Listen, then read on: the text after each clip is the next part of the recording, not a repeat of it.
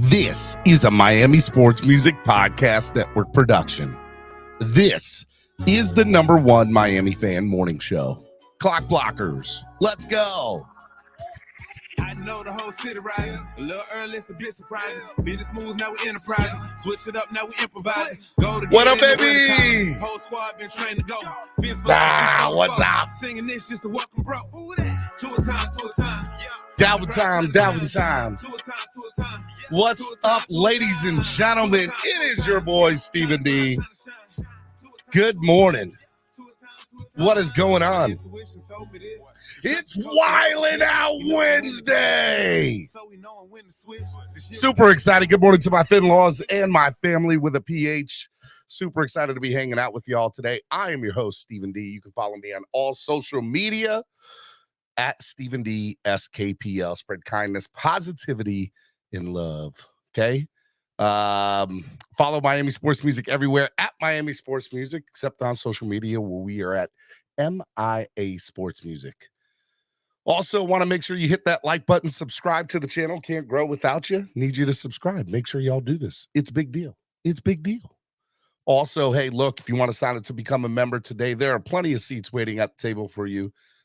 We'd love to see you sign up to become part of the family. That's right.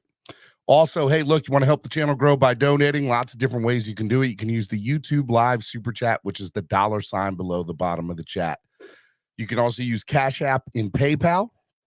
And you guys can use $ MSM Podcast Network or use the QR code that's right on your screen, or MSM Podcast Network, or use the QR code that's right on your screen. Want to give a big shout out to sponsors of the show, ZSM Sports. ZSM Sports, the #1 place to get your cars, jerseys, balls, and hard to find items. Make sure you follow ZSM Sports today. Less is more events, Lime tickets. We love them. Make sure they supply tickets for sports and entertainment events for less than the competition, allowing you to have more fun. Call 202-930-3533 today to get a personalized experience with the tickets to the game and or event you want to today. Lime takes pride in providing the hottest tickets at great prices with absolutely zero service fees. Call today. And Tailgreeter. Download the app today or go to the website, tailgreeter.com. You can download the app on your current Crapple or Android device, whatever one you have. It's a big deal. Goes such a long way into helping the channel grow. And remember, we got Baltimore beatdown, the FedEx takeover, and the Philly Finvasion coming up. And that's a big deal this year. We got Saturday night meet and greets. Those are free events. We got game tickets. We got all-inclusive tailgates. We got hotel packages as well for the FedEx takeover, the Philly Finvasion, and obviously the Baltimore beatdown too. So we got some really good deals. Make sure you go to tailgreeter.com, type in Miami Sports Music, and you will see everything there when it comes to the tickets and tailgate.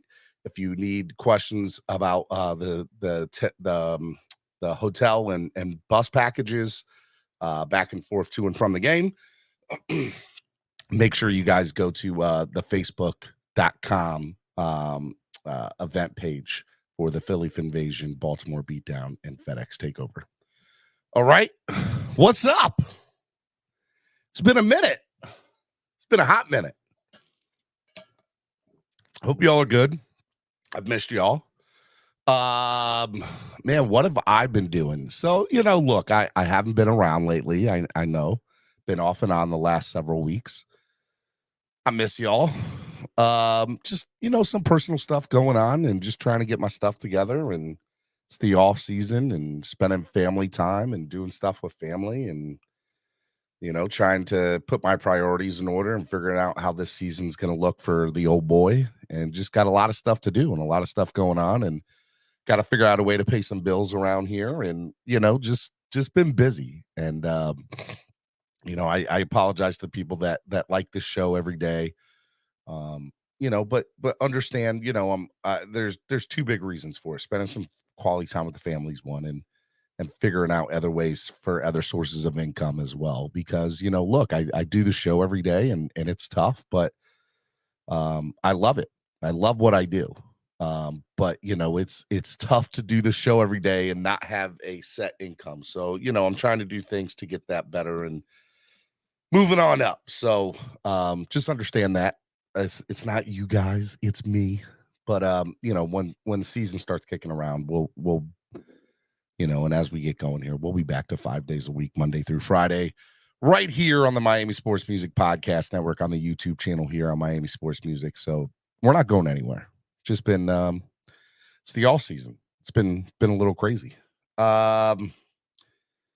Man, just a couple things to get into before we get into the Miami or the Miami Dolphins talk and the Dalvin Cook talk. Miami Marlins, man, they've been on top of it lately. They've been, one of the best teams in baseball. Been watching them a lot. It's been a lot of fun to watch baseball over the last several weeks. Really enjoyed it. I went to a minor league baseball game this past weekend. My family and I, we went to Frederick, Maryland, which is probably about an hour and a half away from where I live. And they have like a small theme park out there, like a very mini park, amusement park. And they have like 2 roller coasters, and they're old school roller coasters. There's nothing to write home about them, but it was it was called Adventure Park USA. And we did that. And then we went to a minor league baseball game in Frederick, independent league, Atlantic League. They have a new team in Frederick, and I saw a couple. Starling Castro was playing for them. Jimmy Paredes and like 3 or 4 other former Major League Baseball players playing for the Frederick team in the Atlantic League for independent baseball. That was a lot of fun. And when I was there, I saw a guy with a Dolphins hat, and he turned around. He goes, "Oh my God, you're Stephen D. You do Miami Sports Music. You do the Clock Blocker show." So that was kind of cool to be at a major league or to be at a minor league baseball game, an independent, baseball game. And I see a guy with a Dolphins hat, and I go fins up, and he turns around. He goes, "Steven?"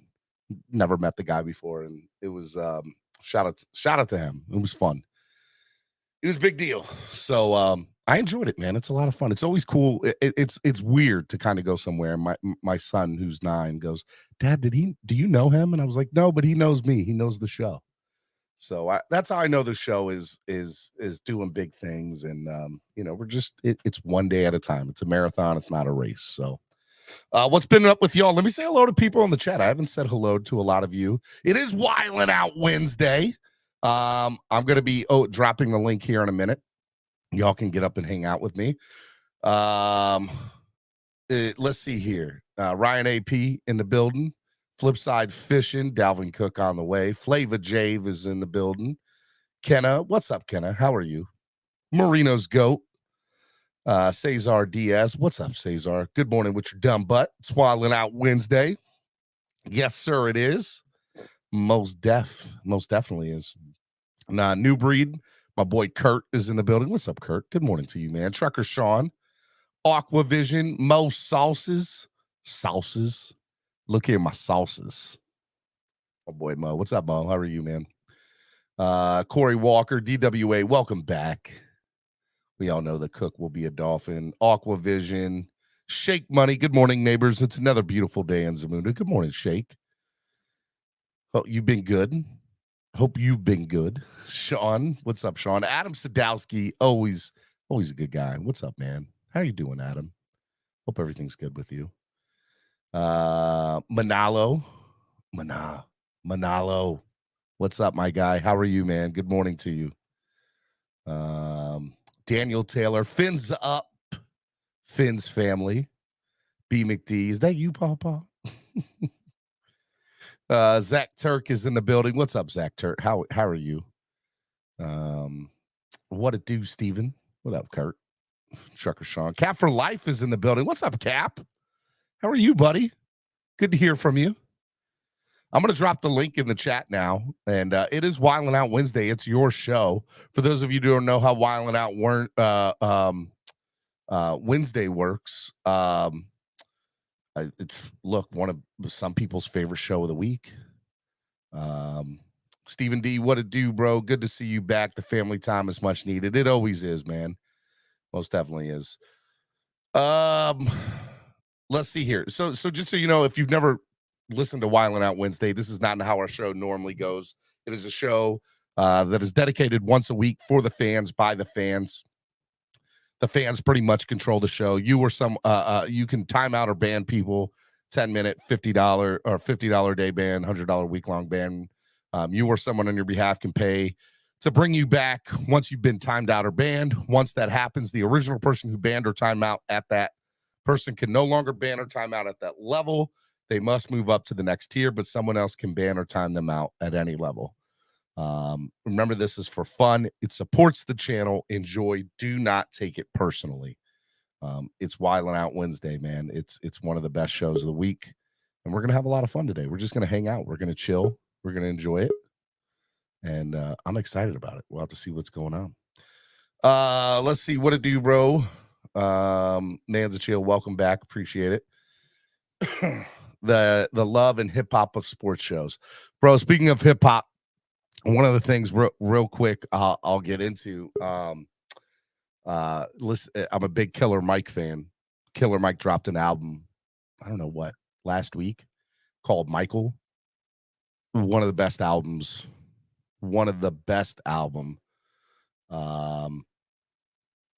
Has just been absolutely amazing. Dude, if you're a big hip hop fan, go check out Killer Mike's album, Michael. Start to finish, one of the best albums I've heard in a decade. I mean, it goes back. And Andre 3000 is on it. Boy, he killed it. CB83 knows what I'm talking about. Yep. 3 Stacks did his thing. It was great, man. It was whew. The album's already dropped, Sean. It's called Michael. You can stream it on all platforms, I think. I'm telling you right now, there's, as a fan of music and a fan of hip hop, real quick, just while I wait for people to come in the back, I got 2 people. Come on, more people get up here because I'm going to bring them all on at one time. So get up here. One of my favorite things of all time is, when you listen to an album, you get 1 or 2 good hits, right? And you can't always listen to an album from start to finish, from back to front. And really, this album, you can listen from the first song to the last song. You don't need to hit skip. They're all bangers. They're all fire. And it's real hip hop. And I'm telling y'all right now, it's dope. It's dope, man. Go listen to it. Man just said, Chill says, I'll check it out. It's really good, man. All right, let me bring in the first couple people. My man Shake Money. Good morning, Shake. What's up, man? It's another beautiful day in Zamunda. How you doing? It is another beautiful day in Zamunda. Cap for life. Good morning, Cap. How are you? Good morning, my friends. Good morning. And Steven, yes, Transformers, the new Rise of the Beast soundtrack. My friends, if you not have heard that soundtrack, you will be transported back to 1994. That's all I have to say. It's funny. I started Young Sheldon. I'm watching 2 shows simultaneously right now. I'm in Shameless and Young Sheldon. Very totally 2 different shows. But I've never seen Shameless, which is a great show. I'm in like season 2 or season 3 right now. But Young Sheldon's really good too. And I was telling my wife, I was like, yeah, man. I said, yeah. I said that the songs up here are great. Like the first episode's got a really good couple songs. And I always feel like movies and shows, when they have good soundtracks, they just make it 10 times better. That's why I like Stranger Things. Stranger Things has a great soundtrack. Shameless is wild. It bro, hands down wild. Great show.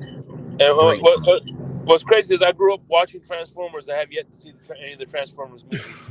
Really, dude? You have never seen that one Transformer movie? Nope. But I grew up watching the cartoon. Shake. I'm disappointed in you. Oh, Shake, bro, Shake, that last one was awesome, bro. Shake, it was awesome. You have homework. You got to go watch. I did go see the new Flash movie this weekend at the movies with my kids and my wife. It's funny. It got bad reviews. I thought it was dope. I thought it paid. Yeah, it was a toss-up for me. I flipped a coin for either one of them. One was at 330, one was at 410. I said, let me go with Transformers. Let me see if they screwed it up. They didn't, man. I like the Flash. They did good to it. A lot of people didn't like it, but for me, for what it was, I liked it. I thought it was good. I thought it was good. Mo, what's up, Mo? Good morning, man. What it do, y'all boys? Hope everybody's well. Good morning, sir. Good morning. Is well. At least I'm well. Oh man, just relaxing, man. Just waiting for this. I need this man to go ahead and make a decision already, man, so we can get this tidied up. Yeah, I mean, look, and I'll give you my quick thoughts on it before we kind of, dive into everything. The news kind of broke yesterday that there was an official offer on the table from the Dolphins to Dalvin Cook, and the ball's kind of in Dalvin Cook's court now, so to speak. Look, I'll say this, Mo, and the rest of the people on the panel and the people that are listening. I think that this is a done deal. I think it's as good as done. I think that the numbers they just need to make work out. And I think they will, because ultimately I think Dalvin Cook wants to be a Miami Dolphin. He has said as much on interviews. And the Dolphins have already said that there is publicly that there's an interest in Dalvin. So I think this is, I understand there's multiple offers on the table. I understand we don't have the biggest offer on the table. I don't think we need to have the biggest offer on the table. There's things that we have that other states don't have, minus that doesn't even include this being his hometown and his home state. So, ultimately, I think that's what it'll end up being. I think this is a done deal. Yeah. I think, well, the thing is, I know it's reported that we made an offer, but the thing is, that was the second offer that we made. That's what they reported on the second offer, because there was an offer beforehand. That's good, though. That means they're negotiating. That Correct. Means back and forth, and that means that the Dolphins are willing to up their ante, and Dalvin is So look, that's good news to me. So what I was told was they're both locked in. They're trying to make a deal happen, and they're both sitting at the table, and they're just trying to figure out language, verbiage, guarantees on injuries, and all that stuff like that. Wow. So I believe it's going to get done. As long as there's no injuries, I'm fine. No, facts. Manza Chill asks, can we do a poll about Cook? I'm curious to see who wants Cook on the squad. What do you want the question to be, Manza? Do you want Dalvin Cook on the Dolphins, yes or no? I mean, I guess I can do that poll. I kind of know what the answer would be. But what's more important? What's funny is, listen, I guarantee you the people that say no, everybody wants Dalvin Cook, but the problem that people run into is the asking price. I think that's the only conflict between people that want Dalvin Cook and people that don't want Dalvin Cook. It is ultimately the asking price. Because I don't think there's not a person here on this panel that would say no to Dalvin Cook. But that's just the one caveat people put on there is the price point, because they want to get Christian Wilkins paid. They want to get Zach Seiler paid. They want to get Hunt paid. So you know what I'm saying? They want and this Connor Williams issue resolved. So I think money is the only thing that people are divided on when it comes to Dalvin Cook, in my opinion.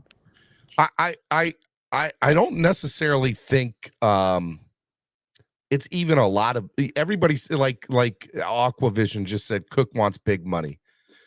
I think Cook initially wanted big money, and then I think Cook kind of realized, just like every running back does, that running backs are just not going to get paid in the NFL.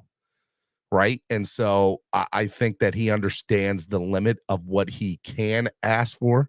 What he wants and what he can ask for, I think, are two different things. And what I mean ask for, I mean realistically ask for. Any running back in the NFL right now has to realize there's a ceiling to their value. And running backs just are, we've had this conversation. We've beat it with a dead horse, for lack of a better term. They're just not valued in the NFL. And so the understanding of Cook saying, okay, look, if I can go get $7.5 million in Miami or $8 million in Miami, but I can go to, let's put it out there. Let's say, New England and get 14 million or 13 million or 12 million, or I can go to the Bills and maybe get 10. I think you got to realize a couple things that are coming to factors. Number one, the Patriots itself, they're not going to be anything to write home about. Let's be real about that. The other thing is too is state taxes. A $10 million contract in New York is just as good as an $8 million or $7.5 million contract in Miami. So, when people say the Dolphins don't even have the best offer on the table, that's true in the word of money, but after taxes and everything, I mean, I think the Dolphins probably have a competitive offer on the table. And if Mo is correct, and this is the second offer and not even the first, to me, that's a very good thing to hear, because that means that they're negotiating. It's not just there was one conversation, there's been multiple conversations. And the other thing is there's just mutual interest. Both parties want this to work. So do I think, again, I'll say it again. It's a done deal, in my opinion. They just need to work out the numbers. Dalvin Cook will be a Miami Dolphin. And if he doesn't, if it comes out not to be that he's not, I would be surprised. I would be. The only way he doesn't end up here, if the Jets or somebody ponies up $14 million guaranteed 1 year or multiple years. That's the only way it's going to happen. So if it's not that, I believe he's going to be here with us. Yeah, Dalvin Cook is going to be the feature back here. I think Dalvin Cook, even if he does a 1 year prove-it deal, will be in his best interest, because I think playing on this team is only going to make his value go higher. I agree. By the way, only 24 votes right now, but 70% of it was yes. They want Dalvin Cook here. And I think that, even though that's a very small sample size, I think that's a clear indication of of where I think that the fan base is. Here's somebody in this platform just said it a little bit ago. Dalvin Cook does nothing for this football team except help it. It only makes the team better. There's no downside, in my opinion, by bringing in Dalvin Cook to this team. The money situation, you can say maybe could be a negative because it doesn't allow us the flexibility, maybe doing other things. But if it was such a high priority on the list for this management and for this, team to do other things, I think they would have done it already. We can sit here and talk till the cows come home about the offensive line situations and flaws and issues, but the Dolphins seem clearly content on having the offensive line be what it is. That's what it is. Do I like it? No. I don't think it's necessarily the right move, but I'm also not going to sit here and say that it's going to be the downfall of our team this year. I just think it's an Achilles heel that I scratch my head about, and I'm like, it could very well come back to bite him in the butt. I just want to see the make the right move.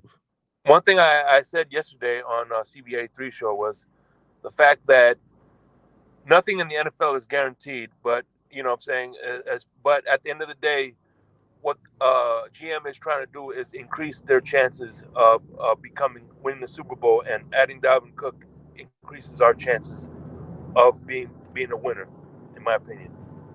I mean, look, 100%. I mean, the Super. If I'm correct, I heard a rumor yesterday. You guys can tell me if this is true or not. That Vegas stopped taking bets on where Dalvin Cook will go. Like the betting is. You're correct. Yeah, the bet's closed. To me, it's already a done deal. That's what I mean. They're not going to do that unless Vegas knows something on the inside, and they know something. And I think it's Miami. But I'll also say this, right? And this is kind of a whole other topic within the topic. Where does Devon Achane kind of fill into this, right? If Devon Achane was such a big, I think Devon Achane was clearly wanted by Mike McDaniel. But you can't deny the talent of Dalvin Cook. Will the Dolphins be fine at running back and clearly move forward if Dalvin's not signed? I think the Dolphins want him. I think the Dolphins realize the talent that he is, but they're also fully prepared to say, look, my guy, if you don't sign with us, so be it. We're ready to go with Achane and Moser and see how that kind of works. That 1-2 combination along with Jeff Wilson and Sullivan Ahmed and Myles Gaskin. And everybody also is saying, well, you need to clear, the $1.5 or $2 million in cap space and get rid of Gaskins and Ahmed. I'm telling y'all right now, there's a reason that Gaskins, Ahmed, Jeff Wilson, and Moser all re-signed with Miami. They want to stay here, right? I guarantee you there's going to be one, if not two of those guys being the quote unquote odd man out. That's a gimme. That's going to happen. But I mean, I don't think Ahmed, if Ahmed has anything guaranteed, it's what, 300,000 or 500,000, if that. I think it's like 250 guaranteed, and then Myles Gaskin has nothing guaranteed. I don't think it's nothing guaranteed. Yeah, they both can be. Yeah, they could be cap casualties, just like barriers could be a cap casualty if worst push comes to shove. But I mean, I just in my heart of hearts, man, I'm just thinking right now the Jets are like, well, you guys screwed us last year with Tyreek. You think we're gonna let you screw us again? Like, they can pretty much just throw money on top of money just to screw us and be spiteful. That's my word. But Cap, yes, it's true, but Dalvin don't want to play there, man. Yeah, Dalvin don't want to be in New York. Well, I mean, if that's the case, why not just sign the contract now and come to Miami and stop with the leverage games? You know what I mean? Just come home. Well, it's not about the leverage. Right now, they're basically sitting at the table, and they're just trying to basically get the language right, the verbiage. Yeah, I get that. They want to have more based on their contract productions. They want incentive-based deals for production and bonus incentives as well. I get that. But just go ahead and stop the nonsense already, man. Like, just say you're going to come home, come home. That's it. Well, yeah, you can sit there and say, I agree to a principal deal with the Dolphins, and then the numbers can come out later. So then to your point, Mo, you're not going to get any answer till the end of the month. I know you said you want this to finish already, but it's not. Well, all right. So let me interject here, gentlemen. Cap, here's one of the reasons why you don't hear the news of the Dolphins agree in principle with to Dalvin Cook. Dalvin, and this is just the reality of the situation and where the running backs are in the NFL, he's not just representing himself here. Whatever deal Dalvin signs is going to have a domino effect to the rest of the running backs in the NFL. Correct. And Zach Hiller, who's his representative, understands this process. And Dalvin, and if I'm correct, his other representative is Devon Achane, right? Isn't Zach's other Cam Smith. Cam Smith. Yeah. So I apologize. Cam Smith. So I didn't know that. Yeah. So yes, sir. I think that Cam Smith's irrelevant. I thought it was Achane, but neither here or there. The understanding of whatever Dalvin signs is going to have a domino effect to the rest of the NFL is a real thing. Dalvin's going to look out for him. He's going to do what's best for him. But best believe he also understands whatever I do is going to have a domino effect to the rest of the Mo, did Cam Smith sign? No, Cam has not signed yet. He's still he's not. They're waiting the very last minute to give him his money, bro. But here's what I think. I think the moment you hear about the Dalvin Cook deal, the Cam Smith deal will be right behind it because it's the same representative. Do you take the gamble of waiting until the preseason training camp to see these clubs start having big name guys drop and take the gamble of them trying to get back in the race? Like, no, what do you think about don't that? Take the gamble. Wait? Do not take the gamble. The longer it waits, the worse it's going to be for us. Well, all right, hold on. Not with Dalvin. Dalvin, you get the moment you are able to get him, right? Because you can't deny his talent.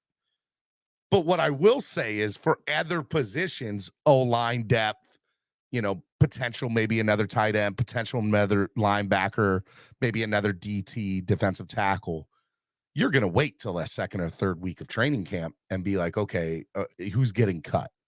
What casualties in training camp around the league are going to happen? And I think that you're going to see that with that. But when it comes to a talent like Dalvin Cook, you just, the moment you're able to sign him, you sign him. The moment he comes in. Well, the way I see it is, once we sign, add real quick. Go ahead. What if Christian Wilkins is the first domino to drop? Next thing you know, you hear, Christian Wilkins signs his extension. Now Dalvin Cook. I'm willing to go on record.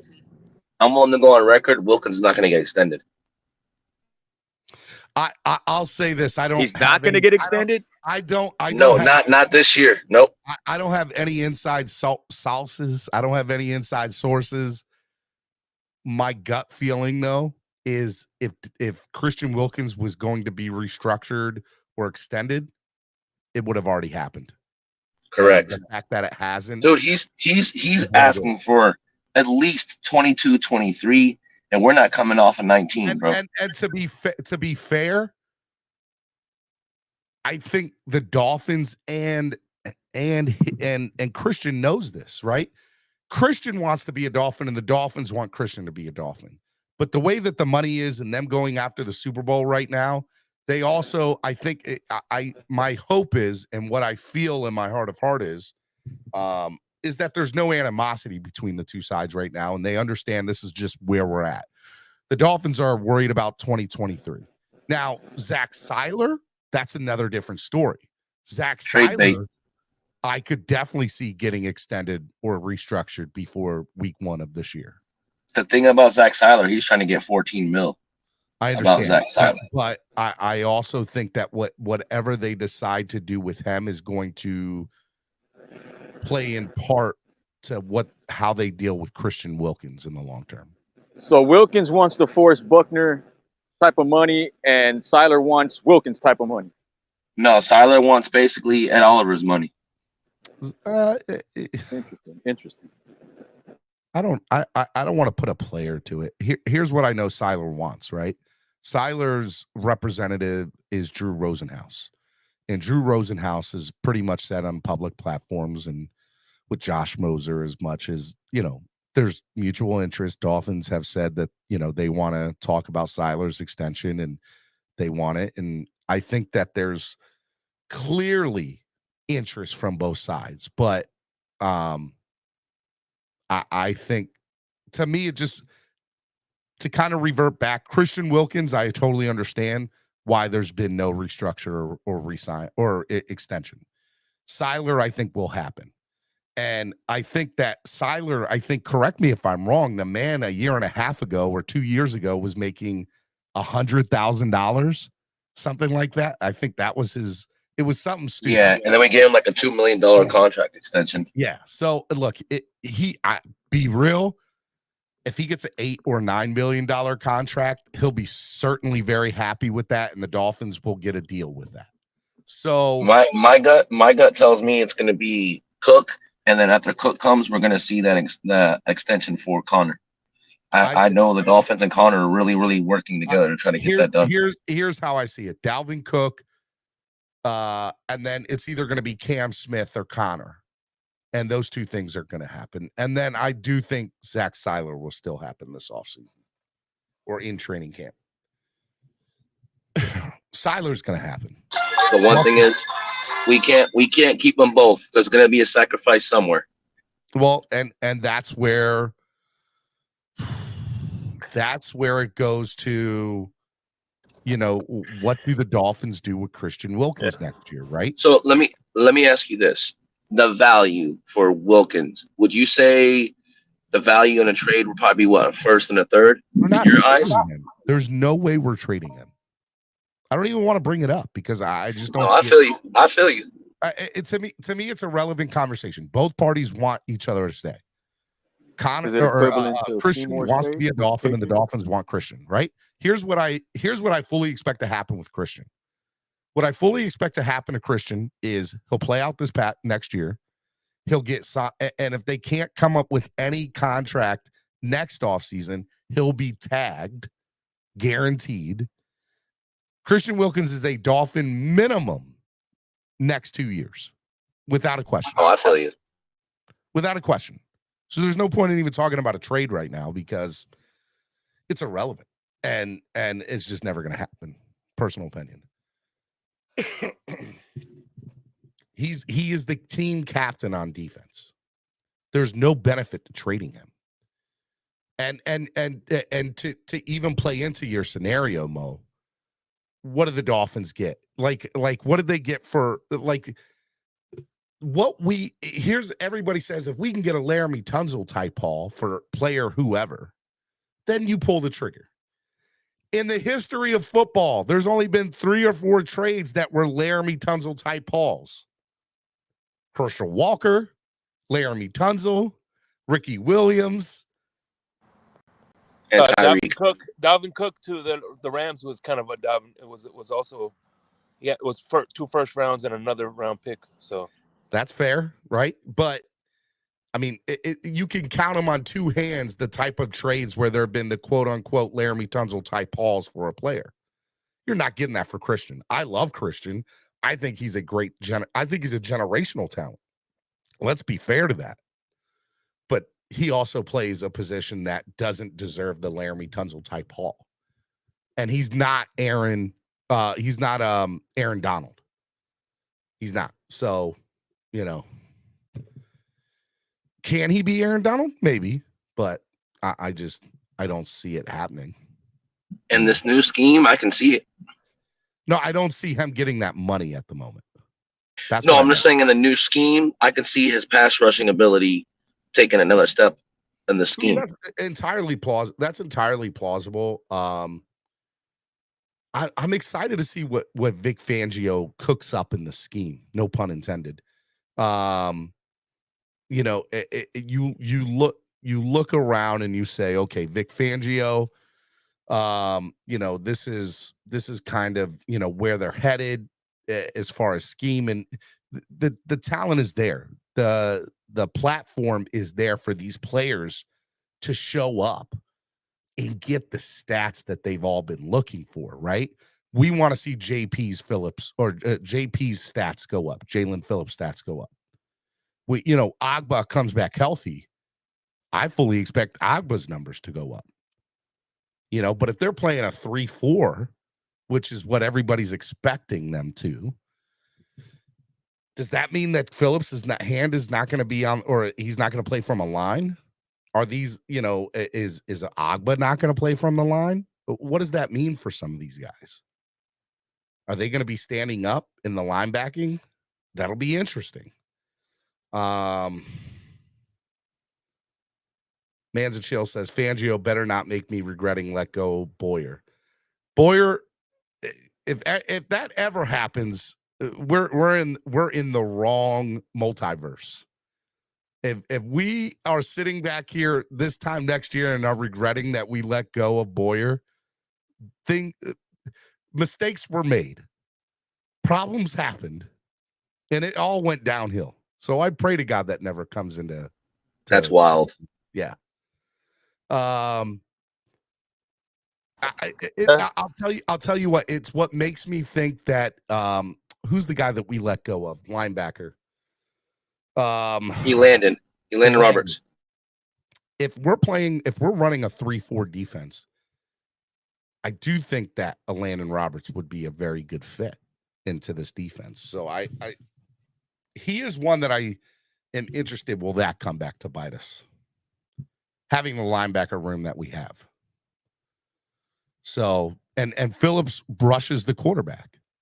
So I don't like him playing from a standing up at an outside linebacker position, playing into coverages, which he shouldn't, especially with the secondary that we have.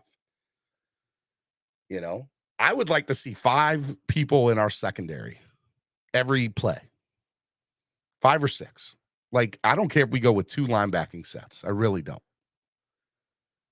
Like, that's how much, because I feel like some of these players that are playing in the secondary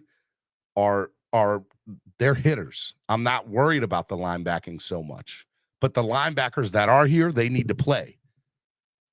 They need to be good. They need to be better than good. What are your thoughts on Van Ginkel making the move to middle linebacker? How you feel about that? I mean, Van Ginkel is one of those guys that's a bobblehead player. Whatever the coach says, he's just shaking his head yes, right? He's going to do whatever's asked of him. We know that he's a scrapper. He's a dog. He is. I mean, that's essentially what Ginkel is. And there's no negative connotation to that. It's all, yep, yes, sir. Yes, I'll do that, coach. Yep. Is that what you want me to do? Yep, I'll do it. He has the athleticism to go sideline to sideline. So I will say 100%. that. And he's a scrapper. He's a dog, right? Like he's that guy. Like he does not mind getting dirty and making those hits. Special teams, yeah. He's like one of our aces on special teams. That's the only thing we got on special teams. I'll say this. To me, one of the players that needs to step up tremendously this year is Channing Tindall. How does he fit into this defense? Is he a pick that we whiffed on? Is this one of those rare whiff picks, or is this something that Fangio is going to say, you know what? I know what I can do with this kid. I can bring out the best of this kid. We all sit here and talk about Bradley Chubb, right? And we all say, oh, what he didn't do last year when he came here and what we had to go give up to get him. We can all sit here and say his best year as a player was under Fangio, right? So understanding what Bradley Chubb is, and I'm not saying that Channing Tindall is Bradley Chubb, but what I'm saying is Fangio brings out the best in players. And my hope is that Tindall's good enough that Fangio sees something in him and goes, all right, this kid's got it. This kid can do it. It was a priority. It was Van Ginkel. It was said that Fangio called him and said, we need you back. We need you to come back to Miami. I want you playing in my defensive scheme. That's how I know Ginkel's going to be fine. But Tindall's under contract and a high round draft pick, mid-round draft pick. And I want to add to that too. Not only is a part of Vic Fangio going to help him Tindall better, but playing between Phillips and Chubbs ain't going to hurt either. And not to mention, you have two outside cornerbacks like Xavier Howard and Jalen Ramsey. They're going to buy you some more time to get to the quarterback. That's going to be a big plus as well. So this team, the players that he has around him, is definitely going to magnify his talents. Look, you're the cheesy saying you're only as good as your weakest link. We're going to find that out on the defense this year, right? It's been, Nicky Smokes, shout out to Nicky Smokes, said he was playing at the celebrity softball game, Xavier Howard's, and there was a prominent player on defense who basically said that there were multiple times last year where the coverage calls that were being played at certain times of the game, the players were outright scratching their heads like, why are we in this coverage on this particular part of the game? And we as fans always turn back to the Chargers game. We always turn back to that and say, what the hell was Boyer calling in that game in the third and fourth quarter? And clear as day, we have every right to think that. But when players are publicly stating and behind closed doors stating, yeah, we had no idea, like it was ridiculous. You've never heard that with Fangio, for the most part, at least that I'm aware of, right? So, my thought process, gentlemen, is we're not going to have that issue as far as the right play calling is concerned. The problem we'll come into is personnel packaging. Do we have the right personnel to execute Fangio's defenses? And when it comes to the linebacking stuff, I don't want to say I'm nervous. I don't think that's the right word, but I'm interested to see how he brings out the best in our linebacking room, because that's going to be a big point on how the success of this team is. Dolphins, we already know we have the best secondary in the country. It's not even close. We have the best secondary in the game of football, top to bottom. We also can say our defensive line, when it's a 4-3 for the most part, probably one of the best in the country. You put Christian Wilkins and Zach Seiler and why am I having a brain fart, guys? Who's the other defensive tackle? Raekwon. Yeah. Like I'm good with those two guys playing on the inside. Don't sleep on Ogba too. Yeah, and then you have Ogba, and then you have Jalen Phillips, and then you have Bradley Chubb, and we know that those guys can stick their hand in the dirt and rush the quarterback and be good. And I know Chubb is an outside linebacker. I get that, but we know he can play defensive end if needed. So I think our defensive line, great. Absolutely awesome. Right? I'll say top 10 in the NFL or defensive line. But the depth of the defensive line and the linebacking room is where I get a little nervous. And I'm like, you know who I'm looking at, really looking at hard. I need him to step up, improve it to us. I need David Long to be healthy. And I need him to actually show up. Yeah, look, Roger Goodell's Burner said Chubb is a defensive end. Chubb is actually considered an outside linebacker, but he is a defensive end. You are correct. He plays as a defensive end. The same could go for Phillips too. He's technically a defensive end, but they both play as yeah. So I mean, what are we talking about? No, I mean it's in my opinion, I call them pass rushers. Jalen Phillips, Chubb, amazing pass rushers. Agba, great pass rusher. 100%. Yeah, and one thing I'm noticing, outside linebacker in a 3-4. That is what I said, Roger Goodell's Burner. In a 3-4, he would be an outside linebacker in a 3-4. I question us playing a 3-4 because I don't know how good some of these guys like Phillips will be with their hand not in the dirt, right? Playing from the upright position. And I guess the new verbiage these kids are using these days is edge. Defense edge player. It's semantics. It Now here's the thing. But let me add one thing about Vic Fangio about we don't have the personnel. The one thing about Vic Fangio, and one of the reasons he's here is, he's been around long enough to adjust and make better adjustments than most coaches. Well, when you're a young defensive coordinator, you're going to need more talent. When you're an old defensive coordinator like Vic Fangio is and a more experienced defensive coordinator, you don't necessarily need an all-star team. You just need good players at key spots, and I think that's what we have. Well, the one thing about our defense is we're going to keep everything in front of us. I know that. Yeah, I mean, 100%. I think that's true. Mark from Bill's Mafia. Good morning, Mark. How are you? Good morning, Steven. I hadn't seen you in a while. I'm glad to see you back and hope you're feeling great. I am, man. I appreciate it, man. I'm doing me, man. I'm sitting here doing me. What's going on? I was just going to comment on a couple things I had heard here. First of all, David, it's the off season. David Long just simply tweaked, and I think the only reason he was being held out of any kind of work in minicamp was simply to make sure that we don't have another soft tissue issue. I mean, yeah, it's a health concern, but I don't think it's anything you have to really worry about going into training camp. And it didn't. From the other elements, a lot of procrastinators are calling for the Dolphins first place in the division. But I do want to again address the issue of understanding the personnel of competitive teams. I mean, yes, the Dolphins have excellent players, superior players in a lot of cases. Your wide receiving core is absolutely top notch.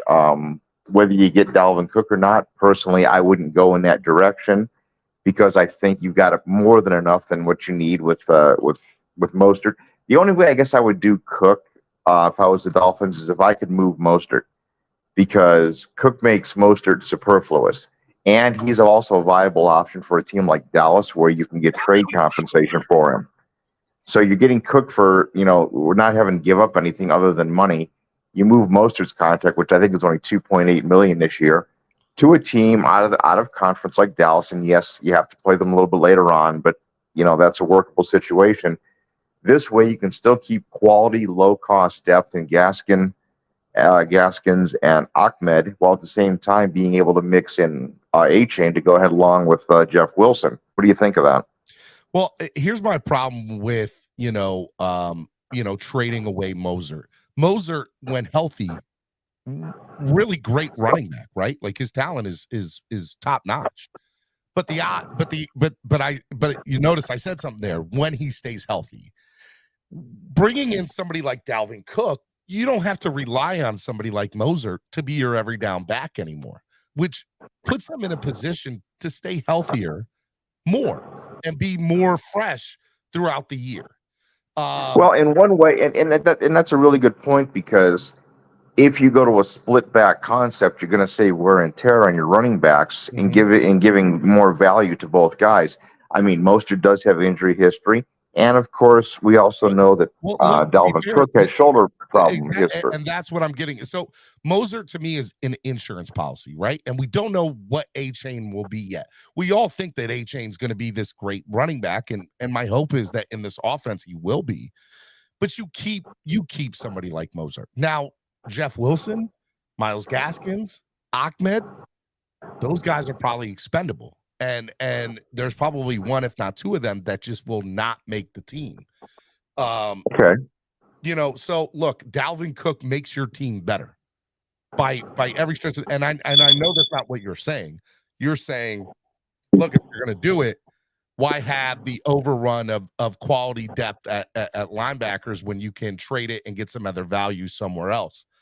My thought process is because of the injury bug that seems to be Dolphins players sometimes, you don't do that. You just keep the insurance. Let me throw a supposition trade out there for you, and let the panel kind of jump all over this. If you could get Leighton Vander Esch from Dallas for Mostert, would you make the deal? No. Okay. You know, Vander Esch is good. Don't get it twisted. You know, but he's also at the downside of his career. I don't know what he'll be. Oh, he's still young. He's only like 25 years old. There's some injury history, but again, Greer, kind of falls in that direction. But this guy's a good player at a position of need. Vander Esch easily, and maybe not him per se, but somebody of his talent and caliber in long tenure could be one of those guys that could be a training camp cut later on in the year, somebody of his value, somebody that he is later on in the year. So I wouldn't go. The other move that you could make is Dallas does have an excess of offensive linemen, which might be of interest. That I do think, but that's where Cedric Wilson comes in, right? Like I wanted to see. I would love to see Cedric Wilson get dealt. I just don't see where Cedric Wilson provide. The same thought process that you're having about the running backs with Mozart is the same thought process that I have with Cedric Wilson at the wide receiver position, Mark. Because the only reason why. I'm sorry, Steven. No, go ahead. Finish what you. I was going to say the only reason why Cedric Wilson hasn't been moved yet is because there's been negotiations. Teams want us to eat $4 million of his contract. And the whole point of getting rid of him is to get rid of his money. Correct. Exactly. Well, the other thing that I would be concerned with at this point, and is we don't know all the speculation on the Hill situation. We have no idea. But don't you really have to keep Cedric Wilson? Because to be honest with you, he was the number 2 receiver. Okay, wait, let me just finish, please. He was a projected number 2 receiver before Tyreek Hill became available.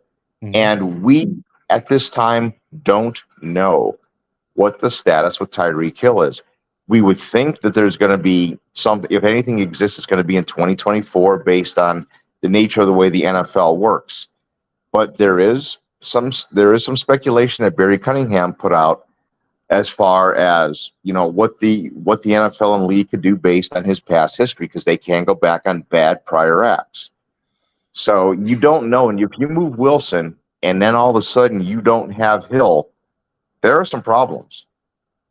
Right, I think not necessarily, because last year, not necessarily.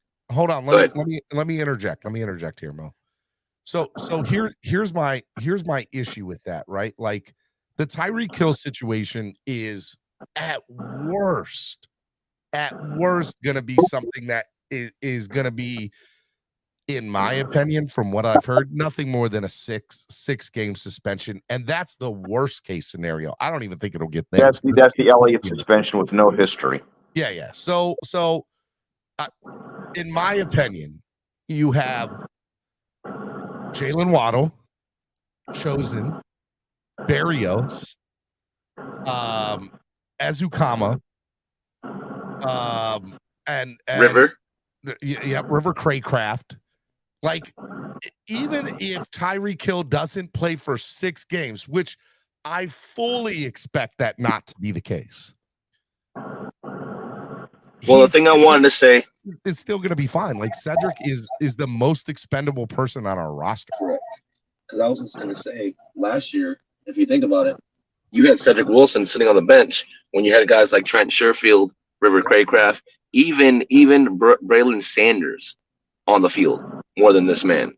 So I believe he is expendable. And if he's that expendable, then who's going to want him? Well, so that's my question. Well, so people want him, bro. It's just they want us to eat that $4 million. Exactly. You can't play in Miami under the group of receivers that you just posed to me, which are really not that talented. What? Chosen's been, Chosen hasn't done anything in 2 years. Barrios is a marginal guy. And Ezekam is still unproven, so you don't really have anything proven. Mark. Okay, that is the wildest thing you have ever said. Okay, and you said, why is that the wildest thing I've ever said? Because what has Chosen done in the last 2 years? Nothing. Zero. Who's he played with, and B, what has his role been there, and his health? Like, he's going to come in here for the first time in his career. He is not going to have to be the go-to guy or even the number 2. When he was in New York, he had to be the go-to. When he was in Carolina, he had to be the go-to. When he was in Arizona, that was a crap show there last year. Tell me it wasn't. It was. After Murray got hurt and all the other things. Yes, but what I'm saying is this man has had issues with coaching staffs before. And you're pinning a lot of hope on something that happened, 2 or 3 years ago. And you don't know, is he going to be your viable number 2 receiver if Hill's not there? He's not going to be a number 2. He's going to be a number 3 or a number 4. And the coaching staff that he's had issues with are no longer head coaches. Exactly. And here's the other thing. Again, it goes into the part where he's had to be the number 1 in most places or the number 2. Okay. What type of leadership has been in those places or the locker room? He's coming into a situation where there is a clear captain, a clear coaching staff. It is low risk, high reward. He understands he steps out of line, he's gone. He's expendable. You don't need him. He's great if he comes to be the talent that we hope he was in New York, that we hope he was in Carolina, which I think he can still be. And if I even get a minute portion of that Robbie Anderson here as Chosen, it's all good. It's a win-win. I want. But you keep talking about guys that are expendable for whatever reason. How many people can you have that are expendable to the point where somewhere at some time you've got to factor into situations, either suspension or potential injuries, like every team has to do, by the way. The Dolphins are no different from any other team. Okay. You really have to look at logical scenario. The logical thing to do for me from what I would do is I would play Cedric Wilson a lot in preseason. I would showcase his talent. He 100%. I would make absolutely sure he becomes completely viable. Now, all of a sudden, you get value back. Trading him now would be a horrible mistake. Because you can draw value. You can target him 10 times a game in the preseason. He makes 6 or 7 catches. He's ringing up stats. All of a sudden, somebody gets a little bit dinged up in preseason. They don't have the wide receiver. Boom. To be fair, I think that's what the Dolphins fully plan on doing. So I think you're 100% on the mark there. If he's not gone by now, that is their plan. That is fully. It's totally the smart play. Somebody's going to get injured in preseason, and all of a sudden now a team that can afford to go ahead and take that hit without the Dolphins having to take a $4 million hit. And they can get value back. Maybe if they get a 5th round pick back and they don't have to spend any money, that's great. Mark, the reason that he's still here is that the Dolphins are not going to take a $4 million hit. Because here's the reality of the situation. For his talent level, if you want us to eat $4 million, we'll just keep him and have him as depth. And God forbid something does go wrong, we get to plug and play him, and hopefully he turns out to be exactly what we think he is, right? But to me, he's expendable. Okay, he's straight Eventually expendable. right. No, he is now. He is now 100%. And so that's what it needs to be. So look, your statement to say that the wide receiver room is not that talented, Mark, we have 2 wide receivers in the receiver room that count for over 1,000 yards, and we have we have Chosen who has caught for over 1,000 yards in this league. We have Braxton Berrios, who's been, look, is Berrios somebody who has proven himself to be great in this league? No, but he's fully shown that he's got talent to be something special in this league. And then you got somebody like Eric Ezukama, and then don't forget River Craycraft, who's clearly shown that he can be really capable, good weapon in this offense when needed. So, I mean, look, I can't believe that you said that, because this is what. Well, what Stephen, you have to understand, my statement was not made with Tyreek and Waddle. My statement was made predicated on Tyreek not being there for a significant, for some portion of the season. Even if he's not there for 6 games, which 95% of the fan base thinks that is worst case scenario for what could be a punishment for him. And none of us even think that's going to happen. Okay. Worst case, the Dolphins are still going to be fine, cuz like they're still good. Like that wide receiver room is going to eat. They're going to eat. And they're going to be full from all those catches they're going to get. And again, if he does get suspended, it's not going to be this season. It's going to be next season. So. Well, that depends on what happens, because the NFL can actually start making their moves after the criminal proceedings have been concluded. That's the reason why there's no move on Kamara, because there's still criminal proceedings that are taking place. Yeah. I think the thing that you have to watch really carefully is now what happens with Davante Adams, because now there's no criminal investigation going on. That's been dropped. Now it becomes a matter of a civil case. Now the NFL can intercede. What you're going to see with Davante Adams and his push of the sideline cameraman is going to have a lot to say as to what's going to happen, as long as there's no criminal investigation with Hill. Davante Adams will get 2 games max. 2 games max. Davante Adams also has no history of violent conduct, and the NFL's conduct policy, if you read it, it specifically states that the NFL has the right to go back and look and address the issue of suspension predicated upon prior bad acts. Right, but 2 things. All we can go on at the Tyreek Hill situation is hearsay. We don't know what the ins and outs are. We have no idea. No, we don't. We don't know until we see a lawsuit be filed and we see the criminal investigation status, because right now all of that's in the district attorney's office. But I want to vote Mark off the panel. All right, Lewis is bringing Vaught off to the panel. Lou, what up, bro? You got my vote. Mo, what is your vote? Yeah, we could do it. Sorry. Shake, what is your vote? Don't apologize. I'm mad about it. I don't care. All right, I'm sorry, Mark. You got to go, man. I apologize. And I don't apologize, actually. One thing, hey, Steven, you know what I wanted to say, though? The one thing I wanted to say, even if Tyreek does get suspended, even if he does get suspended for 4 games, let's just say 4 games max, right? Yes. Dude, just anybody don't remember and take into account what Waddle did his rookie season, breaking the record of receptions? Clearly not. Like, because even so, if basically Tyreek's not there, we're going to basically force Waddle to be the number 1. So if he's going to be the number 1, he's going to get them targets. Which, let's be honest, Mo, Jalen Waddle would be a number 1 on 95% of the rest of the NFL teams.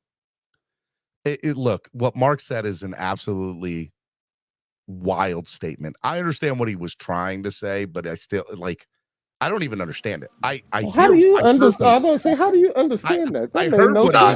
I couldn't, bro. When he was talking about Cedric comparing to the other guys, I'm like, bro, Cedric couldn't even get on the field last year. Number 2. He wasn't going to be the number 2 if we didn't get Tyreek. Parker still was going to be the number 2. He's just talking. Parker, not Parker. Parker was still here. We got rid of Parker when we got Tyreek. Yeah, you're right. You're right about that. Lewis, what's up, Lewis? What's good, fellas? I missed you, buddy. How you been? Chilling, bro. I'm good, Steven. We missed you too. I'm just coming in late. It's been crazy, but where you been, Steven? What's going on? Hey man, look, a couple things. Just took some. I've been taking a lot of family time, and I've also been trying to get, trying to pay some bills around here. And lately, the show has been down, and I've been trying to figure out a way to make some more money, because it's tight around here these days. So I can't. I have to be able to put food on the table for my family. So those are the two things. So spending a lot of family time and also figuring out some other ways to bring in some additional income.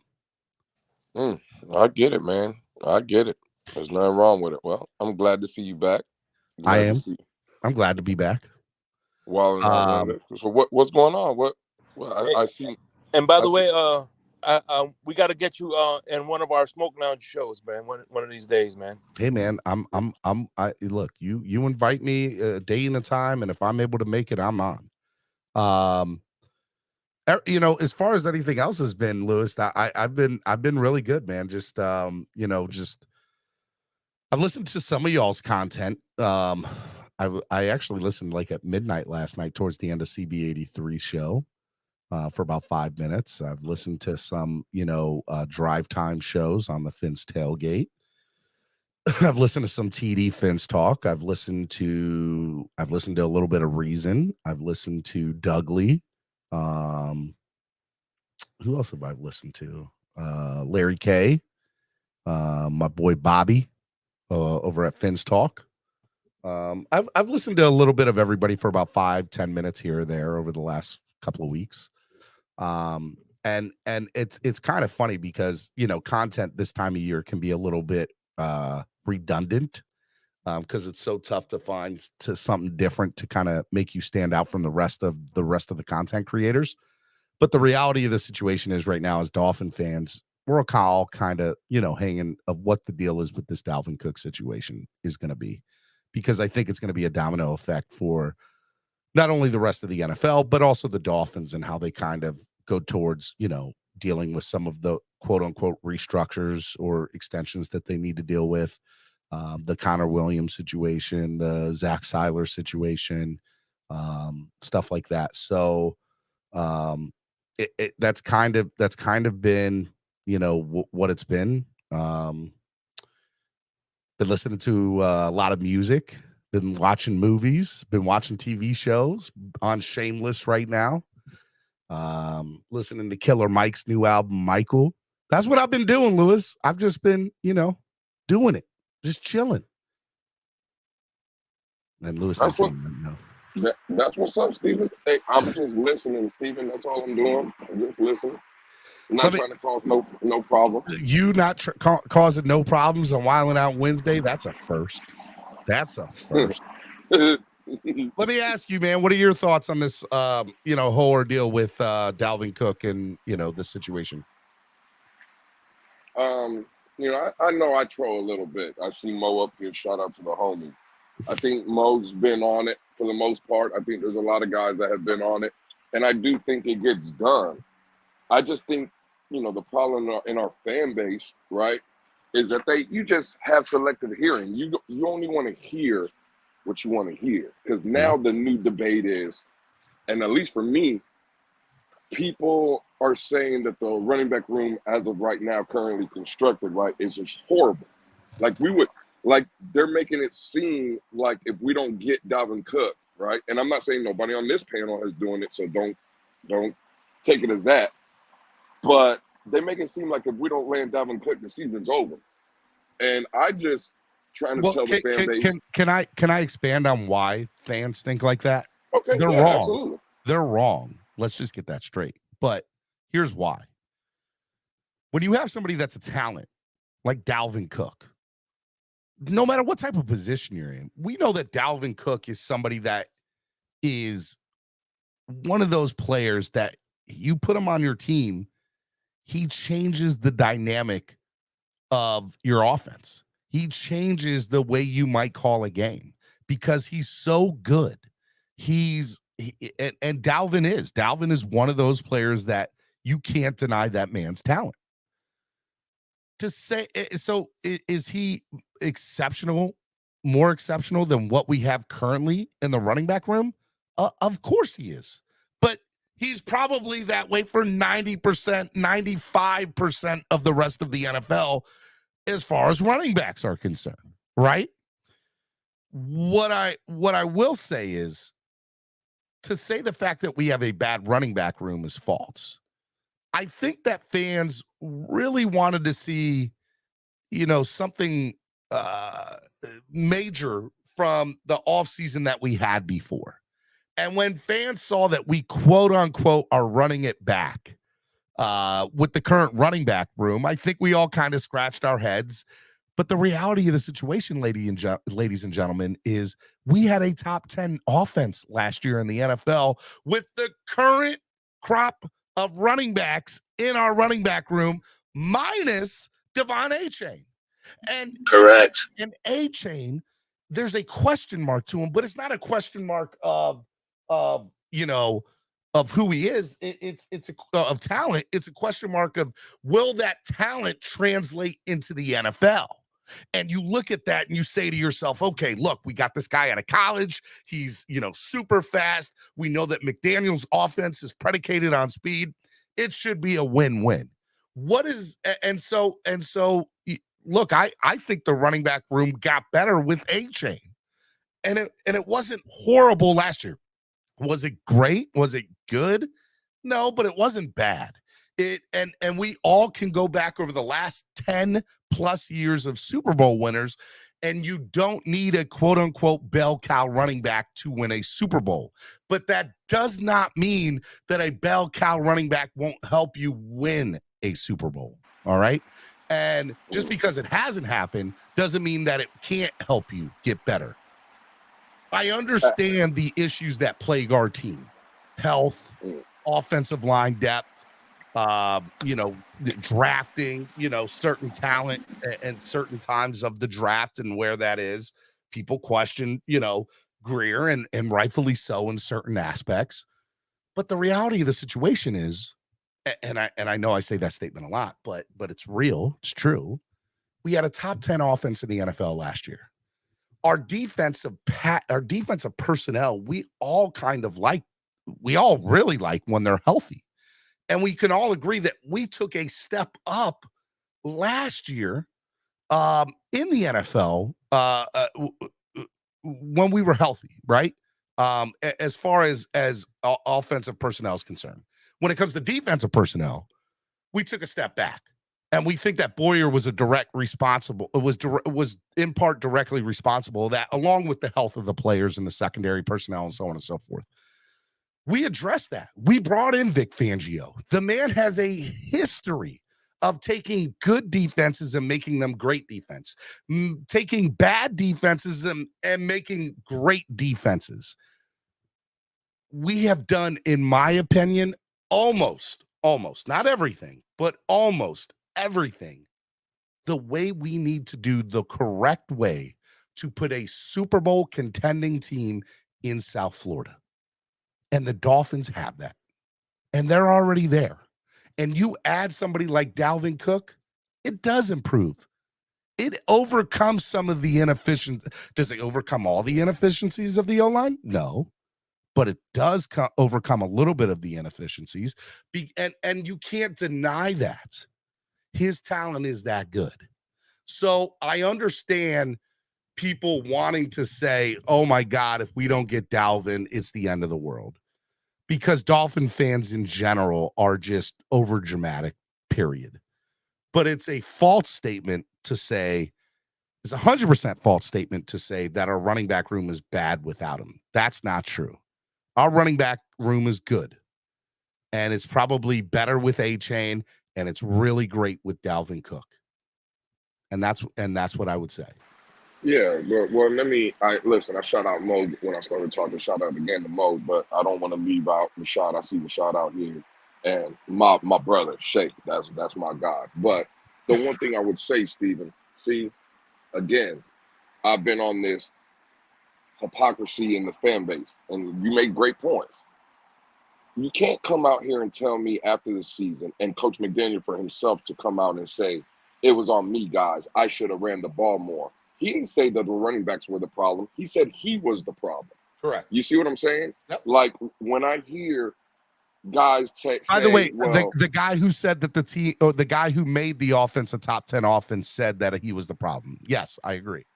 exactly. He didn't come out and say Mostert was the problem. I know Mostert is old, and I know this was the first year he did it. But, bro, Mostert had 900 yards in 16 games. So I just look, let's just say for the sake of argument, we can all agree, coach included, that he should have ran the ball more. I'm under the opinion if he would have gave Mostert a couple more carries, Mostert would have been 1,000-yard back. You see what I'm saying? So, like, that's where I'm at. I want Dalvin Cook. I agree with everything you said, Stephen. He upgrades our football team. But we also have guys in the fan base that are coming out and tell you, like, blanket statements, right? Well, if we get Dalvin, it's a guarantee. Well, what's a guarantee? That's what is the guarantee? To be fair, Lewis, nothing is a guarantee. And when I came out, remember when I came out the statement, I said when I came out with my Dalvin Cook analogy, I said, listen, the Super Bowl, nothing is guaranteed. It's all about improving your odds, and I think Dalvin Cook improves our odds. I don't think nothing. You could add a team full of all-stars, and nothing is guaranteed. I would like to say that, we made the team last year we made the playoffs last year despite all of the inefficiencies that we ran into and the issues that we ran into and the obstacles, whatever adjective you want to use. Injuries, all of that. Yeah.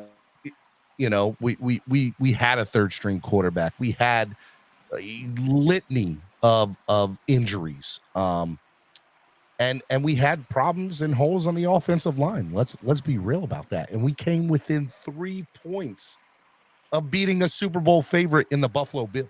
Now, the Buffalo Bills the following week would go on to get killed by Cincinnati. But nonetheless, we were right there. And I even make the statement of, look, guys, you want Dolphins fans all of a sudden want the Dolphins to be Super Bowl contenders when they haven't even won a playoff game in 20 plus years. I'll say this. Yes, they didn't win the playoff game last year, and that is what it is. But we all can agree that if Tua had been healthy and we had been more healthy on defense, we very easily could have won that game last year. So I don't think a playoff win should be our goal. It should be AFC championship game minimum, because I think we're good enough to win the wild card round no matter who we're playing. And I think we're more than competitive to beat any of the divisional games. When we get into, is it going to be Cincinnati? Is it going to be Kansas City? That'll be interesting to see. And odds are we're going to have to face both Cincinnati and Kansas City in the playoffs. I'll do you one better. It should be Super Bowl or Kansas City or Cincinnati, because we could see one of them teams in the first round, honestly. Look, if we see Cincinnati, well, not first round. If we see Cincinnati, Kansas City, and we lose to them, God forbid. I mean, unless we get straight up murdered by them, which I got to be real, I don't think will be the case. To me, it's a very successful season. We're talking about two teams that have we're talking about, two teams that are absolutely great. Both of them have been in the Super Bowl. One of them has won multiple Super Bowls. They both have great quarterbacks. They both have great coaches. They both, look, it's everything, right? So I don't want to say it's Super Bowl or bust. I want to say it's Super Bowl, Cincinnati or Kansas City in the playoffs or bust. If we lose to any other team in the playoffs, I would be very highly disappointed and feel like it was a failure. If we lose to Cincinnati, Kansas City in the playoffs, I don't think it's going to be, to me, it's not going to be as huge of a failure. It'll be like, all right, how did we lose? What do we need to do to overcome that? What can we do to overcome it? But I think we're good enough to beat both of them today. And that's real. I think we are good enough to beat Kansas City. I think we're good enough to beat Cincinnati. Absolutely. We have the personnel to do it. You know? Absolutely. We'll see. And again, I'm glad you cleaned that up, Stephen, because I agree with you. Everybody's been preaching since last year, right? Since the McDaniel era started. Preaching. It's about team. It's about team. It's about team. Okay, well, if it's about team, then besides, like, I'll go to the teams you mentioned, Cincinnati and Kansas City, right? And again, people, let's not get in their feelings. I think the quarterback position for those two teams are better than Miami right now, as of today. You're not wrong. That is a fair statement. I think Joe Burrow, as of today, right now, he's shown that he's better at this moment than Tua Tagovailoa. We all know what Patrick Mahomes is. But if we're talking from a team perspective, and that's what everybody's been preaching, those teams are not better than Miami. Those rosters are not better than Miami up and down. You see what I'm saying? So, no, I don't. The one thing I would kind of push back on you, Stephen, and I know you cleaned it up at the end, I would be disappointed if we lost to Kansas City or Cincinnati. I think, in my opinion, right, now it's debatable. You want to argue the Philadelphia Eagles top to bottom, roster-wise? Yeah, okay, I can see comparing them to Miami. But I don't think Kansas City's roster is even close to what Miami has. Bro, like, let's go through them. Take quarterback aside. You think the running back room in Kansas City is better than what we have right now? And if we get Dalvin? It's not. Do you think the wide receivers in Kansas City are better than the wide receiver core in Miami?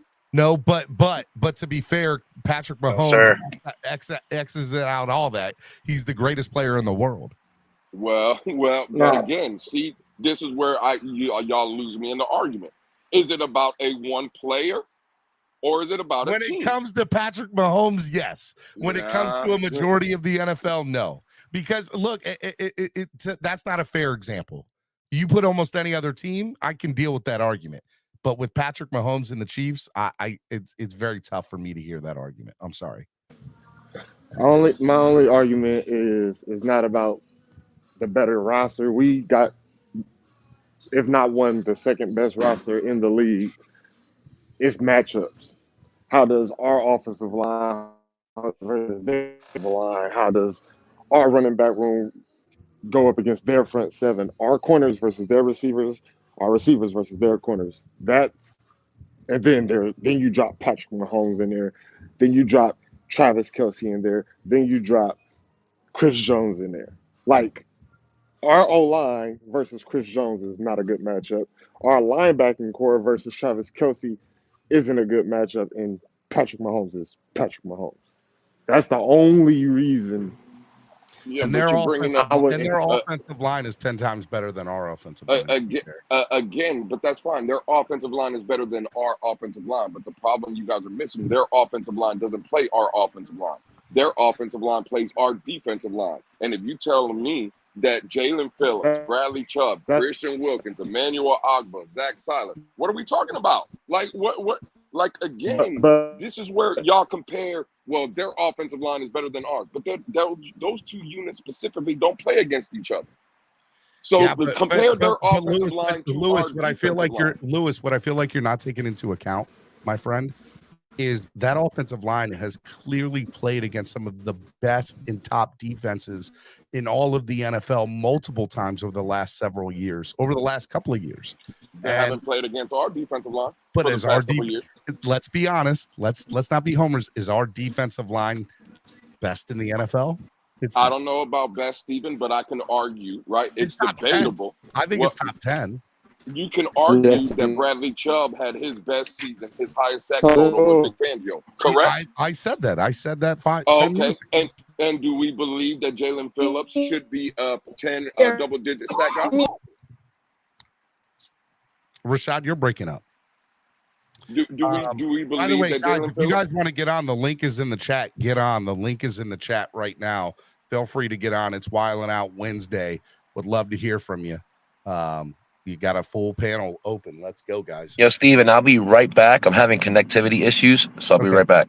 No problem, bud. It looks like it's just me and Lewis for a minute. Until more people get on. Lewis, ask your question again, bud.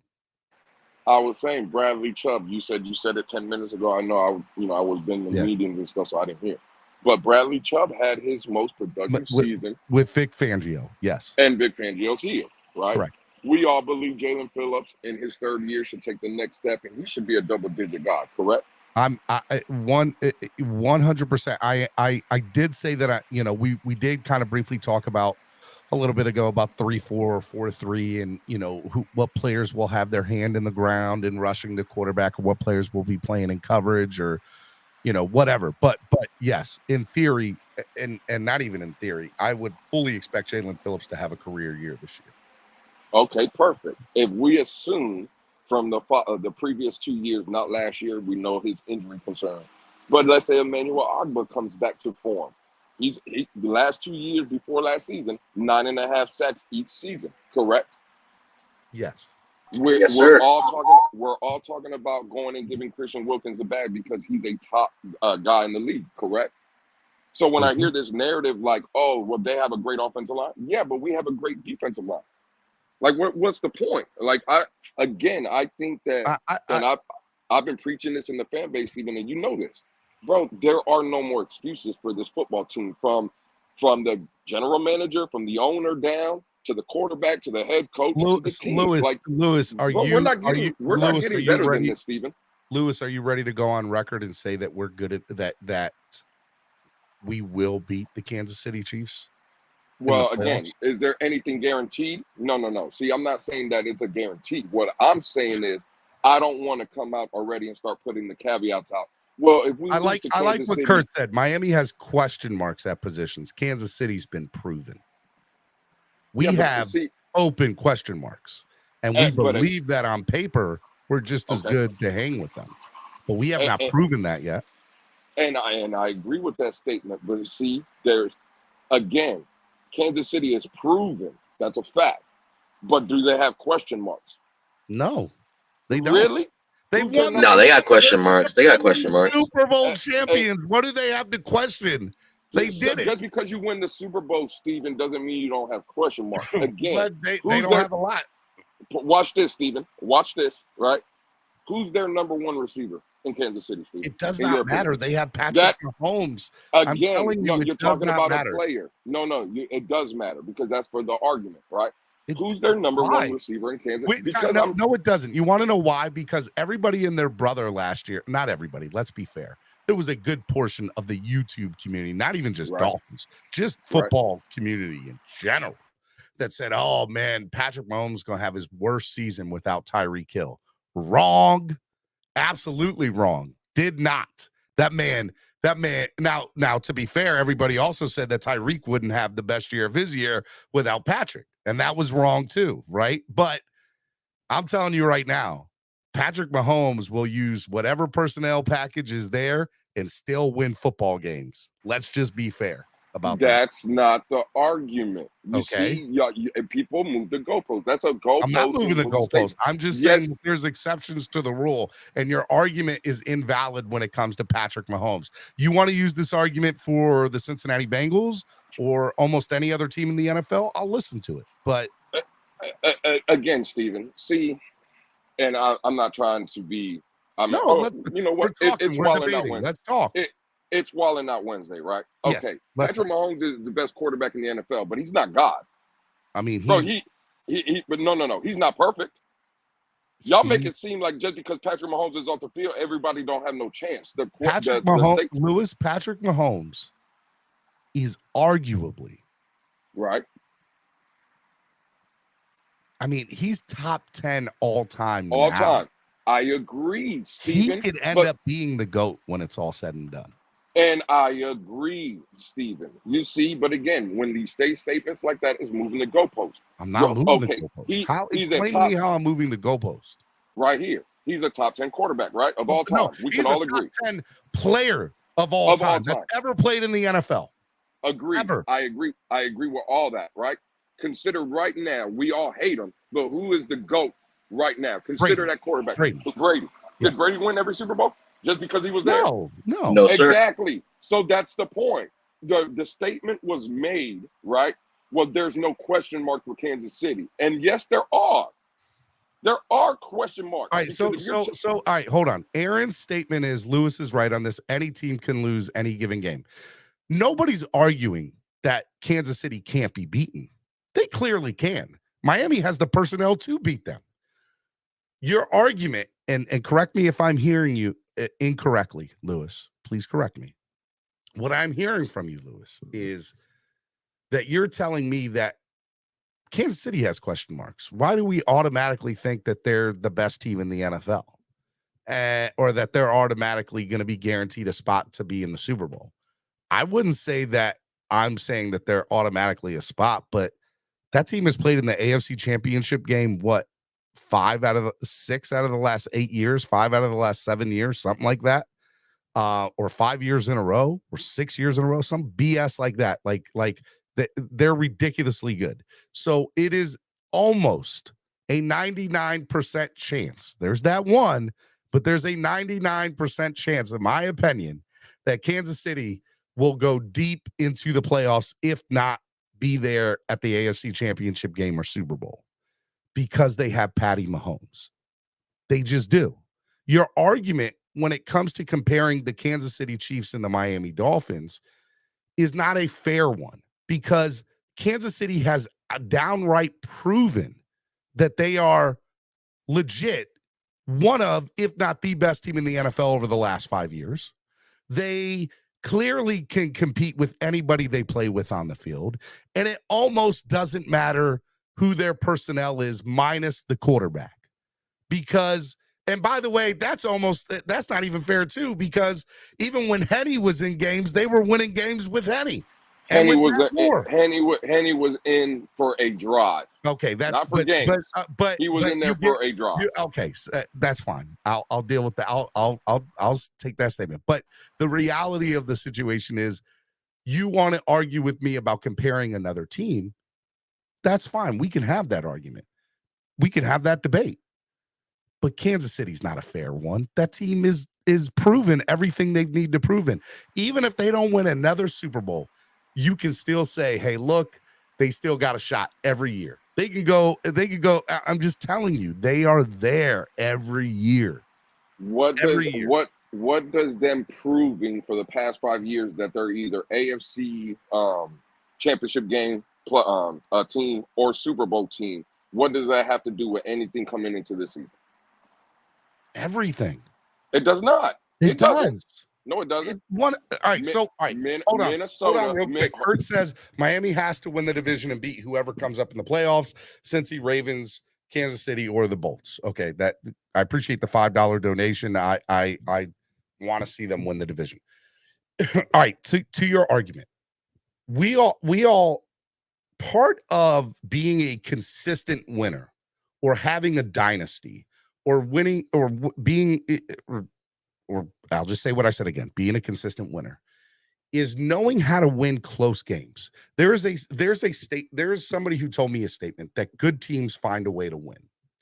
And part of good teams finding a way to win is they're consistently put in positions where they have to overcome some sort of adversity to make sure that they're there. Let's go look at the Patriots. We all hate them.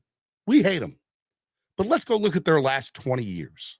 Part of the reason that it didn't matter, there were so many games over the last 20 years where they were down by 7 points or 6 points or 5 points with 47 seconds left, with 1minute 10 seconds left, and they had to go down the field 70 yards or 80 yards. And every single one of us said, yep, if Brady's got the ball, they got a shot to win, because we saw it consistently, time after time, year after year. That man a knew lot how of those to games win came with luck, though, and over time it would be a confidence thing. Like, he was just confident. You give me any time on the clock, I can win you a football game. I don't care, as long as we're within scoring Right. capability, like as far Right. as the score is concerned, I can win you a football game, right? David Right. Carr kind of feels like that too. David Carr is one of the most impressive fourth quarter quarterbacks in the NFL. The man can win some football games in the fourth quarter. He knows if he gets you within a touchdown in the fourth quarter, he's got a shot to win. So the past means everything when it comes to the future, because you build your confidence off of your past. Part of the reason why the Dolphins have been mediocre for the last 20 years is because they consistently lost games that they should have won. And we all would get into these close games and say, what does every Miami Dolphin fan say? And excuse my language, pay the swear jar. Miami's going to find a way to fuck this up. They're going to find a way to screw this up.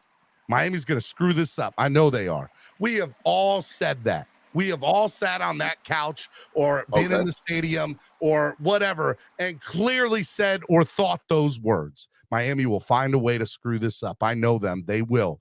And for me, part of the reason why that Baltimore Ravens game is so special to me, besides being there, was because it proved to me, at least with this personnel and with this regime, that it did not matter how much the Dolphins were down, that I felt they had what they needed to come back and win a game, which is why I think that they can beat Kansas City, Philadelphia, Cincinnati. Correct. They have the personnel to do it, and they've shown that they can do it at one point or another. Have they done it consistently? No, but they have done it, and they show me that they can do it. If I can just jump in real quick, last year, all the games, last year was the first time that I felt that we had a chance to win every game. Yep. Even if we were down, if we were down by 14, down by 10, down 21. By 7, 21, like it was like a situation was like, all right, we still got time. We got a chance. That was the first time in the last 20 years I felt like that about our team. I've never felt like that about our team ever. Yeah. Until last I'm very optimistic with it this year, man. I believe this second year of this offense with all our guys and with Vic coming aboard, that defense has nowhere to go but up. So even if the defense comes to the top 10 and then we stay at 6 or maybe even we go to number 3 in the offense, bro, we're going to be winning some games. We're going to be up there with everybody else. Lewis, can I say this, and is this a fair statement? Part of the reason that you're taking the stance that you're staking is you don't want to give the Dolphins an out and you want to give them no excuse. 1,000%. You're spot on. All right. I appreciate you saying that, because, and absolutely. And I understand where you're coming from with that. I just want you to be realistic as a fan, Lewis, and say, you know, look at the Bills, for example, right? The Bills clearly have had a good enough roster to win a Super Bowl the last 3 years. They have. They 100% have. But they get into a game against Kansas City in the playoffs, they're not confident that they can beat them because Kansas City outright has done it. They get into a game against Cincinnati in the playoffs, they are not confident that they can beat them because Cincinnati has done it. And that for me means that's why you have to take the past into account, because, you know, there's so many people that say there's no way Tua was ever going to throw another 6 touchdown game. That may be the case, but what you can't say is Tua doesn't have the confidence to come back from a big deficit, because he's done it. And if he can do it once, he can do it again. Is it going to be that he throws for 6 touchdowns? Maybe not, but maybe he does 4 touchdowns. Maybe he does what, and the same thing for Lawrence, Trevor Lawrence. Trevor Lawrence threw 4 interceptions in a playoff game in the first half. What does he do? Comes out in the second half, throws 4 touchdowns, wins the game. That will forever give him the confidence to be like, it doesn't matter how much I screw up, because I know if there's time left on the clock, I can come back and win. I can come back and overcome. That was the biggest choke job from Deuce Staley.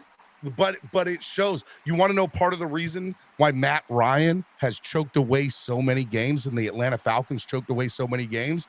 Because they were always scared in the fourth quarter that they were going to throw away the game. And that confidence just going away from your team plays a part into you screwing up. It does. Yeah, Stephen, but see, you brought up Buffalo, and Buffalo's been a Super Bowl contender the past 3 years. Yes. Correct? And they couldn't get over the hump. That's the point you were making. Yes. Okay. Would it be safe, or do I have a point if I tell you that if Miami, the team that Miami is currently constructed, Buffalo's never had a team like this. This They've year never coming up? Even last year, if you want to put last year's team, bro, Buffalo's never had. I think the last 2 years were better than any of the teams they went to the Super Bowl with.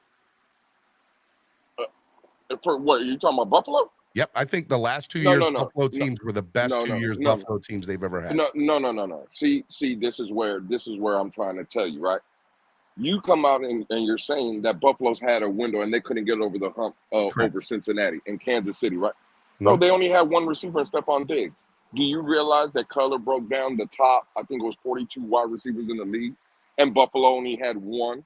Their number 2 receiver couldn't even catch 60 balls. You can't beat a team like Kansas City like that. You're just one-dimensional. See, this is where, again, if you took, let's just say for the sake of argument, Josh Allen, and you put him on this Miami roster or last year's Miami roster, I think Josh Allen beats beats Kansas City with Tyreek Hill, with Jalen Waddle, with Jalen Phillips. Bro, Miami's team is better than Buffalo. Any of the teams that Buffalo's had the last 3 years, they're just better. So this is my whole argument. I don't care if it's Patrick Mahomes. I don't care if it's Joe Burrow. I don't care. This is what you guys have been preaching to me for the past 2.5, 3 years. It's about team. You need a team. It's not about one player. That's what you guys have been telling me. Now Miami has one of the best rosters. I already told you. You want to throw Philadelphia at me? Okay, cool.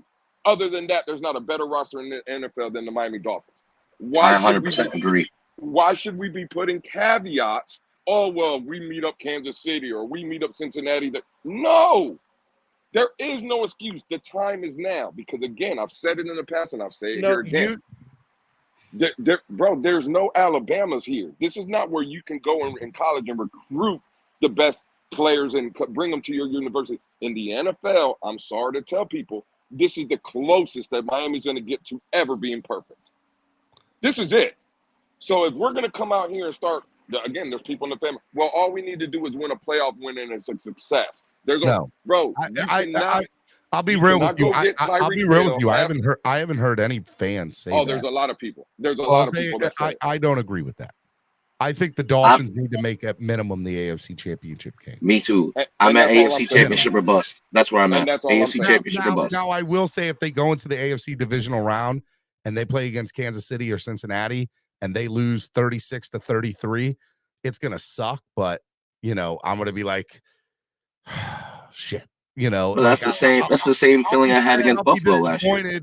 But I'm going to be like, man, we just ran into a team that just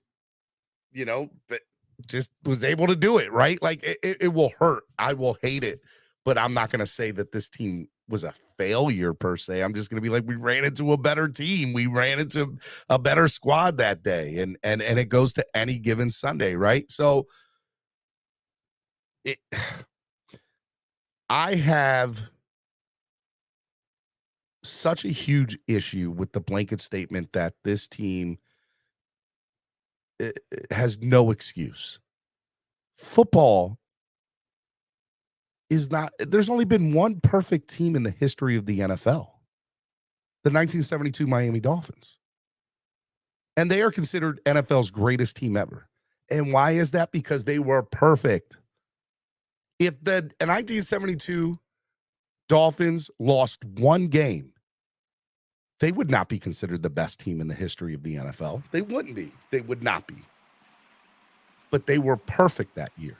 But there's been no other team to accomplish that feat. Remember, the very next year when we lost one game, we won the Super Bowl. Correct, and that's fine. But the point I'm trying to make is to make it for a fan in general, not just Lewis, to say, look, Dolphins, you have no excuse but to win the Super Bowl this year or be in the Super Bowl this year. Let's be honest, guys. All right, look, the Dolphins are not the only good team in the NFL. As a matter of fact, I would go on to say that the NFL right now might be the best it's ever been as far as just personnel wise is concerned and how good teams are. Are there things about the NFL that are not as good as 20 years ago? Yes, because the game is safer. Yes, we would like it. There's no more hitting like clean, crazy shots to the NFL, quarterbacks or whatever. I get, this is a touch happy league, the refs will call flag on anything. But as far as talent is concerned to multiple teams are crazy good right now. Like they are just, I mean, you go look at Philadelphia. Let's be honest with ourselves. Justin Herbert and that Chargers team in the 90s, oh my God, they would have done some damage and maybe even won a Super Bowl or two, right? But you played now, you can't even win a playoff game. And that's because the NFL is just better from a standpoint of just like teams are built better. Personnel is better. Players are faster and stronger. And the quality of quarterbacks play is really good too, right? Like, we can count on, we used to be able to count, okay, there's Jim Kelly, Dan Marino, Troy Aikman, and Steve Young or Joe Montana. Or there was maybe at any point in time 2 or 3 good quarterbacks in the really good quarterbacks in the NFL, maybe 4 or 5. There's 10, maybe 12 really good quarterbacks in the NFL right now. In the watered down league now. You could say it's watered down, and that's fair. It is watered down. Listen to the quarterbacks you just mentioned. Fair. Steven, hold on. You, right, are an historian of the game. I know it. I've talked to you. You love the game, right? I love the game. Don't give me quarterbacks like John Elway and Dan Marino. I'll just use those two. Let's throw Warren Moon out there. Shout out to Dr. Reginald Brown. I just had him on my show. He played with the Houston Oilers, played with Warren Moon. When I hear this nonsense about the quarterbacks are better today than what they were, bro, it's a whole different game. You throw a Warren Moon in this era of football where you can't touch the receiver. Everything is pass interference. Warren Moon would have been a GOAT, bro. Warren Moon is throwing for 8. Would have been a GOAT. Those guys are throwing for 7,000 yards in this league. Oh my God. You see what I'm saying? I don't know. I believe it, bro. So let's not start coming out here and saying that the quarterback position now is just so much better. It was a different game. You got to compare by era. All right, so let me, because I know how some people are all about semantics or wording. What I want my statement to be is the NFL teams in general are more talented today than they were 20 years ago. The quality of players all across the board are so much better than they were 20 years ago. Because players just take the game differently now. The game is differently now. The level of competition is so much more so much more even now. You have 1 or 2 teams that fight that statement, right? The Patriots for the last 20 years, or was it that the rest of everybody was kind of the same, but the Patriots were just so much more better, which I think is the case, by the way, was the case in the last 20 years. But I think the quality of competition across the board is better. It is more evenly distributed. How about that? And so teams are just in general going to be better as far as talent is concerned. That's that. I hope you understand what I'm trying to say, Lewis. I get your point, and I agree with it to a certain extent. Could you imagine Dan Marino in today's NFL? Dan Marino would have been able to do what Tom Brady did, played for 20 plus years, probably would have won a couple of Super Bowls. And oh my God, like, could you imagine Troy Aikman? Troy Aikman the same way too. John Elway the same way too. Those guys wouldn't have gotten hurt. They would have been able to play a lot longer. But listen, I agree. Miami Sports Music's #1 Miami fan morning show, Clock Blockers, right here on the Miami Sports Music Podcast Network. It's 5 past the hour, 11:05 on the East Coast here. Make sure you hit that like button if you haven't done so already. Only 42 likes, 118 of y'all watching the show. If you haven't donated to the channel, and only if you're able to, please donate. It helps. It goes such a long way into helping the channel grow. If you can't donate, hit the share button. Let people know that we're live. Let people know that we're here. Tag us on Twitter, on Instagram, on Facebook. Say, hey, Miami Sports Music, Stephen D, we're here live. It is Wildin' Out Wednesday. The link is pinned to the top of the page. If you want to get on, you want to talk, you want to debate, we're here. I only got 2 people right now. I got Mo and Lewis up here with me. I'd love to get more. Let me kind of go back to the conversation at hand, gentlemen. Tua, this year, we talk about, if he has Dalvin Cook, let's say this Dalvin Cook thing comes to fruition, which we all fully think that it will. Or most of us think that it will come to fruition. And having the wide receivers that he has, and Tyreek and Jalen and everybody, is this not, as far as Tua is concerned, the games that he does play, whether he plays a full season or not, and we want him to play a full season, he needs to ball out, right? Like, it needs to be 26, 27 points a game. Is that a fair? I think 31 is a fair number. Just with the offensive power that we have, we need definitely 31 points a game. Hey, real quick, Miss Finn's, shout out to Miss Finn's. Guys, go check out her morning show when she does it. It's not the #1 morning show, but it's a pretty good morning show. I love you, Miss Finn's. I'm just saying. People mistake improvement in technology and faster pace of play as players being better now than before. Nope, they are just faster. Players from before can play in today's NFL, but not vice versa. Oh, wow. Interesting point. Very interesting theory. I don't know if that it depends on how you were brought up, right? Imagine these players being brought up in the NFL and today's NFL the way that they were brought up back then. They weren't brought up the same way. If they would have been able to compete in yesterday's NFL, Correct. The thing is too, back in the day, defenses, they didn't have no small corners. They didn't have none of that. They had everybody was like 6 foot something. Everybody. Corners were huge back in the day. So now it's like they're kind of like going into like a, how can I say, almost like a finesse. Now it's like more finesse defenses, I would say. You know what I'm saying? Because beforehand, you could have a receiver coming across the middle, and that CB was able to lay the boom on him. You know what I'm saying? Now they can't even touch him. So it's a big. We got next says Jerry Rice versus Darrelle Revis. Who wins? Just so you know, my cousin would win every time. Jerry Rice. Yes, my cousin. By marriage.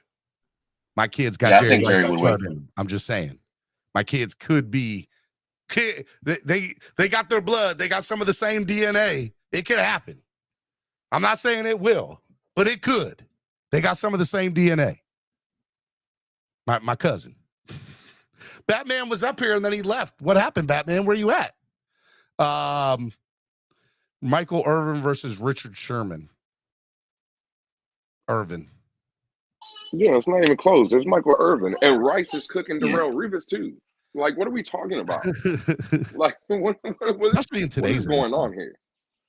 Like, I'll be real. Darrelle Revis might be there to make the contested, coverage, but Rice is going to come down with every time. But yeah, hands down. Bro, Jerry Rice was catching bricks at the age of like 4 and 5 years old.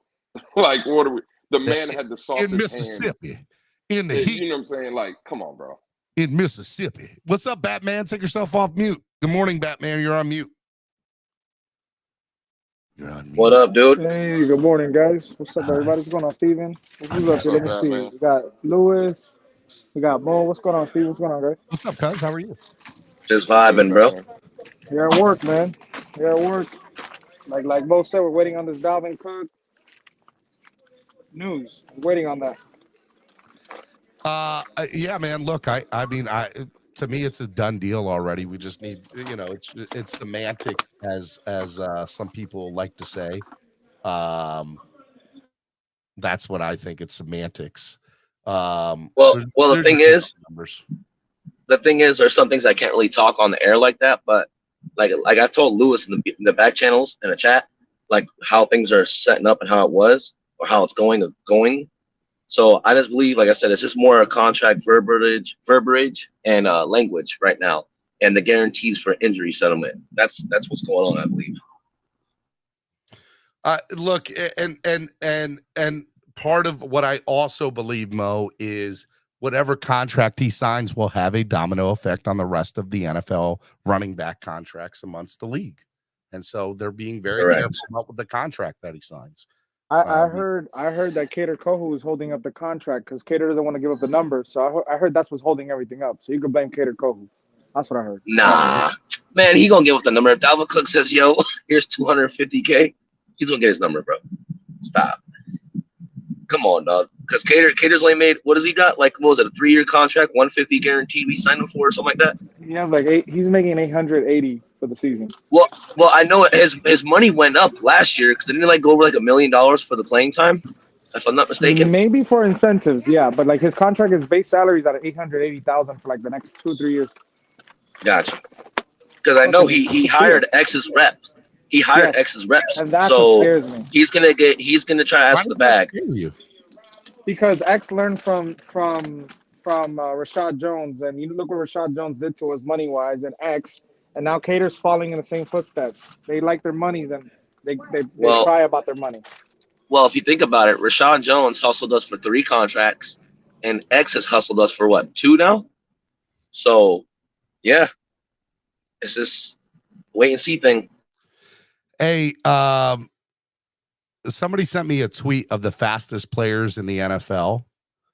Tyreek Hill 1, Devon Achane 2, Jalen Waddle 6, Raheem Mostert 8, and the top. I saw that. In the top 10, the Dolphins have 4 of the fastest players in the NFL.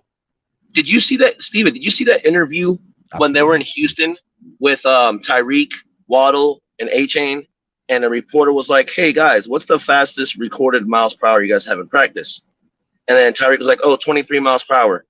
And then they went to go ask Waddle. Waddle's like, "Ask Achane first and I'll answer." And then when Achane said 26 miles per hour, both their eyes lit up. And they're like, "So what about you, Waddle?" He's like, "I'm not even going to answer." So if that man really can run 26 miles per hour, that dude's the fastest one in the NFL. Then he has to be. There is a reason that Devon Achane was drafted. And Tua didn't make the list, Steven? Who else was on the list? Tua didn't make the list? No, Tua was not on the list, good sir. He was not. Okay. Bro, is it true? So just so you know, here's the top 10. I'll give you the top 10. Tyreek Hill 1, Devon Achane 2, Marquise Goodwin 3, DK Metcalf 4, Jahmyr Gibbs 5, Jalen Waddle 6, Jonathan Taylor 7th, Raheem Mostert 8, Christian Watson 9, and McCole Hardman 10. Yeah, I don't know. I think Batman might know this. I just want to know if this is true. Supposedly, when Tua was coming out from Alabama, like when he did his little column, like his little 40-yard dash when he was going into Alabama, he ran like a 4.6. And if I'm not mistaken, didn't Josh Allen run like a 4.7? Yeah, apparently, like all jokes aside, apparently there's rumors that Tua ran an unofficial 4.6. I don't believe it. I don't believe it. I do not believe that. I just want to throw that out there. I don't believe it, but I heard that. I heard that, Mo. Look, if it didn't Gotcha. happen, I was just trying to ask if it's true. That's all. Officially, because it never happened. Let's be real. All right. So, hey, Batman and Mo, let me ask you both a question. After the Dalvin Cook signing happens, what is the next thing for the Dolphins? What is the domino effect? What's the Shelby Harris? Shelby Harris. I think you guys talked about it. Like there's gonna, like Mo said, it's gonna be a domino, and so like I expect Dalvin, I expect Wilkins, and then I expect our rookie, our second rounder. You think Christian Wilkins is going to get re-signed or restructured? 1,000%. I don't think it'll happen. 1,000%. I don't think it's going to happen this year either. Yeah. From the things I've been told in the back channels, I don't think it's going to happen, bro. I don't think it's going to happen. Here's how I say it'll be Dalvin, Connor Williams, Zach Seiler, and then then another free agent. And I know Vic wants to bring Shelby aboard, so I know that could be something in the works. Let's be honest with ourselves right now. Unless they can make the money work for Wilkins, that his cap number would be a lot lower this year, which is possible if they extend him out, right? There is no benefit to extending Wilkins today or this year. Just let him sit. And worst case scenario next year, you franchise tag him. And I think both parties understand this and they're not upset at it. I think that gives us more flexibility. I think that gives us more flexibility too when we do that. I think Wilkins doesn't get re-signed. What up, Cat? Next year. Hey, check it. So I'm doing reconnaissance right now, and I'm listening to Orlando. Orlando is saying that pretty much the offer was made 2 weeks ago. Does that make a difference to anybody here? Well, from what I have heard, and again, I don't have any sources. I can just go off of multiple people telling me certain things. Is that this is the second offer? Yes, it is the second offer. The first offer we came in at 4.5. The second one we're right around 6. So for me, if it is true that this is the second, and the original offer was from 2 weeks ago, to me that's a good sign because that means both parties are actively talking with each other, and as long as they're talking to each other, I'm happy. I'm good with it. That means Miami is bidding against themselves. I don't know if that means that they're bidding. I agree, Lou. I don't think so. I don't think so. Themselves, dude. I agree. I'm telling you, they're bidding against. They're bidding against themselves. You can't argue what you said. He's right. You can't get the. Here's the thing. That's why you can't get the answer out. Let me. You have to understand. If this is any other position, this is a done deal. This is the running back situation. And whatever deal Dalvin signs is going to have a domino effect of the rest of the NFL for running back signings or extensions. Right. This is very meticulous. So let me ask you a question. I don't think they're bidding. So Saquon Barkley's not going to do that? No, Cap. Because what Steven just said, it's because it's the running back. It's a position, right? Well, let me ask you a question then, Steven. There's nothing but D tackles that have got money this season. Why ain't Christian Wilkins paid? Why ain't he paid? Because of the Dolphins in the position that they're in. Exactly.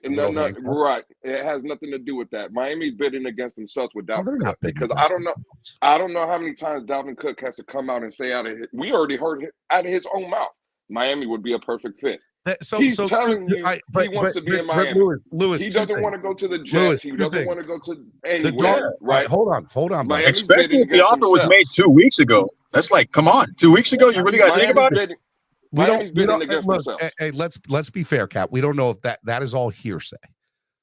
Even the second offer is 100. From what we know, is all hearsay. Like I can't confirm anything. Well, I mean, you guys said hearsay about us offering a trade, and that was never true. So I mean, I know we're walking on eggshells here, but if it was made 2 weeks ago, like who are you gonna get into a bidding war if it was placed 2 weeks ago? Barry Jackson came out. Barry Jackson came out and said we were trying to trade for him. Barry Jackson did come out. Conversation between Minnesota and Miami that happened. Miami played chicken with Minnesota and said, you'll release them before we need to do anything. And Miami before they drafted, there was a trade offer before. See, this is what I try to tell people. Before they drafted A-Chain. Yeah. Right? And I believe if they would have traded for Dalvin Cook. A-Chain never would have been signed. Well, I mean, Steven. Well, hold on, Cap. Not only that, but I think the number would have been a lot higher in the contract negotiation. What happened when we drafted A-Chain? And we got A-Chain in the building for little mandatory. It hurt Dalvin Cook. It hurt Dalvin Cook's negotiation. I think McDaniel got to see A-Chain in person and was like, "Whoa, Dalvin Cook would be nice, but I don't think I might need him." It's not. You're 100% correct, bro. I don't think, and that's what happened, and that's why the number now is lower for Dalvin Cook because of the A-Chain effect in the building. Let's just be honest. Can somebody please tell me? Let's talk about it. Can somebody please tell me who can confirm that there was a trade offer made, and who were the players involved in that trade offer? Because first of all, Barry Jackson already confirmed that there was trade negotiations. Who were the conversations had? There was no players. Nobody knows that, and nobody's going to say what it was. You'll never get that answer. Yeah, because they couldn't come to agreement. How can you confirm that there was a trade offer a month ago when everybody's saying there was not? All right, so it wasn't a month. It was in March. It was in March. Hold on. 2 months ago. Sorry. To be fair, am I saying that what Barry Jackson said is the gospel? No. But if Barry Jackson says that there was a conversation between Minnesota and Miami, I'm going to say there was at least a conversation between Minnesota and Miami. And I'm going to say that conversation had to do with what a trade might look like between the two of them. Was there an official trade offer? I don't know. But I know you guys need to understand one thing. But that's to Lewis's point. We're bidding against ourselves. We are not. Yeah, you gotta understand. You gotta understand one thing. The Dolphins. Go ahead. We are not bidding against ourselves. What we are doing is the Dolphins do not have to have the highest offer on the table. They don't. They have two things going for them. They're in his hometown, in his backyard. And we have one of the greatest or best rosters ever assembled in the NFL. Okay. So we have those two things going for us. We don't have to have the best offer on the table. We have to have a competitive offer on the table, which I believe that we do, to be fair. But we have a competitive offer based on how running backs are valued in today's NFL. What Dalvin wants is to get the most money that he can, and an extra 100,000, an extra 250,000, an extra $1 million. All that's going to make a difference in how running backs are negotiated on. And so I'm telling you right now, the NFLPA is talking to Zach Hiller and to Dalvin and basically saying, guys, it is up to you on how this contract goes, of how the next year or two might look like for running backs and how they get paid. So we ask that you be very meticulous and take your time with what a contract might look like, because it's going to have a domino effect on the league. They are not bidding against themselves. They are bidding on what is a fair value for a running back to get paid in the NFL. And that's what they're bidding. Let's put a number on it real quick on the panel. What is everybody's opinion? What's the fair number for Dalvin if you had to choose? I think 8.5 tops is good. What about you, Luke? Lewis? We'll come back. Batman, what do you think? Well, I feel like I think 7.58 is the number. Go ahead, Batman. What do you think is a fair value for Dalvin? Listen, I want Dalvin more than anybody in this fan base, but I won't pay more than 8. I won't. 8 is my cap. I think 8 or 8.5 is fair. Cap? Man, I'm saying, like, give him a 1-year deal. Give him what he wants for 1 year. And if he can prove it, you got all your incentives. You got everything. You got your tax relief. Just give us that 1 year to prove it. That's it. So, but what he wants, then you can get paid elsewhere if you want. Let's be fair. What he wants is 12. Okay, he's never going to get that. If you I don't know about that. I think the Jets are hovering around 10 to 12. Yeah, I'm telling you that right now. But what 35? Bro, they got 22. Guys, 35% of that is going to go away. So what is 35% of 12 million? He doesn't want to be a Jet anyway, so that's correct. It's nonsense anyway. He wants to be in Miami. That's why when I hear 8, 8.5, whatever, no, bro, the number should be 4.5, 5 million. Top. 5 million. He wants to play with Tua. He wants to play with Tua. Should 5 million should be the max number Miami goes. Now, if you want to throw, that's base. But we're bidding against ourselves. No, we are not. If you want to throw incentives in that, and if he gets 1,000 yards, you can gain another million. To be fair, so if the Jets offer 10, hey, are you going to match the Jets if they offer more? Steven? No, a $12 million offer from the Jets would come with a $4.5 million tax hit. So that puts you at what? Correct. $8 million. That's what I'm saying. We need to come up to 7.58. We need to come up to $8 million. No, we don't. Yes. No, we don't. Then we let them walk. 8 no, we mil don't. gets it. 8 mil. No, gets we it. don't. Yeah, 8 mil sounds like a 8 mil sounds like a hidden agenda in my book. We don't need. So we're at 6 million. We're at 6 million right now, and with incentives, it could go up to 8. That's what I was told. That's the last. We went up 1.5 million. Yeah. You see, again, we're bidding for ourselves. We already went up again. I'm just going by what you were told, Mo. If we started at a number and we've already went up 1.5 million and he's still not signed, it's because he wants more money. And you're betting against yourself. That's all you're doing. We already know. You heard it out of the horse's mouth. Miami would be a perfect fit. I don't know how much more he wants to say. He wants to be in Miami. I would call Dalvin Cook right now. You want a resolution to this problem? Hey, Dalvin, you have 12 hours. I'm glad you're not. I'm glad you're not. I agree, bro, because everybody loves to use Miami for leverage. That's not. I would say I want to go to Miami too.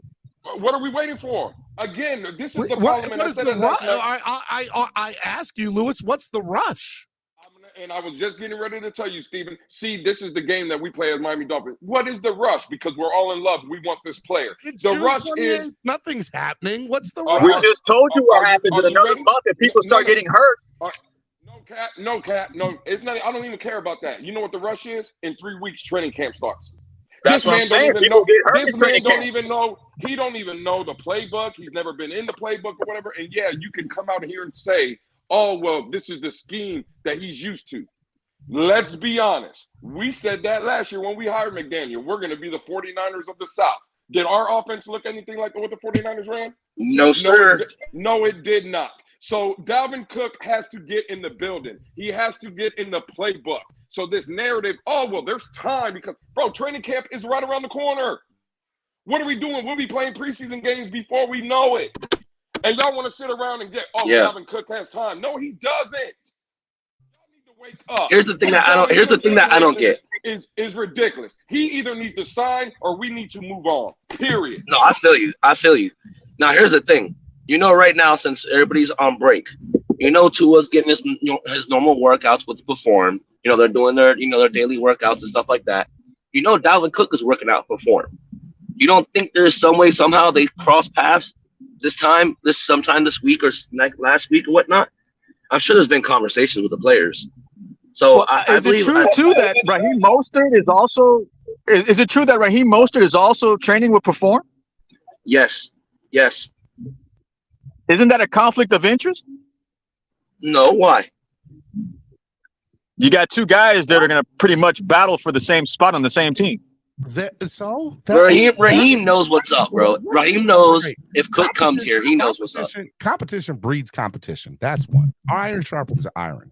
Players want to play. I get that, but if somebody's trying to get paid, I mean, one is going to get incentives. I mean, Remember, last year, they told Raheem Mostert it was a competition, and Chase Edmonds was supposed to be the number one running back. How'd that work out? You know what I'm saying? Chase Edmonds got the pack in. They said, "See you later. You're not good enough." And bro, and you're telling me we can't give Dalvin Cook the deal we gave Chase Edmonds? We paid that man, what was it, $12 million guaranteed for 2 years? And Dalvin is 10 times better than Chase Edmonds ever. Correct. Ever think about being. By the way, it's not going to. By the way, here's the other thing too. It's not going to be a 1-year deal.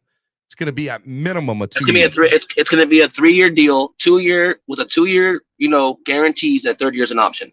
That's the Chris Greer special. I think you're on the money, but it's not going to be one. That much I know. It'll be. And I hate this narrative about we gave Chase Edmonds $6 million, so let's give Dalvin whatever we want, 6, 7, 8 million. The fact of the matter is, when we gave Chase Edmonds that $6 million, the fact of the matter is, we didn't have all the contracts that we got coming up. And y'all can sit here and praise whatever y'all want to say and however y'all want to frame it. We don't have a starting center. He's not in the building. He's needed for contract. So is Connor Williams. So is Robert Hunt. It is June 28th. Lewis. I don't care. Nobody about none cares of that. right now. So when training camp starts? Hey, Steven, let me ask you a question. Hey, Steven, let me ask you a question. Robert Hunt, you could argue, is the only offensive lineman that Chris Greer, under his regime, that has hit as an offensive lineman, right? We could agree with that, right? I could argue. He's not under contract. This is his last year. You want to let Robert Hunt go, Steven? I see the offense, and here's why. Hold on, Lewis. I'm not running from the conversation, and I'm not struggling to answer. I want to be tactful with my words, okay? Because remember, wording is everything. When it comes to the offensive line, I want the Dolphins to do better, period. We can all agree with that. I want them to draft better. I want that. I would like, hell, You know how I know the offensive line will be good next year?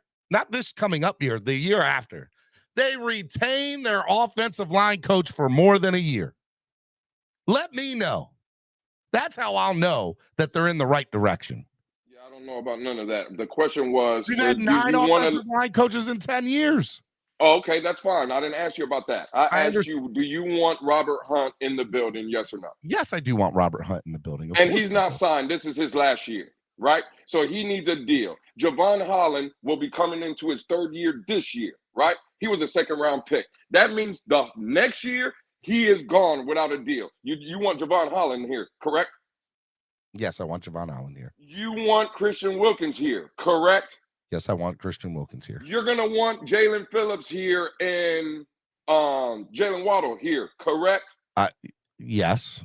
If Tua balls out this season, which we all think we can agree that we believe he is, right? Let me ask you a question. If for the sake of argument, if Tua Tagovailoa, right, leads the Miami Dolphins to the AFC Championship game this year, let's just say for the sake of argument, that means he's playing very well. You don't think that after this year, he's at the desk of Chris Greer banging on the door saying, hey, I'm not playing on my 5th-year, $23 million deal? Oh, I promise you that's going to happen. You don't think he's looking for a long-term deal? So the fact of the matter is we can't pay everybody. So Dalvin Cook is nice for $4.5, $5 million. But you cannot keep Robert Hunt. You cannot get Christian Wilkins. You cannot keep Connor Williams. Okay, and pay everybody what they want. Y'all need to wake up. Hold on, Lewis. Let me interrupt. To be fair, buddy, I don't care about the 2024 Miami Dolphins. I care about the 2023 Miami Dolphins right now. That's where you're wrong. Because we're coming at a 30-year. We're coming at a 30 years of mediocrity, and y'all are going to sell your soul. 2024 again. That is for future Chris Greer. You're selling your the Miami Dolphins to think about. Steven, you're selling your soul. What you're telling me, Steven, is you're ready to sell your soul for nothing that is guaranteed. You're basically willing to put all in this year. No, look, and it's not even guaranteed that you get anything out of it. No, Lewis, here's what I'm saying. Out of all the stuff I can complain about Chris Greer about, his trading and contract negotiating has never, ever been part of that case. Him and Brandon Shaw are geniuses when it comes to the cap and contract negotiations. So in my opinion, what it will be is, what do they value at those guys at? Not whether they want to retain them or bring them back. It's, do they value them enough to want to bring them back? And that's where it'll be the issue. The talent, do they value their talent enough to want to bring them back? Miami will make the numbers work because they have an owner who's willing to write a blank check. They will make the numbers work in their favor. The question is, do they want to bring them back, period? If they like Christian Wilkins and want to bring him back, they're going to do it. They're going to find a way to make the numbers work. I have no issue with Chris Greer doing or Brandon Shaw making that happen at all. What's up, Joe? How are you, brother? Pretty good, man. Welcome to the show. Thank you, brother. And I'm not sure if you guys know me, but I had an interview with Paris Love a couple of days ago. If you know, shout out to Paris Love. Love that guy. I came in here because I have 2 cents to say. As long as Tua is healthy, you guys can go all the way. As long as Tua is healthy, you got to keep Tua healthy, no concussions, no any of that. Keep the guy healthy. You guys are going to do really well. Regular season. Yes, sir. I think so. And I'm a Packers fan. Okay, I'm a Rodgers fan. Hey, welcome to the show. Is this your first time on the show? It is my first time on the show. Welcome to the show, man. I appreciate it, man. We love new listeners. How you feel about Jordan Love, man? Talk to me about Jordan Love. You feeling confident? There's no love for love, Mo, in Green Bay. There's no love for love. I want to hear the second thing before we get into any Packers talk. Here, let me hear the second thing. You said there were 2 things. So you said we have a good enough team to go all the way. What was the second thing you wanted to say? Me? Yeah. So 1 sec. So as long as Tua stays healthy, and your defense can stay up to numbers.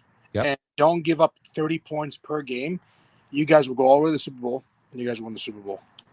Keep Tua healthy. Defense wins championships. Offense produces points. You guys do really well. That's coming from a Packers fan. I see potential, man. I see potential in the 2023 and the 2024 for the Miami Dolphins. And I do not say that. I've never said that before. So for me to say that, I look at the numbers. Dalvin Cook, I love him. I love the guy.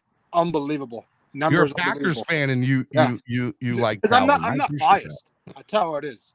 I'm not a biased announcer, biased reporter, or a fan. I'll tell how it is. I love Dalvin Cook. I that. love. Do you have your own YouTube channel? I do.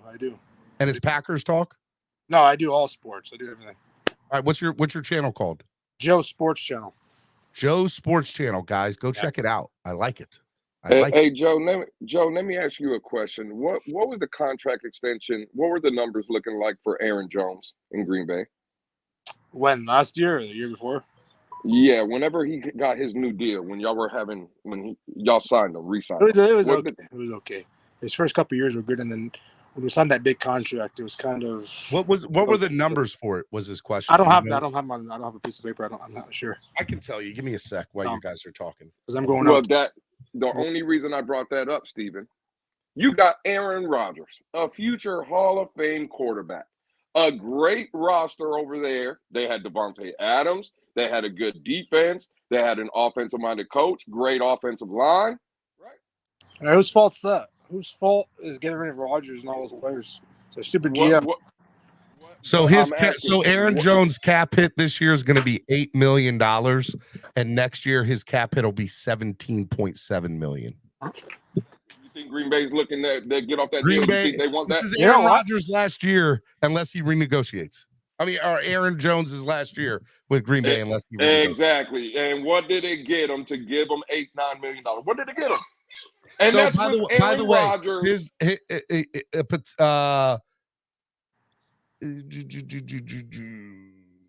They had a chance for a buyout, if I'm looking at this correctly. They did actually. I heard something like that. Yeah. So it says potential out 2023, 2-year, $19 million with an $18 million dead cap hit. So that was after this past year. I guess they didn't take him up, so he's still under contract there. He's still under contract. Same thing with Devontae Adams. Yeah. They could have signed him for a huge contract, and what they do? Under contract him, gave him that 1-year deal, and he goes to Vegas. So his current deal is 4 years, $48 million with a $13 million signing bonus, and his average yearly salary is $12 million. It's his guarantee, because he's not $48 million guarantee, is he? It's a guarantee, $30 right? million guarantee. $30 million guarantee. Okay, so $30 million guarantee, 48 plus a $13 million bonus. He's making big bucks, but man. Exactly. The Packers have enough to win that division. You know what? You never know. By the way, his first contract was his rookie contract, 4 years, $2.6 million, with a $200,000 signing bonus. And sounds a lot better to me. Sounds a lot better to me. Crazy. Those are crazy numbers. Jump, huge jump. The fact of the matter is, again, you guys are missing the point. These running backs that are getting second contracts, Ezekiel Elliott, Derrick Henry, Aaron Jones, what did it get their teams? Nothing at all. And Aaron Jones specifically had a Hall of Fame quarterback playing with him, a great offensive line, a legitimate #1 receiver. What did it get him? What? Please, somebody tell me. So when I hear this narrative, let's go give Dalvin Cook $8 million, $9 million, and he's going to solve all our damn problems. You guys are, again, someone play my sway jar because it doesn't. Give him $6.8 million. Give him 7. I say that number should be $4.5, $5 million, and he can keep it moving. If he don't want that, Lewis, he's proved. Go kick rock. He's proved to the NFL how good he is, man. Well, again, I don't care. Carry the team. It's not. He just can't carry the team. It's like when you have a broadcaster, you can't. One person just can't carry it.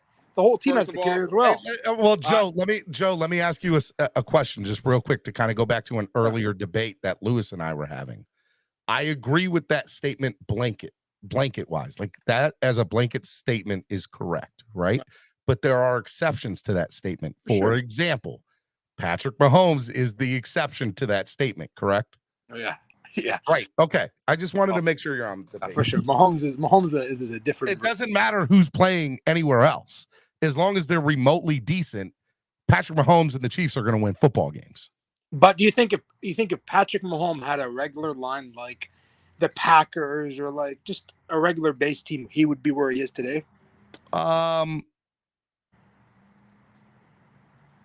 They've revamped that. I feel like the last 3 years they've had different personnel on that offensive line, with the exception of a couple players Different here and personnel, there. but they had some future Hall of Famers. Yeah, I mean they did, but they also got rid of a couple people too. So I mean, It's the coach, man. I'll say this: Andy Reid is a huge reason why they're successful, right? And he develops talent and understands talent and brings the right personnel in.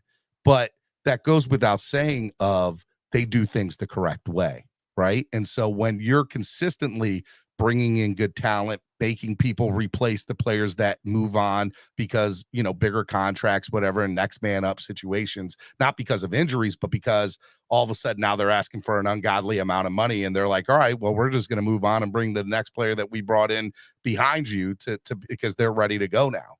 I think that's part of it, right? And do I think Kelsey is an amazing tight end? Of course I do.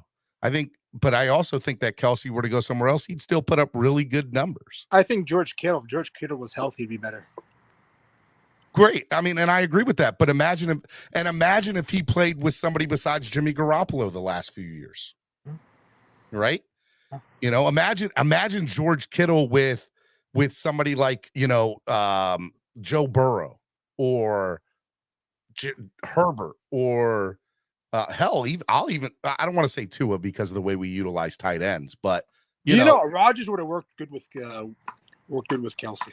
I'll be honest with you. If Rodgers had stayed in Green Bay, I fully expected this Gesicki to go to Green Bay. You know, because I thought Gesicki would have made so much sense with Aaron Rodgers in Green Bay. I'm glad he left Green Bay. Well, Rodgers? I am actually. Yeah. You guys are going to lose for the next 3 years. You know that. We lose, and whose fault's that? Whose fault's that? That's our GM for making mistakes, for not signing guys like receivers. We could have got DK Metcalf. We go and draft Jordan Love. DK Metcalf, one of the best receivers in the game today. I don't care what anybody says. DK Metcalf. We never drafted any receivers. And Rodgers, leave Green Bay. Yes, leave Green Bay, man.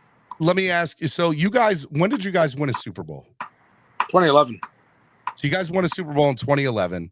You made the playoffs every year since then, almost every year. Every year we missed the playoff. We missed the playoff 2017, 2018. And did you make the Super Bowl post 2011 at all? No, we just made the Super Bowl, and it was after that was just NFC, like 3 or 4 NFC championship games, right? Yeah. And a lot of heartbreaking kicking losses. 17-0. Seattle comes back. So let me ask you: would you rather let's say 2012 to now? Would you rather have been a Dolphins fan or a Packers fan? And I'm not. I know how that statement comes out. I don't want Packers fans to kill you, but like just understanding the heartbreak that we kind of both had in different ways. Like what do you think would be easier to deal with? The Dolphins since 2012 or being a Packers fan since 2012? You know what? Being a Packers. Because you had a team that could do it, right? You guys didn't have a team. Now you finally have a team developing under the system of Tua. Yeah, well, I mean, I get the last year. That's fair. But you guys, since 2012, have consistent. No, let's go since 2009. Okay, that's well, you guys got a Super Bowl, and I think every Dolphins fan would say that they would win a Super Bowl for 10 years of losing.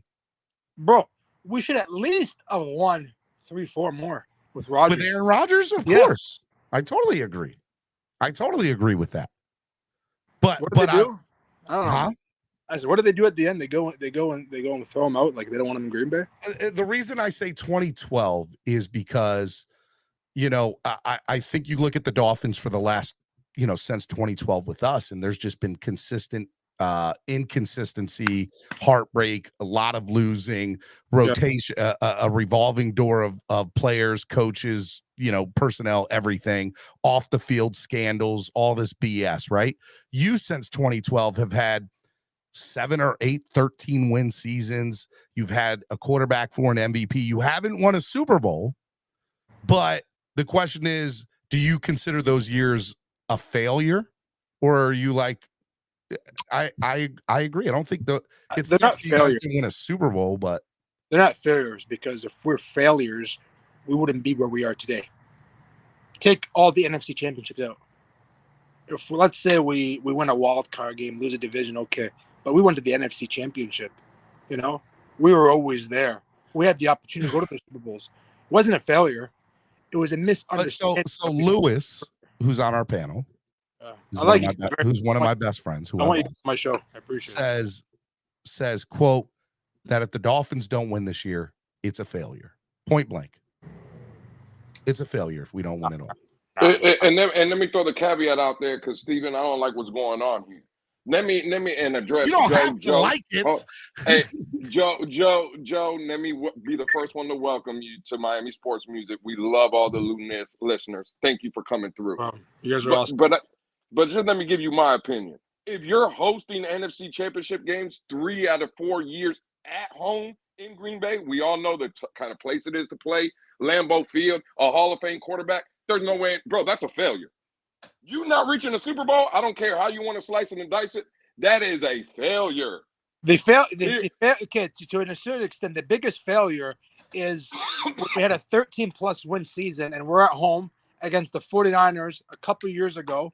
That was the failure. Out of all the NFC championships, I'll put the other one and say, you know what? That was a W.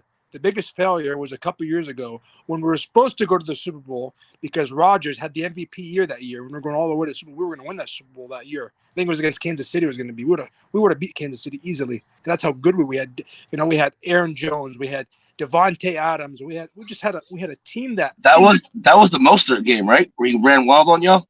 Yeah. It was the Mostert game. Yeah, exactly. Yeah. Well, what about the NFC Championship game at home in Green Bay when Aaron Rodgers was also the MVP of the league? Tom Brady throws 3 second-half interceptions and you lose that game as well. That's a failure. TB like. No. TB led whatever, that. but TB had 3 interceptions in the second half as well. And all I'm saying is that high-priced running back was there. Devontae Adams was there. Aaron Rodgers was there. 3 second-half interceptions, and you still lose that game at home? I'm sorry. No. Steven, that's where me and you kind of disagree. That is a failure in my opinion. So I know there's some people are like, is this a Dolphins podcast? Yes. This relates to the Dolphins. I apologize for coming on. No, don't apologize for look, I'm trying to make a point. I think this is a reality podcast. I think Dolphins fans sometimes, not all the time, can be very naive and say that and live in a fantasy world. Yeah. And say that and are truly unfair to the situation at hand, right? Like, we need to be fair to the process. We need to be fair with what the reality of it is. You can have a great team and a great roster and great players. It doesn't guarantee you a Super Bowl. Look at you guys, right? And to be fair, you guys have had you guys had what, 4 straight years of 13 wins up until last year? Yep. I would have killed to have that as Dolphin fans, but you still didn't win a Super Bowl. So essentially the Dolphins and the Packers were sitting at home watching the Super Bowl. So did it matter that they had would you rather have those 4 years of the Dolphins or rather have the 13 wins and still not make it? Hey, Joe. Hey, what do you think about Matt LaFleur? I like him. I do like him. I like him better than your coach, who vapes on the field. Oh, see, Joe, you might get kicked off for that, man. I like that. Spicy. I rather have the Dolphins, and this is why. Because again, see, y'all are making these caveats. Well, they're not failures, this and that. Don't we come out here every day on these panels and say what Buffalo has done for the past 3.5, 4 years is a failure? Yes, we call them frauds and failures all the time. I call them. So to be fair to your statement, the only time I feel like they got killed last year by Cincinnati, right? The year before that, if I'm correct, they lost in that heartbreaker to Tyreek Hill and the Chiefs. Right at the end, or was it in overtime? It was either right at the end or in overtime. And And then it was the year before that they lost another heartbreaker. And I feel like there's times where sometimes you just run into teams who just find ways to win games. And it doesn't mean that they're bad, Right. but it just sucks that it worked out that way. No, And no, this year, nobody's saying that the team is bad. No one's calling the Green Bay Packers bad. No one's saying that the Hey, Buffalo Bills are bad. I gotta pick What Joe, we're bro. I saying- gotta pick what Joe's we're brain, saying- bro. What we're saying is they're failures. I don't care how you want to slice it and dice it, try to make it PC and make it sound cute. Hey, The Joe, fact of the matter is, Do you is feel they're Aaron failures. Rodgers' career in Green Bay was a failure? To a certain extent, yes. he should have won more Absolutely. Super Bowls. He should have won more Super Absolutely. Bowls. Yes. He was better. Yeah. He was too good to only win one. You know what? They mistreated him in Green Bay. Same thing what they did to Brett Favre. What happened to Brett Favre? Brett Favre only won one. He won one. Then where do you go? He went to Minnesota. Now, Joe, I'm going to tell you right now, you ask any Dolphins fan, they'll tell you they'll take the last 25 years of what you guys had with Favre and Rodgers over what we've had the last 25 years of 25 or 28 or 29 different starting quarterbacks. No, hey, I love Denver. Yeah. Dan Marino is the best. Well, see, there you go. You've redeemed yourself. I respect. You've redeemed yourself. Pete! Good morning, before Steven. What's up? Hold on. Before I And go, look, I Joe's got- about to go. He's just going to say I'm going something to real watch a quick. wrestling event up in Yo, Joe, kind of when I clicked the screen, I'm sorry, Joe, but when I clicked the screen, as soon as I came in, I swear, bro, I thought you were Skylar Thompson. For 1 second, I thought you guys had my guy Skylar Thompson up here. He thinks I was everybody's about to Skylar cry. Thompson. I I almost never got cried. that. Hey, but go ahead, Joe. Before I leave, I'm being honest with you. I wish every single Dolphin fan out there the best year yet.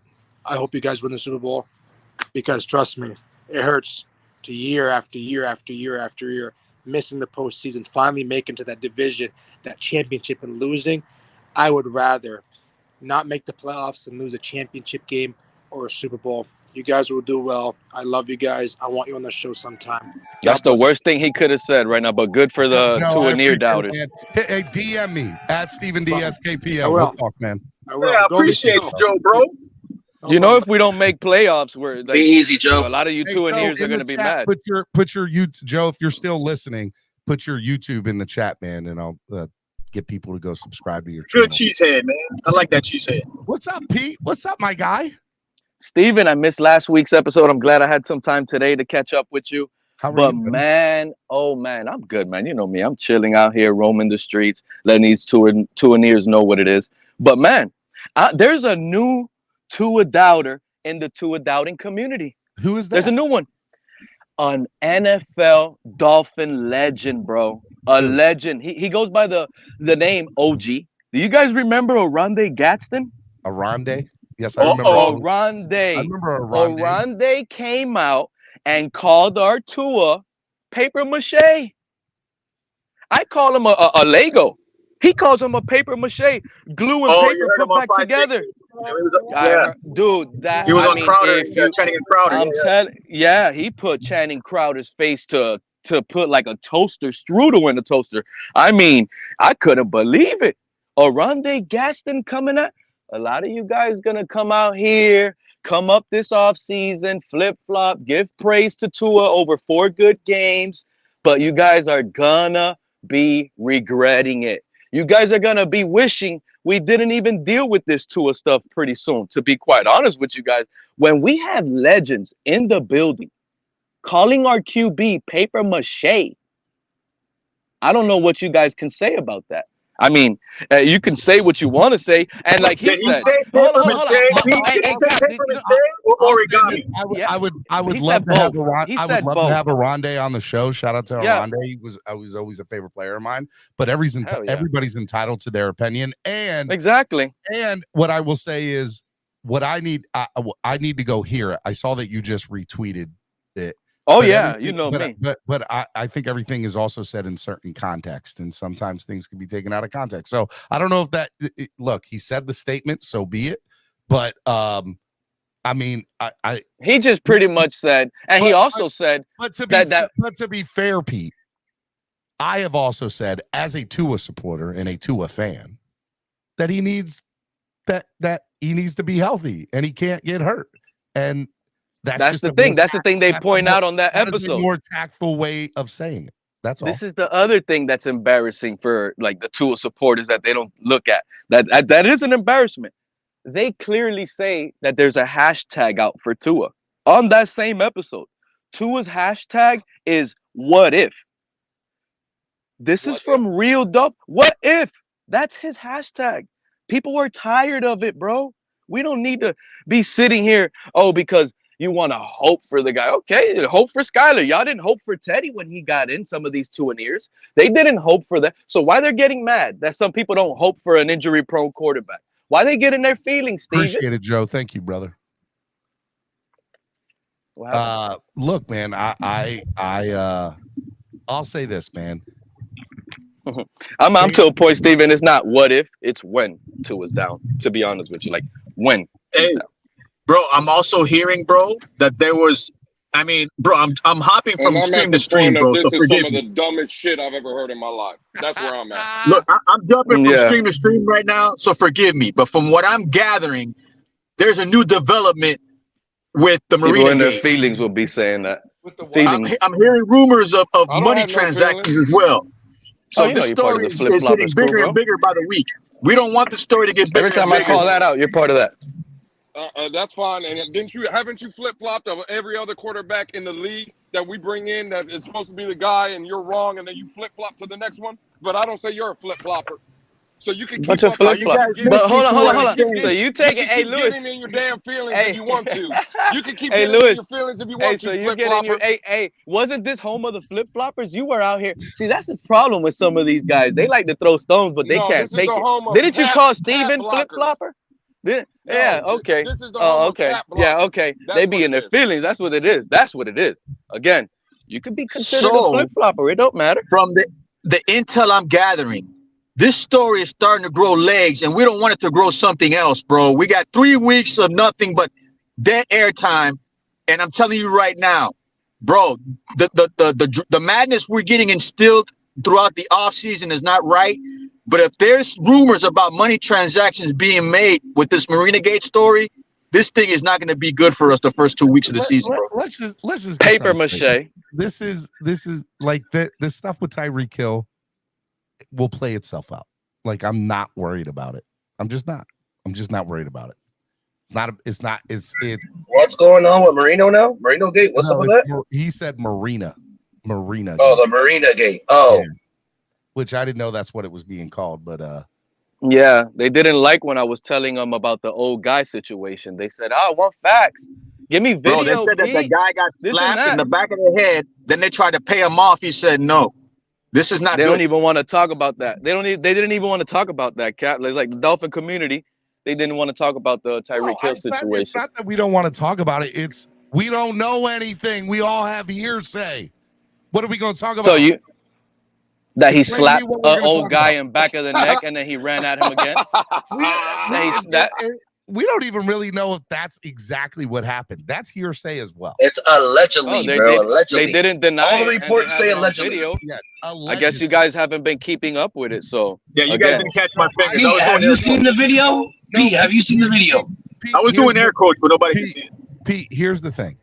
I don't go with everything I read on the His agent didn't deny it. You don't think his agent, if there was no hit at all, his agent would have easily came out and said, no, don't worry about it. There's nothing to look into here.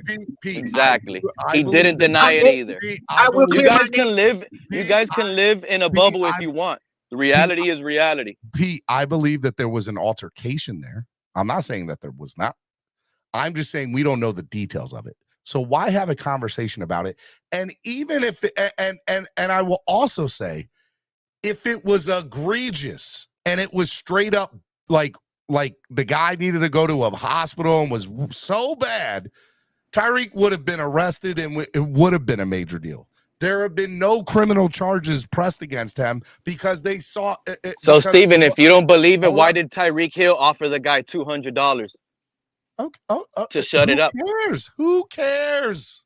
That means you don't care. That means you don't care. You don't care that you know what I care. You know what I care, Steven? This is what I care. I'm a Dolphin fan, And I care. You know why I care? Because the bully scandal's coming back around over this situation. I feel it coming around. And when this happens, look, all of you guys, look, this whole community, the two and near side, wait, Steven, wait, the two and near side, they love to turn around and sit here and say, oh, this is the best roster we've had in a very long time. Duh, you dummies. This is the best roster we've had because we just come from a damn rebuild in 2019 with Walmart players. Anything today would have been better than two years ago. Hey, Pete, I get what you're saying about Tyreek Hill. I get all that. I listen, I'm going to agree with you, right? But can you at least come out and say, can we start the trolling for next year? Because Davante Adams pushed a guy on national TV. We all seen it, and nothing's happened to him. He played a full season. This is why you guys sound so dumb when you try to compare situations. Check this out. Did Davante Adams offer the camera guy $200? Did Davante Adams offer them $200 to hush? Did they offer him $200 to hush? Did Alvin Kamara offer that guy $200 to hush? No, you want to compare it.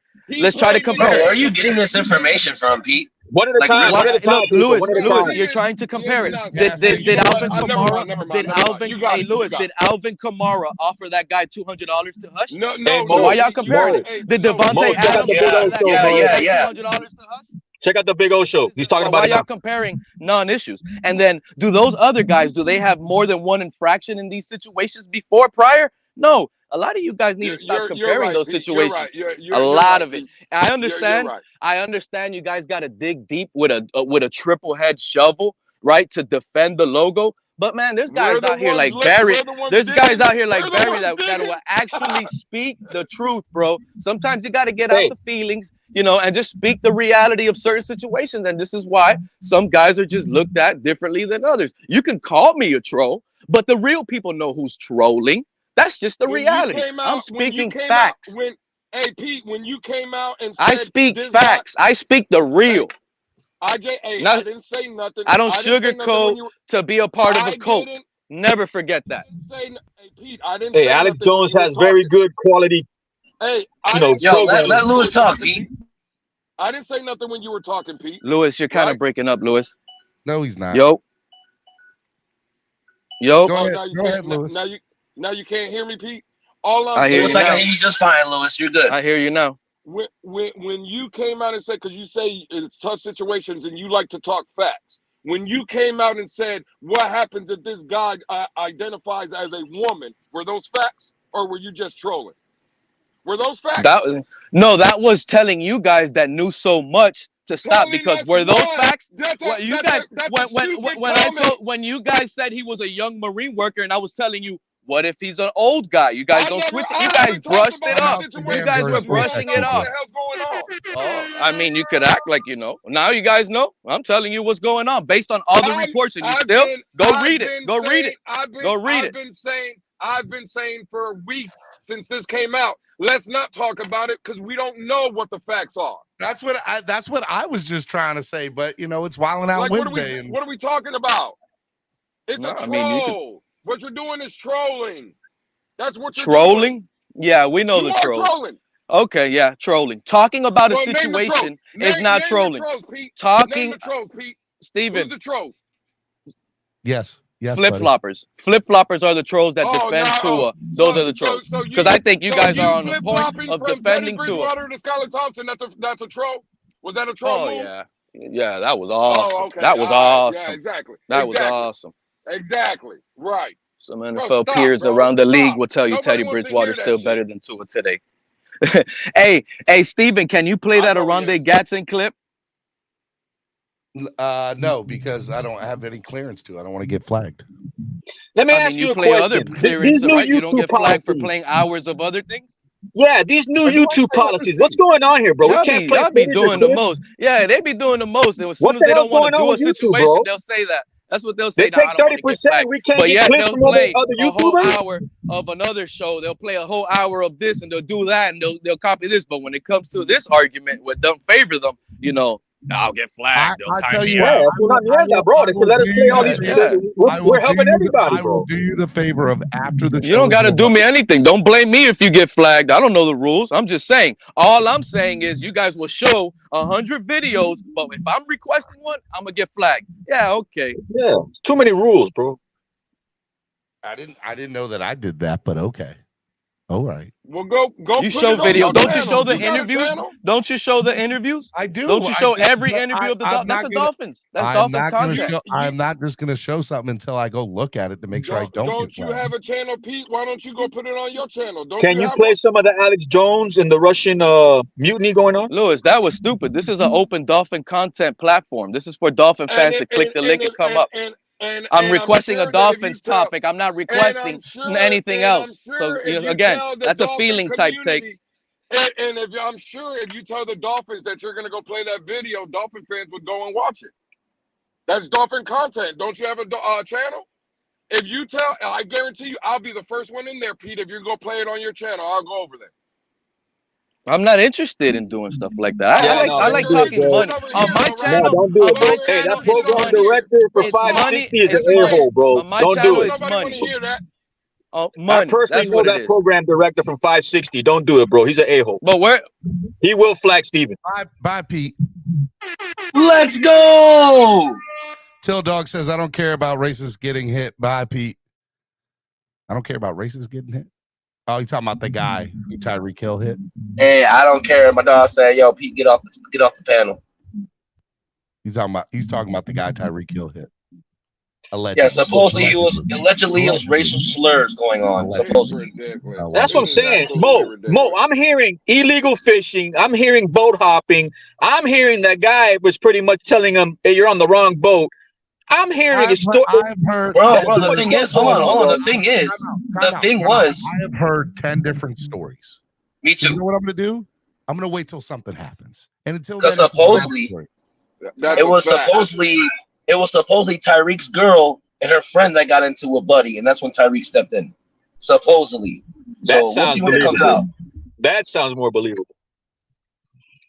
Well, I have heard. Look at the comment in the private chat. Look at Pete's comment, and you tell me that's not a troll comment. You tell me. We're having good conversation up here. Look at it. You tell me if that's not a troll statement. We're having good conversation, and the man comes out and says, "Oh, I made it happen." What? Nonsense? Chaos? Stupidity? Yeah, you made it happen. Congratulations. Yeah, we were having a good conversation. The whole 3 hours we've been on, we've been having a good conversations. Been a really good show today. Yeah, but to be fair, Steven's always asking for donations, and we got a donation. I do appreciate the donation. It does help. Goes such a long way. Speaking of gaslighting, what's up, Crypto? Well, what's up, Steven? Hello. You've been gaslighting all morning, Steven. I just chimed in. What are you talking about, Crypto? No, I'm just messing with you. I was just trying to chime in on you boys, man. You guys having a lovely discussion about Crypto team expectations. I just realized, Crypto, the Super Bowl or bust. The Super Bowl or bust. Crypto, you are the originator of the word gatekeeping and gaslighting. You are the originating copyright guru for those two terms. You know that, right? I don't know about the gatekeeping part, but definitely gaslighting. I would say that much. But yeah, I think it's Super Bowl or bust. I say we got to win it all, man. I'm almost to the point, man. I'm almost to the point. It's perfect season or bust. I say we can't expect that. We can't expect that. Let's be real. Can you expect AFC East though? Like, do you want the AFC East? I'm expecting AFC East champion. I'm expecting AFC champions. I'm expecting the AFC East champion. I'm expecting the division at a minimum. Yeah, that's the baseline mode. Yeah, and then I'm expecting my personal expectations is at least get to the AFC Championship. We don't got to win it, but at least get there. Yeah, you got a point there. Yeah, at least you got a AFC East because we're primed. The pump is already primed. I think Lewis was kind of hitting on it earlier about us versus Buffalo roster compared to the last 2 years. This is better than the last 2 years Buffalo roster. So by default, we should be in the AFC Championship at a minimum. And here's the thing with the whole Dalvin situation. The reason why I'm banging the table for Dalvin is for them damn games in December and January that we need to run the ball. We need a elite back that can run the ball and actually get positive yardage and not give us 1.5, 2.0 yards a clip. No, I need an elite back. I've been preaching that for a year, bro, Mo. I've been preaching that for a year in December. Yes. That's what we need, bro. That's like it's not the last piece of the puzzle, but that's a big part of the puzzle. Because if Cook comes here, because remember last year, bro, we all saw it. People were not biting on the RPOs. They weren't biting on the play actions. They were all just dropping into coverage, flood in the middle of the field. When you put Cook back there, they're going to bite. They're going to have to bite. They're going to have to respect Cook being back there. Yeah. So, Steven, you saying if we just make the playoffs, you're good with that? No, I never said that. That was never my words. I said the Dolphins need to make the AFC Championship game minimum. Would you consider this team elite if we go past the second round? Yeah. If we go past the second round, we get a first round bye. Do you consider this team elite? If we get into the AFC Championship game, we're an elite team. You better not lose that first game if you get a bye. I tell you that much. But if they get a bye, they're going to play against the 6. They're going to play against the 5, 6, or 7 team. So they should win. They should win. Yeah, that's what I'm saying. That would be a disappointment if you lose to one of those 3 teams. 100%. 100%. Yeah, I think Stephen Ross will be. So let's say if the Dolphins got the number 1 seed and then lost in the AFC divisional game to Kansas City or Cincinnati, even if it was the first game, I would 100% be disappointed and upset. Me too. That's a failure. If they got the first round bye. If they if they won the AFC wild card game and then lost to Cincinnati or Kansas City in the AFC 7th seed. I would be upset. I'd be disappointed, but I don't know if I would consider this. What if we do what we did last year, back into the playoffs, and then get destroyed in the first round?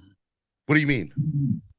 Like if we back into the playoff, let's say if we win, but we backed in, like we needed help. We didn't get in on our own. We also needed something else to happen to get us in. And then we get destroyed in the first round. You think that's a failure? We big time. We need to just straight up win. We just need to straight up win. If we lose in the playoffs in the first or second round, I mean it's to Lewis's point, it's a failure. It's a failure with this squad. I think that there are a couple of caveats, and that is Cincinnati or Kansas City if you lost in overtime or in the last second, but no, I'm telling you right now, bro, if we end up losing and it's going to be a double whammy to the Browns in the playoffs, you better believe it's going to be categorized as a failure. Oh, yeah, I agree with that. No, that's 3 teams, Cap. You cannot absolutely lose to. The Browns, the Jets, or the Ravens in the playoffs. Correct. Those are the 3 teams you cannot lose to in the playoffs. It's an automatic failure if you lose to them in the playoffs. Yep. And then I don't want to add fuel to the fire on that aspect, but there will be a rebuild if that scenario plays out. So all that stuff about next season with a 2-year window, this team will be gutted. I'm gonna tell you this right now: if the Bills don't win this year at all, they're gonna be doing the rebuild themselves as well. They'll be somewhat of in a similar situation we in with the coaching staff or whatever. I don't know how the owner is, if he's trigger finger or not, and how lenient he is. I don't know as far as they just built the upgrade. They just got a brand new stadium approval, right? And they gave an extension too. Yeah, it's ready for them to cash out. I don't know if the owner is that trigger finger like ours was. Every 3 years, we're gonna get rid of the guy. I don't know. Well, you know what? That's another thing too. I never put into account. Like, I keep forgetting about Stephen Ross being the wild card in this when it comes to like, hey, just pay Cook. I never really thought about that as well. Like, I know there's Woody Johnson from the Jets, but I don't think they're going to get into a pissing contest. You know what I mean? Like, I think Stephen Ross is going to win. So that's why Lewis says that we're negotiating against ourselves, which I think is a false statement. But to be fair, we don't have to match anybody's number. We just have to be competitive and give him. I don't know, man. Remember, Woody Johnson and Stephen Ross also bidded for the Dolphins and the Jets. And he wanted the Jets originally and got stuck with the Dolphins. So they've been going at a bidding war for decades when it comes to football players and teams. Yeah, but what do you want? What do you want them to do, Cap? Like I'm done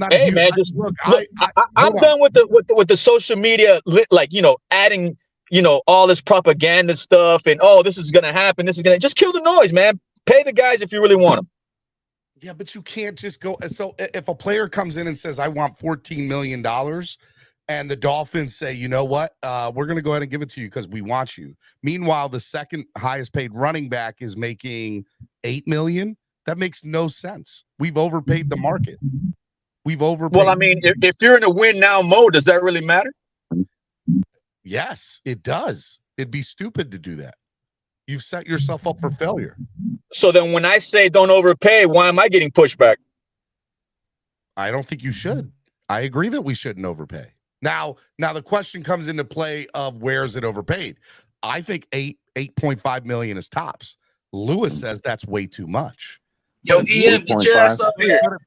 But if Lewis is willing to pay 5 million, but if Lewis is willing to pay 5 and I'm willing to pay 8, that's a $3 million difference.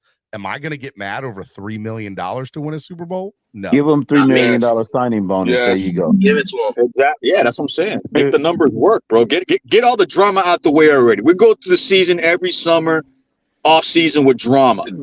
Just if you really want to win now, bro. The last 3 training camps, we've had drama. If we get that, we'll get Super Bowl doesn't guarantee nothing. That the extra $3 million don't guarantee you a Super Bowl. Yeah, but it'll guarantee that the fan base knows that we went all in. No, it doesn't. No, it doesn't. No, it doesn't. No, him being on the roster know that we went all in. Yeah, that's what I'm saying. Like next season, you can't say, "Oh, we did everything." I mean, this is if you really want to say you did everything, do it this season. Get it out the way. We've already done everything. That's where you're wrong. We've done. No, I agree with you, but if you have the point to say, if you have a choice to say to yourself, all right, there's a guy out there who wants to play for us, who's a top 5 in his position.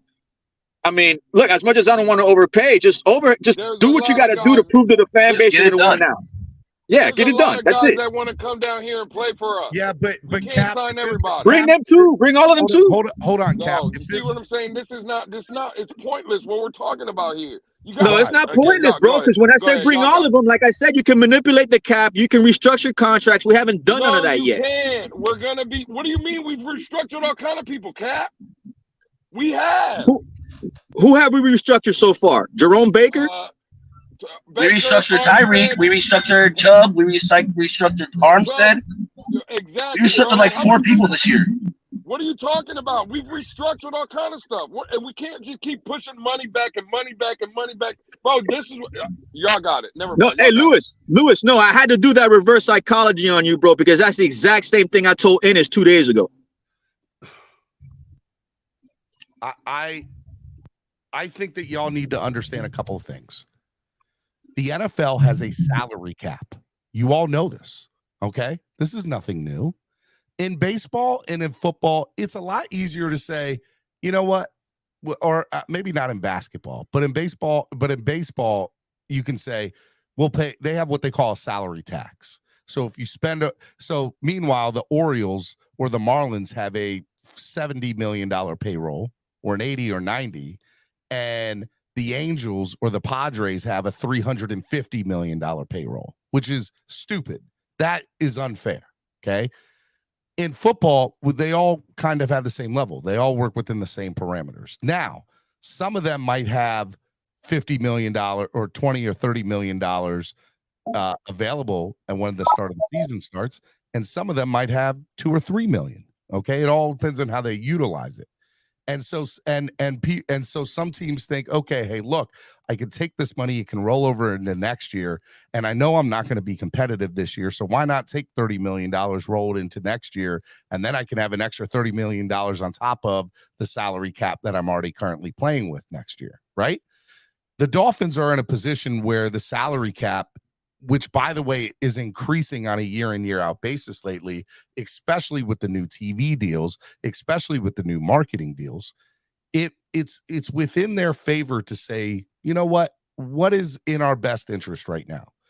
We can easily go, let's take Christian Wilkins, for example, and go to him and say, hey, look, we like you, you like us. But the reality of the situation is we got $10 million to work with. We need to see how some of this stuff plays out. We know that we can cap. I guarantee you on everything, whether it's through his agent and Greer, whether it's through Greer and Wilkins, there's been a backdoor conversation to kind of see where both parties stand. There's a mutual understanding of where that is right now, guaranteed. And the number one understanding is they want to win a Super Bowl this year or next year. And we all know that. And so right now, that is the priority. And everybody understands that. Now, somebody like Connor Williams, he's going about it a little bit differently. He's saying, look, I understand I want to win a Super Bowl, but let's be honest, I'm probably one of the best offensive linemen here. I'm not the best, but I'm definitely up there. Top 3 best offensive line you have right now. How many centers have we had the past 3 seasons, Steve? A ridiculous amount. So you look at that and you say he has leverage. Connor Williams has leverage. They don't have good offensive linemen. They don't necessarily have a backup for that position. He's on his last year of his deal. It makes so much sense for him to say, you know what? I'm not going to go to OTAs. I'll hold out because y'all are going to pay me because y'all need me. And they're right. And the Dolphins know this. So it's just funny to me how he holds out at the same time you're talking to Dalvin Cook's agent. Yeah, but Dalvin is a luxury that the Dolphins want. They don't necessarily need, but they want, right? And Dalvin wants to be a Dolphin. There's mutual interest between the two. So understanding the talent that is Dalvin Cook, they need to come up with a solution for that. After that happens, they need to see where the rest of the cards fall. Connor is high up on that priority list. Connor will be dealt with. Like, he will be, hey, look, we're going to give you the contract, but let me tell you, the way you went about it, we know that I think they understand it's a business, right? And how much we owe them. McDaniel even said, hey, look, I mean, I wasn't necessarily not expecting him not to be here, but I mean, it's whatever. We'll make it work. And I think Greer's in that same boat too. So I'm not worried about it. Like, the Dolphins are going to make the money work. And to Cap's point a little bit ago, to say, we'll just pay him what he wants then, if that's the case. You can't do that with a salary cap. It's just impossible. You have to pay them within the parameters of what is allowed and what you're able to do. Now, you can manipulate it to a certain extent to make it work in your favor, but you have to get everybody on that same page. And I think that's what I'm saying. Like, verbiage, how long does verbiage take? A month? 2 weeks? Like, if you're going to put verbiage into a contract, dot the I's, cross the T's, if you're already in agreement, how long does that take? A month? I mean, and I think this is a very unique circumstance with Dalvin. In most cases, I mean, I would say, a free agent comes up, they say they're interested, the team says they're interested. I'll say this. Look at the Chosen Anderson situation. Chosen was available. He found out that the Dolphins were looking at him. He's from here. He's like, what do we got to do to make this work? I guarantee that Chosen Anderson or Robbie Chosen, whatever his name is, took less money to be a Dolphin, and he had an opportunity to go somewhere else with more money. Guaranteed that was the case. No doubt in my mind. I agree. Okay? So, but I guarantee you that, and it sounded like that came together within like a 48 or 72 hour period. That wasn't something that took long to try to say. But, I mean, I think for the most part, the Dolphins know what they're willing to spend. Dalvin knows what they want to spend, and Dalvin's going to do everything he can to make it within his favor so that running backs aren't screwed out of the deal here, and himself for that matter. 100%. So you're saying to me the more that Wilkins and Cook lay back, it's going to help this team? Wilkins knows what the Dolphins are trying to do right now. No, but I'm asking you, is that going to help this team moving forward into week 1 if both of these guys don't talk or make any type of financial commitment to us until training camp? Wilkins, I think, again, my thought on Christian Wilkins is he will not see a contract extension this year, my opinion. Other people disagree with that. I don't think he's going to see one this year. I think next offseason we'll deal with Christian Wilkins. I think as far as Dalvin Cook's concerned, until training camp starts, Dalvin can do whatever the hell he wants to do, and so can the Dolphins. Now, actually, I won't say that about the Dolphins. It behooves the Dolphins to make a deal sooner rather than later because they need to deal with Connor Williams. They need to figure out what they're doing with Cedric Wilson. They need to figure out, hey, look, do we need to go out and get a Dalton Risner or a DJ Fluker, or how much money do we need to pay Cam Smith? We need to have Cam Smith in for training camp. Dolphins, it's more prevalent for them to make a deal. Dalvin can wait till training camp starts to make his decision.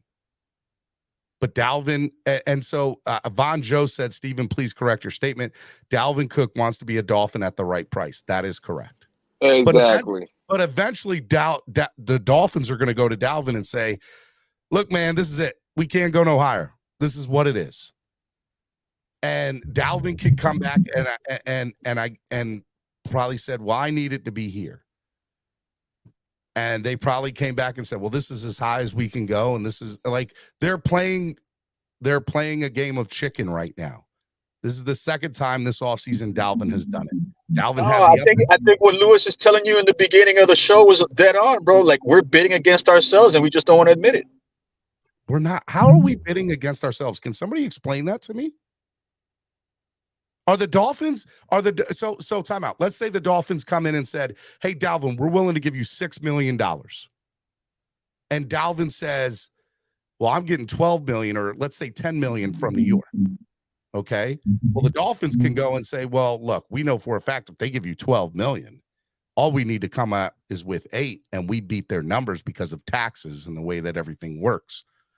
Okay, well then give me 8. So how are they bidding against themselves? Dalvin wants to. If they offered a deal 2 weeks ago and it's not the right deal, I mean, and they're paying more. They're not bidding against themselves. That's such a. But you're telling me to answer your question. You know why they are bidding against themselves, Stephen? Because we know, again, y'all I told y'all, the fan base, y'all just don't listen. Dalvin Cook wants to play where? Where does he want to be at? Here with Miami, he would like. I don't care. So stop saying what the Jets are offering. Stop saying what any other big team is offering. That don't matter. He wants to be Miami. Miami has the leverage. If you know what I would have told Dalvin. But hold up. Let me pause. We're gonna break this down. Is Dalvin gonna take a contract at $6 million? Apparently not. If he wants to be in Miami, he will. And if not, you can go kick rocks. Because, again, I think this narrative that the Jets are willing to offer him 10 to 12 is wrong. It's not. No team is paying running backs. The running back room is devalued. It just is what it is. So the people that want all these damn running backs, get out of y'all's feelings. The NFL is showing you. It's not Dalvin Cook. It's not Saquon Barkley. It's not Josh Jacobs. They're not getting paid. So why in the hell is the only team that is dragging this $8-9 million Miami? Why? We're the dumbasses. We're the only ones out here begging to pay a running back $8-9 million. He's not lying. See nobody else talking about that except Miami. I don't think they're going to go past 6. I don't think we're going past 6. Stop, man. Y'all need to stop. So Lewis. Couple things. Number one, all we have to go on is hearsay. Here's what we know. Here are facts. Facts are the Dolphins and Minnesota talk to each other. Those were facts. Facts are before Devin A. Chain. The facts are they talk to each other. The facts are Devon A-Chain got drafted by the Dolphins. The facts are Minnesota released Dalvin Cook. It has also been known, it is also a fact that the Dolphins and Dalvin have discussed what a contract might look like. Now, there have been rumors of an alleged contract offer. There have been rumors that there's been alleged second or counter contract offer. Trade rumors? No, just rumors, period, about the conversation between both parties. Dalvin has come out and said for a fact, if I could go anywhere, it would probably be Miami. I would love to be a Miami Dolphin. Okay? So we know that. We get those things. But Dalvin also understands and has also said in that same interview, if you go listen to the entire interview, I want to get paid what I'm worth. And I think that running backs are undervalued. Those are facts from both sides, which, Lewis, you even said to your statement. Running backs nobody's getting paid. I agree. Nobody's getting I paid agree. what they're worth. So the Dolphins know that. So again, he out. needs to know so that. Time out. Here's why I say I don't like the statement of they're bidding against themselves.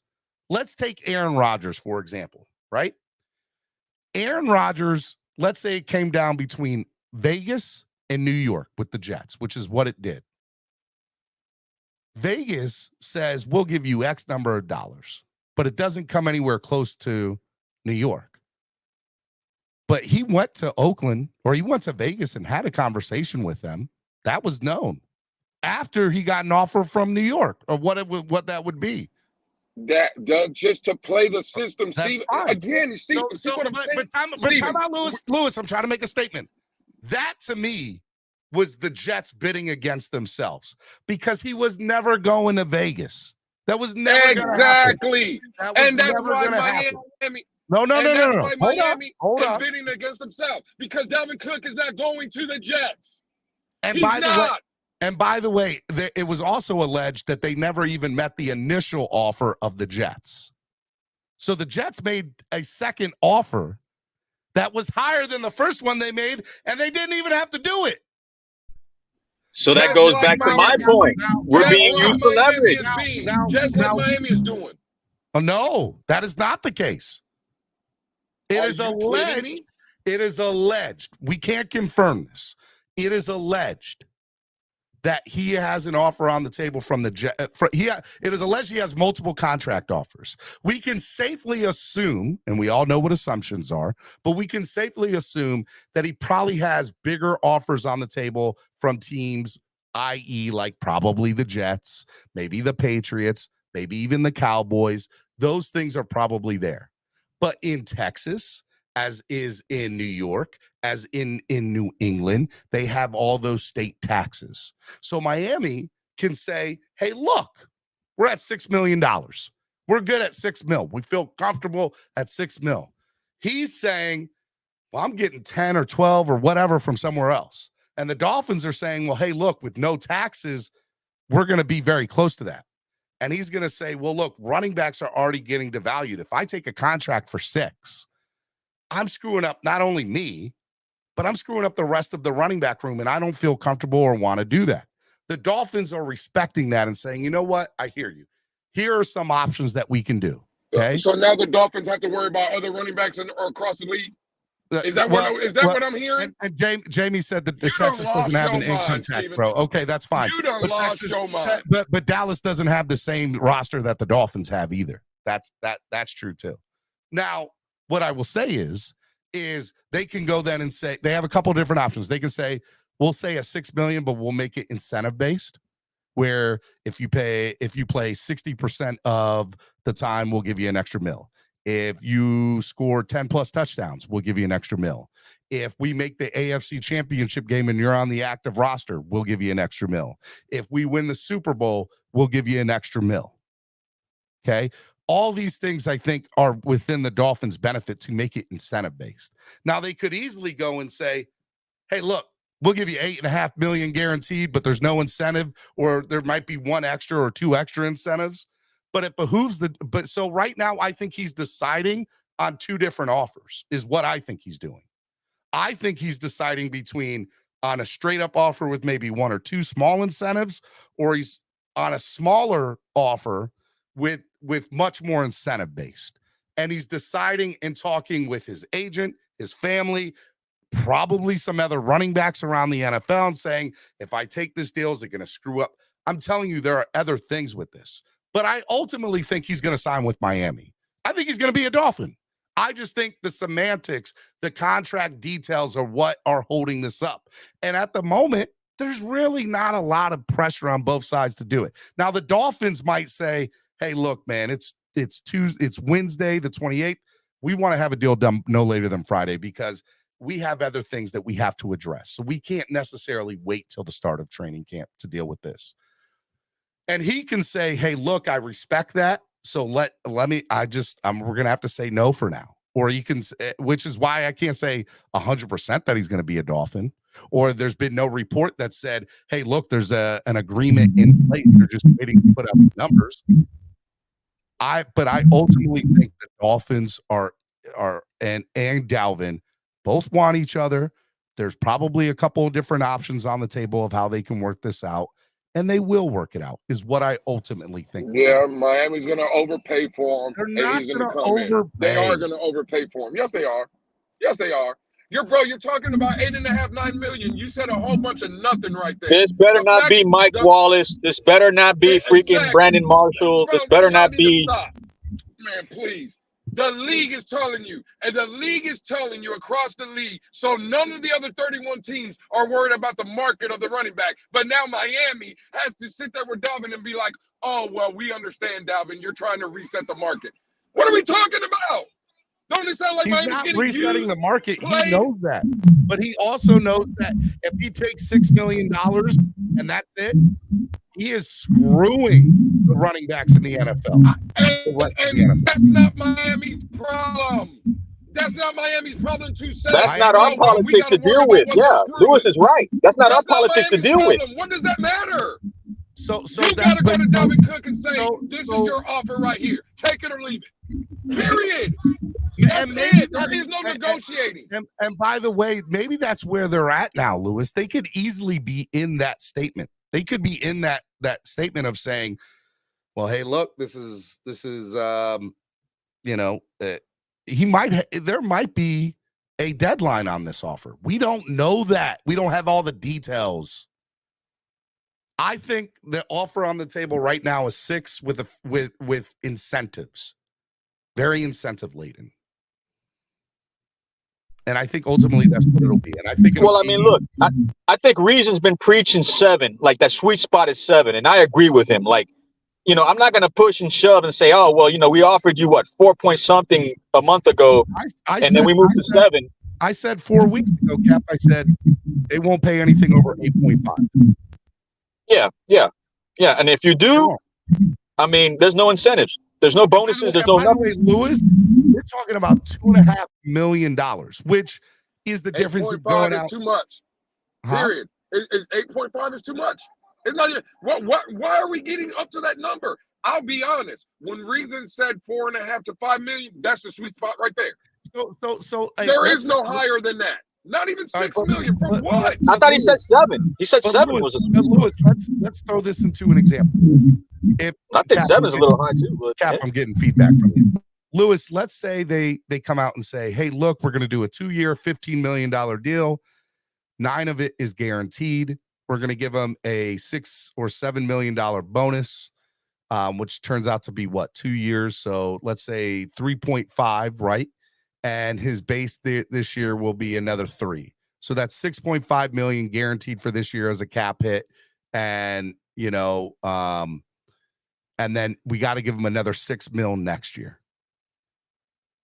And so maybe, but he got $13 million as a signing bonus this year. I could 100% see that. Why not?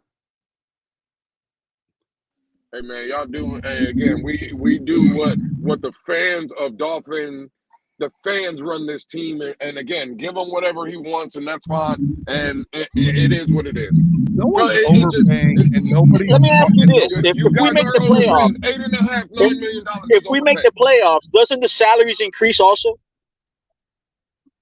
Yes. I don't know how that works. Yes. Yeah, right, Mo? Every playoff game a Well, team yeah. wins, you get an extra 200K. It's a bonus, yeah. It's just a playoff bonus, that's all.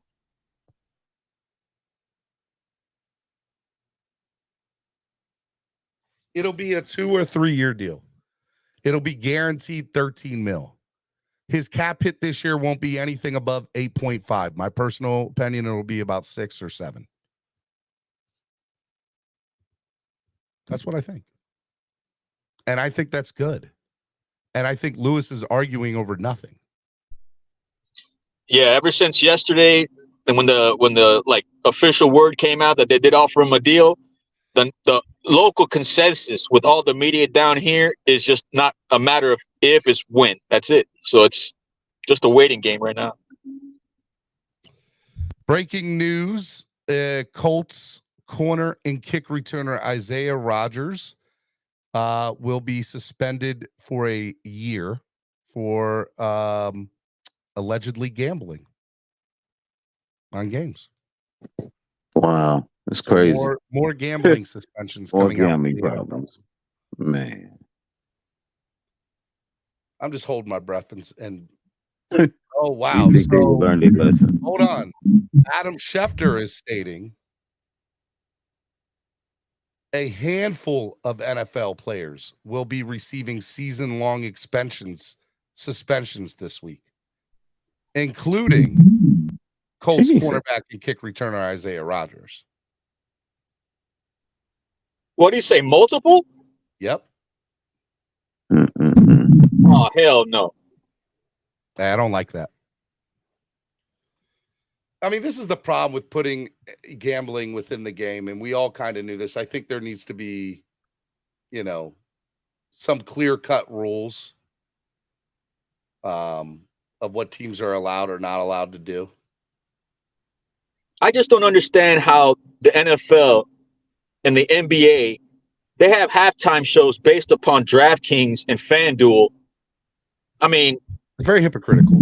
Very hypocritical. Bet on a game, get a year off. I think you should be allowed to bet on games outside of sport, outside of the sport you play in. And because the funny thing is, people do fantasy sports, and there's no real thing on that. But I just this is a very interesting line that the NFL's saying that we're just gonna start suspending players for a year for straight up gambling. And by the way, we have no idea exactly what was gambled or what was gambled on. We don't ever find that out till after the fact. Like Calvin Ridley, correct me if I'm wrong, he bet $1,500 on a game and got suspended for a full year for betting $1,500 on a game. Like, that's crazy to me. Absolutely insane.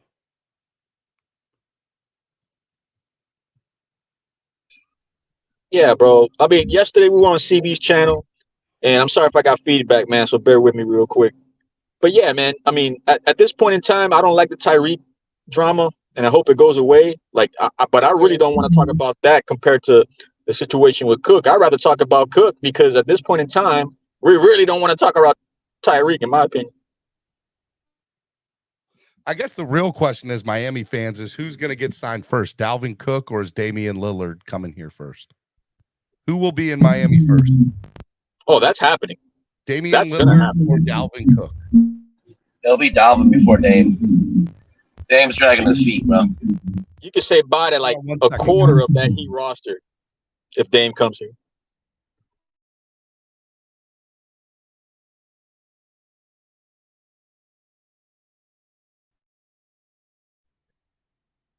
And let me tell you something, man. A GM like Pat Riley is what this front office for the Dolphins needs right now. If Chris Greer really wants to make a staple with his name on this organization, make the move, man.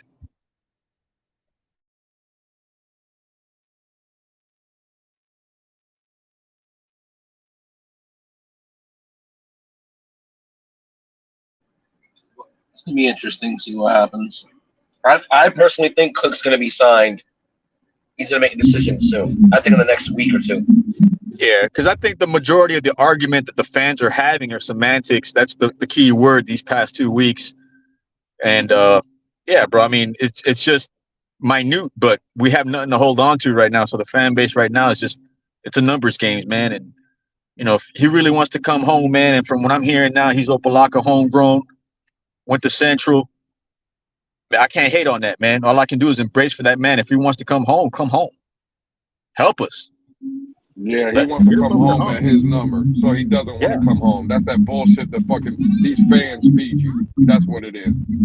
Oh, he wants to come home. He wants to be a Dolphin. Yeah, at his number though.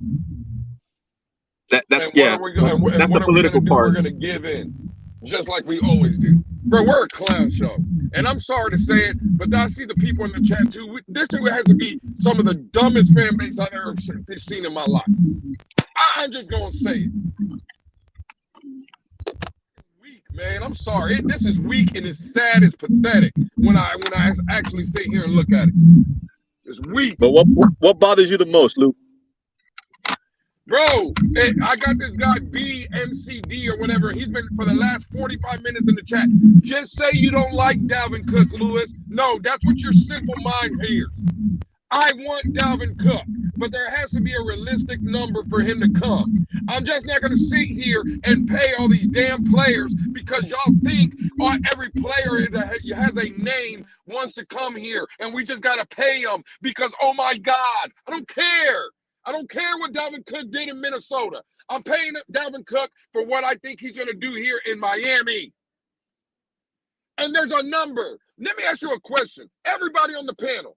Christian Wilkins is a homegrown talent, a guy we drafted, a guy that has performed for us, a guy that has been getting better and better and better and better every year.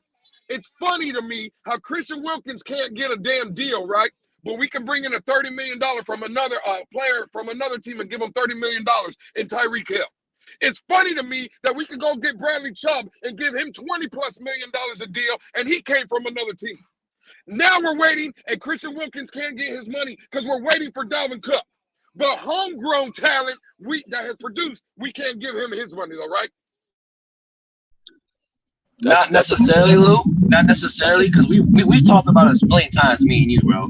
We all know we're not trying to go past 19, 20, and he's trying to get that 23. So I believe it could get done, but somebody's got to give. Again, take Christian Wilkins out of it. What about Robert Hunt? Homegrown talent, getting better every year. The only offensive lineman that we can say that Chris Greer hit on. He ain't getting no deal.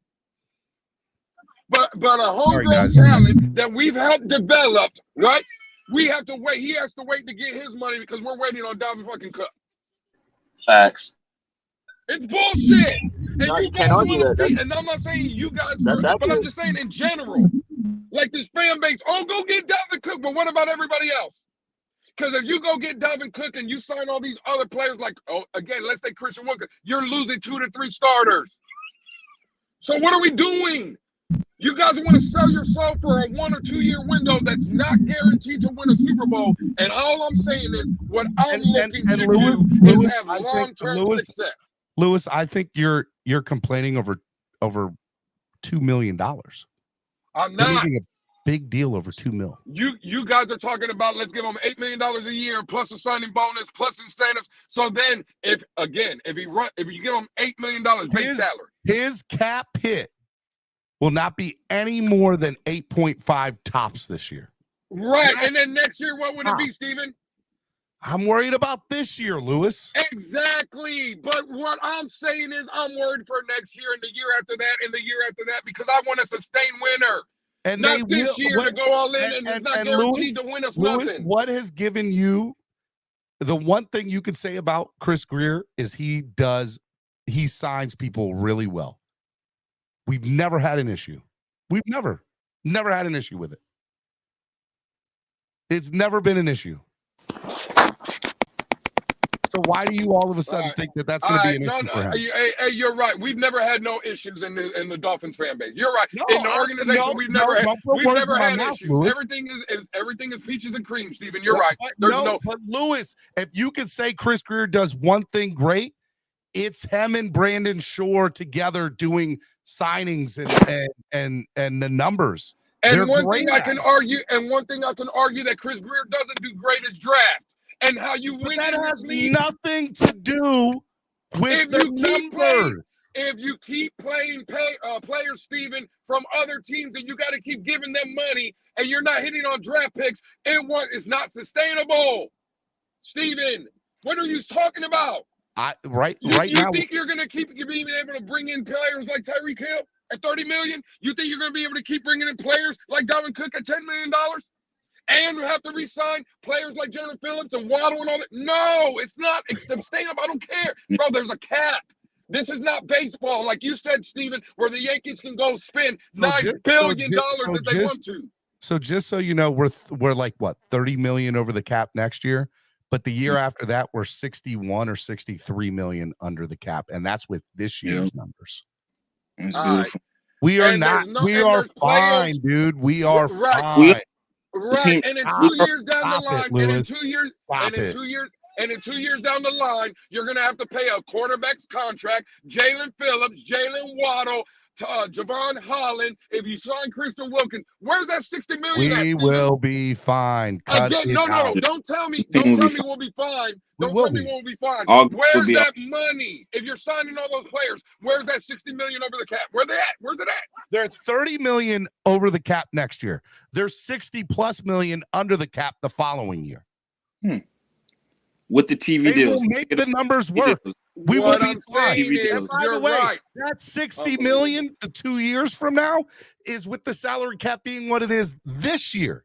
We know that it's going to go up next year, and we can probably safely assume it's going to go up the year after that again. We will be fine. I'm not worried about the number. You want me to be worried about how we draft? Fine, I'll give you that. I'll take that. But that's not what this is. This is about making the numbers work so that you can have a Super Bowl contending team over the next 2 years. We will do that. Let me ask you this. And I have every faith in Greer that it will get done. Because Greer has never once shown me that he can't get it done when it comes to numbers. Not once.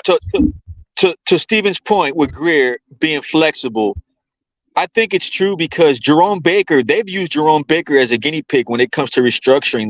That guy has been a saint taking pay cuts with his team. And I think they're going to take care of him in the long run for doing so. I think if he performs with the defense, if he stays healthy. Cap, after you finish talking, just put yourself back on mute. Getting a lot. Okay, I think Wilkins will be the same guy, guys. I think he'll be like real loyal. I think, look, take care of the team. You take care of me later. Yep. And by the way, that's exactly how I see the Wilkins thing playing out right now. Next offseason. He will be taken care of next offseason. He understands that, and it will work out fine. We don't have his rights next season unless you franchise him. You don't think they're going to franchise tag him? Come on, bro. and that number is 20-something million. Fine. If it comes to that, so be it. Aaron Donald's getting 30. Aaron Donald's getting 30. But Aaron, you know what? This is what I'm talking about. You know what? Never mind. Y'all got it. Y'all gonna make Lewis snap. Lewis gonna snap. Hey, bro, it's Walling Out Wednesday. Snap, Lou. You got it, bro. Snap. Fuck it. I'll be. Well, number that's one, where the market's at. Bear jar. But I will say this. I'm so sorry, my bad. But I will say this. But I will say this, Lewis. I think you're freaking out for no reason. No reason. None. You want to get mad at how we draft? That's fine. No. I don't care about no draft. I don't care about the money being spent. You guys are right. I swear to God on everything I love, I'm going to be up on these damn panels, and I'm going to be lighting everybody's ass up on fire that just wants to sign everybody and bring everybody in and screw it. Let's go all in for this year. And if it doesn't work out, God forbid, if it doesn't work out, I'm on y'all's ass. Because of when 2 years from now, when we're going to have to tear this whole shit down because we didn't get what we want, but we got all the players that you guys wanted, and we have to be in another rebuild and this dumpster fire of an organization again. I swear to on God, on everything I love, I'm on y'all's ass. And that's what it is. Y'all are trying to tell me, let's sell out everything, right, for a 1 year guarantee. What happens if we don't win it? Then what? I'll say this: if we try again next year. Well, hey, dude, no guts, no glory. That's that dumb nonsense that this fan base be talking about. Just try again next year. So what about the Eagles? What about the Eagles in San Francisco? Are there dumpster fire organizations? They're trying. I don't give a damn about the Eagles in San Francisco because I'm not a fan of their team. I don't give a shit. That's what our problem is. We're always talking about San Francisco and Philadelphia. I don't care. I don't give a shit what you think, Wild Dog. To be honest with you. Okay, you're cool. I don't care what you think. Calm down. It's easy though. Nah, bro, it's bullshit already. You're over. You're over. Lewis, I don't want. I got to. You're over the swear jar. You're at like $11 on your. We're talking football, man. You're $11. Lewis, stay in the back, but you're at $11. And that's probably Wednesday's not supposed to have any swear jars, Steven. What are you talking about? That's a thing. Yeah, I thought Wednesday was walling out Wednesday. I thought the swear jar was listed on Wednesday. You want him to have a swear jar? He could pay $25 and have a swear jar pass. We're talking Dolphin football, bro. Come on. You want there to be no swear jar? Somebody donate 100. I'll say no swear jar for the rest of the day. Come on, Steven. That's cap, bro. You can't do that, well, dog. not Wednesday. You're probably gonna end the show like in 20 minutes, probably, bro. Somebody donates 100. I'll stay on till 2.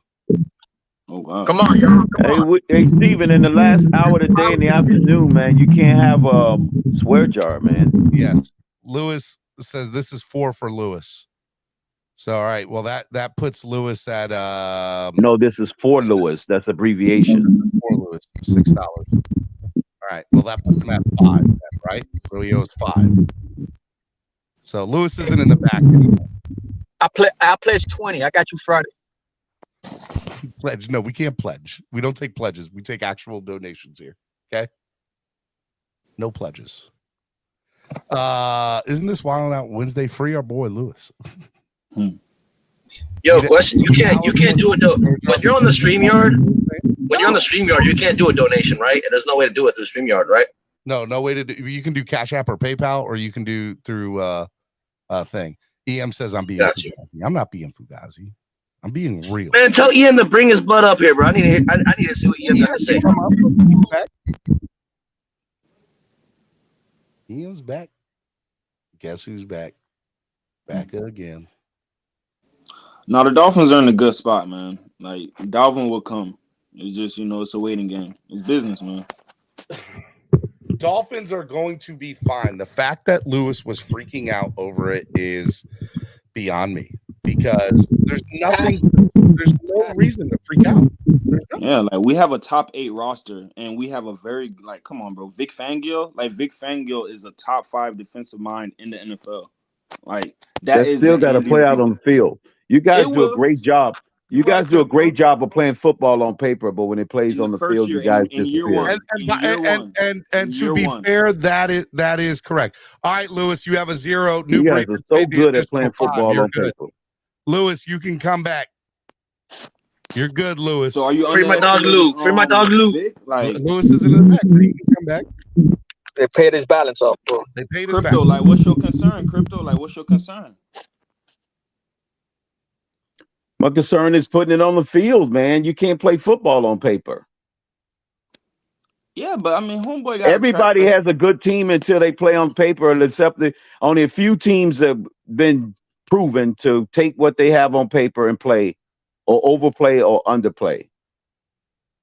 Yeah, but like, why? My concern is it's not going to translate on the field. That's a valid concern. What has told you it's been that way for 20 years. But what's showing you that? Like, the time is now. Fine. If you're going to tell me the time is now, it's Super Bowl of freaking bust. So, but no excuses.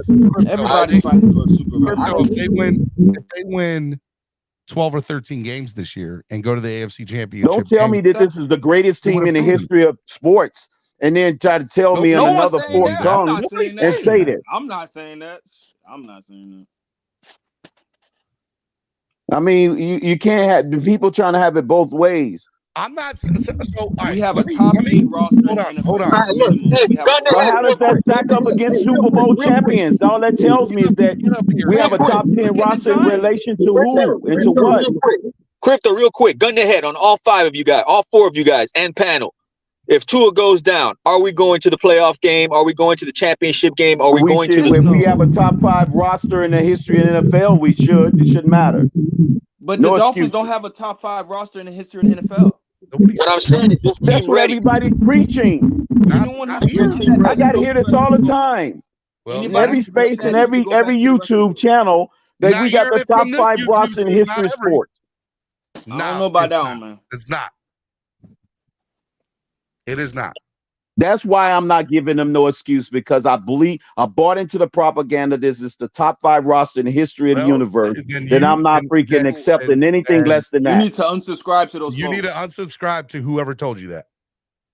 Well, that means I'm unsubscribing to the Dolphins community then, because that's everybody in the community. Have I said that? You never once. The way you make it, the way you've been preaching. No, sir. I've said that this is a top 10 on paper roster right now. On paper, top 8 right now, all time. No way. You got to prove some stuff. Come on, man. Yeah, but to Crypto's point, he does go on a lot of panels and says the same thing, and the same answer comes from every guy. No, I don't say that. Where do you hear that from? It's like, then who? All of a sudden now nobody's saying it, right, Crypto? Yeah, but right. Last week did I not go and grade like 5 teams on paper? And the Dolphins were the lowest, I think, out of the 5 teams that are, or one of them. You did that, yeah. It was still high. I said it. Top 8 You roster, graded right? who? You graded who, Steven? The Bills, the Jets, Chiefs, the Eagles, Patriots, the Chiefs, and the Eagles. And the Dolphins, I think, had. Oh, you're talking about what what they did in the offseason. You graded them. Well, I graded just roster their from top to bottom on paper. Yeah, top to bottom. And I went through positions, and I graded out for A, B, C, D. Where I think Larry already did that. He did. This is the second year in a row he did that. Well, like he said last week, a lot of people skew the rosters. You got to be the top 10 at certain skill positions. I have it right here. I have the Dolphins at A-, the Jets at A-, the Chiefs at A+, the Eagles at A+, and the Bills at A+. Their rosters as the Bills. The Bills probably is not an A+, but we did go through. I want to know how you got that A- for the Patriots. Oh, the Patriots. We didn't do the Patriots. Oh, I thought you said Patriots are A-. My bad. I thought we did do it, but I said no, we didn't. So it's Dolphins, Jets, Chiefs, Eagles, Bills. So wide receivers, I have Dolphins at A+. You left the Bengals roster out there? Yeah, I didn't do the Bengals. The Bengals lost some pieces. They lost Right, the safety, the middle real quick, linebacker. we'll just go. But they lost pieces last year. They Hold still on, was in the AFC Championship game. Are y'all listening? That's good. Wide receivers, Yeah, I'm listening, bro. Wide receivers. Dolphins A+, Jets B, Chiefs B, Eagles A, Bills A. Okay? And it'd probably be B+ for the Bills because after Stephon Diggs, but Stephon Diggs is a top 5 wide receiver. So I have them at A. If you have a top 5 wide receiver on your roster, you at least get an A. Okay? So offensive line, I have the Dolphins at C, Jets at A, Chiefs at A-, Eagles A+, Bills B+. Tight end, I have the Dolphins at B-, Jets at C+, Chiefs at A+, Eagles A-, Bills B+. I want to say the Dolphins for the tight ends. That's a little high, bro. The tight end room is not on par with the rest of the league. B+ tight end room. Dolphins have like a D+. The Dolphins technically is a C on a actual tight end. I had C+, B-, but Yeah, it's not. It's not. I got That's you. probably I the got that's you. probably the weakest part of the offense. Well, Is the tight offensive end group. line is probably the weakest part. But Were you nonetheless. grading on a curve, Steve? Were you grading on a curve? He was The offensive grading on line a would hell be of a more like curve. a C I plus. was so all right. Running backs. Wait, Dolphins, Steven. A B for our tight end room? B minus. I would B love for minus. Steven to be my college professor. My God, that's a crazy grade. Why is the B as a I didn't consonant? say B. I said B minus. No, I don't give. Listen, I don't care if you put a plus, minus, or a division next to Because it. Why is the B the consonant? That's the word question. Because Right. the way that this. So I have Steven, you gonna be my professor, man? I need you to grade my term paper. Man, what are we talking? A B? And I'm sorry, I'm coming in a little hot right now. I'm coming in a little hot because again, I'm a little hot from all the nonsense I've been listening to prior. I wrote C plus B minus because Jason and I couldn't decide. C minus. C plus or B minus. Try C minus. I don't know, man. That tight end rule is a little bleak. C minus. Try that. What is our tight end rule a made little of? thin on the tight end rule.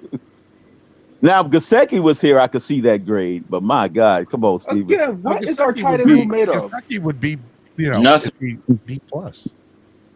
No. Running Gesicki is the only thing that put it in the B category. What is our tight end rule made of that gave it a B minus? Yeah, that's kind of so I'm going based on the blocking. I think that they're great blockers. Eric Saubert, great blocker. Durham Smythe, I think. Team-wise, that's what he's saying. Yeah. Durham Smythe, I think he fits. This is roster. No. So how they fit within the roster. Eric Saubert, whatever, is a reject from another team. Okay, he's not a reject. Did other I'm teams gonna say reject, but he ain't that great. Is he a pass? Did he come from another team? No, that's not. Did he come from another team? If the Dolphins wanted a pass catching tight end, they would have kept Gesicki. They did not want that. So they wanted a blocking tight end that can't catch. No, they wanted a blocking. What did you just say? A tight end that blocking tight end that can catch. He's right. What was Gesicki? A tight end that He's can catch. He's a non-blocking that can catch. He was a tight end that was just a weapon. He was a wide receiver. He was a big wide receiver, right? He was a receiver. Go ahead, Steven. Go ahead with your B minus. Go ahead. I see we have our Homer hats on today. Go ahead. Running backs: Dolphins B, Jets B plus, Chiefs A minus, Eagles A minus, Bills B minus. So how do we give our running back room a B? I mean, I think Raheem Mostert and Jeff Wilson and Devon. If it's a B minus, then that's not good enough. Why we need Cook if we got a B minus grade? I mean, that's what fans are calling it a B minus because they feel like we don't need Cook. All together, all those running backs don't equal to Cook, but together as a group, they will be good enough on the field.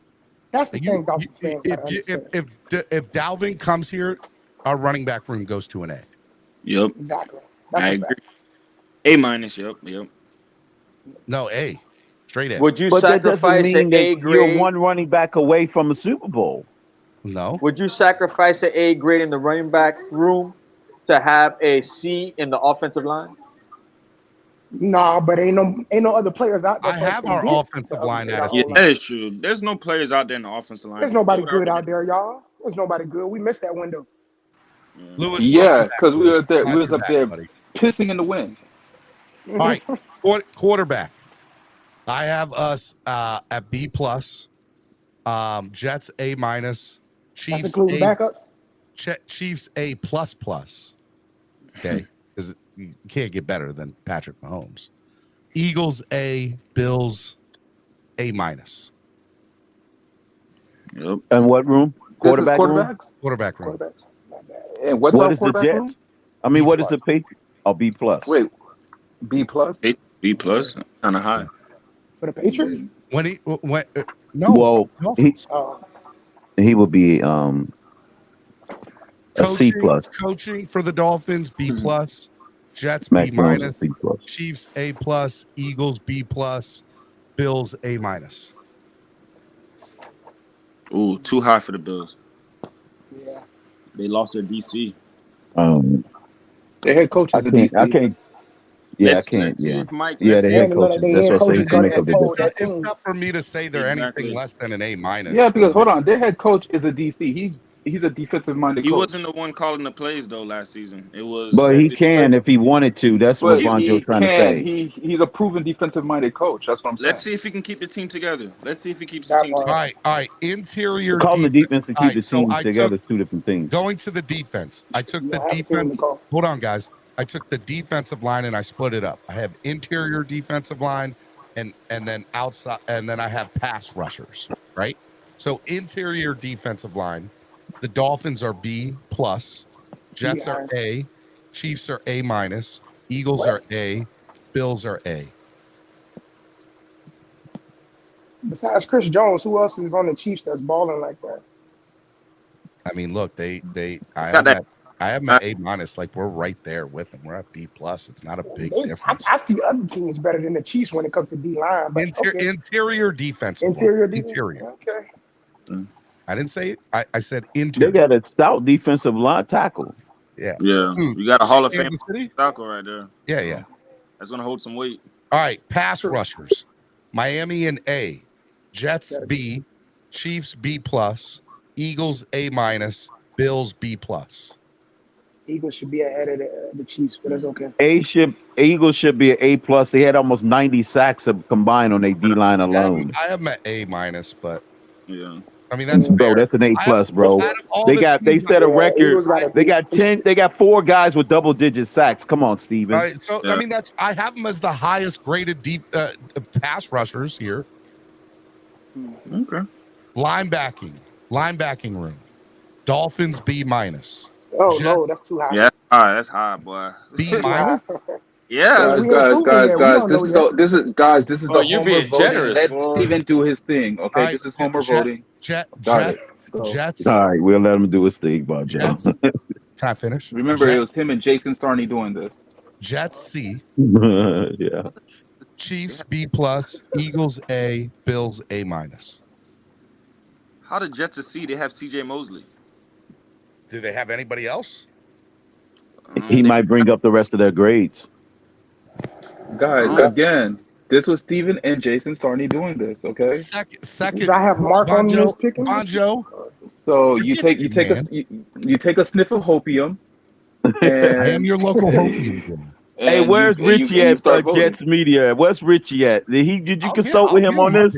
I'll tell them all. All right, secondary. Dolphins A plus. I think the Dolphins have the best secondary in the NFL. Jets A, Chiefs B plus, Eagles A minus, Bills A. Okay. So they right around the same range is what you're saying. The secondary is almost on par with each other. I don't think anybody has a better top to bottom than us. No, they I don't. think Jets have an A. Maybe It's just close enough in range is what you're saying. The range they're really is not. close. I mean, the Chiefs, I have the lowest grade up here, and that's a B plus in the secondary. Right. So, and then like I said, my total Nobody's for a the D Dolphins, right now. I have B plus, A minus, Jets A minus, Chiefs A plus, Eagles A plus, Bills A plus. So I have, and I probably should have the Bills at an A if I'm honest. If Mark told you to, you would do it, but no, don't do it. I don't have them. I shouldn't take them at an A plus. It should be an A because they never got one A plus on their report card here.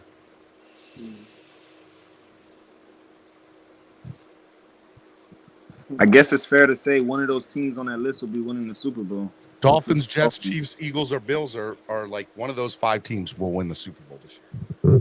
I'm very confident in that. And Dolphins. It's Dolphin season, man. Yeah. Dolphins window is the next 2 years. I think they get it this season coming up. You guys think everything goes so right. Vonjo, you think I'm really being a homer with some of this? Where would just Vonjo? We all kind of agree. All right, so let me ask you guys. Where I would was gonna say, I'm not the only one that has this sentiment. No, right? no, you just were the boisterous with it, but that's fine. I'm the one with the megaphone, but there was a crowd of people behind me. I wasn't trying to call you out like that. I was just you haven't talked a lot today. I was just trying to involve you more in the conversation. All right, tight end, where would you guys say the Dolphins tight end room is? On a Let's see grading minus, scale. man. On a C. grade, on a school grading A scale. C. Let's see A C minus. minus. A C Damn, I disagree with minus? Crypto. Yeah. C minus. Really? What? Yeah, man. Yes. We have Really? nobody that can clutch Wait a like minute, that. hold We don't on. know yet. I stepped away. What was this room again, Steven?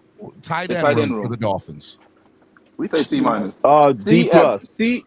What? The tight end room? Crypto.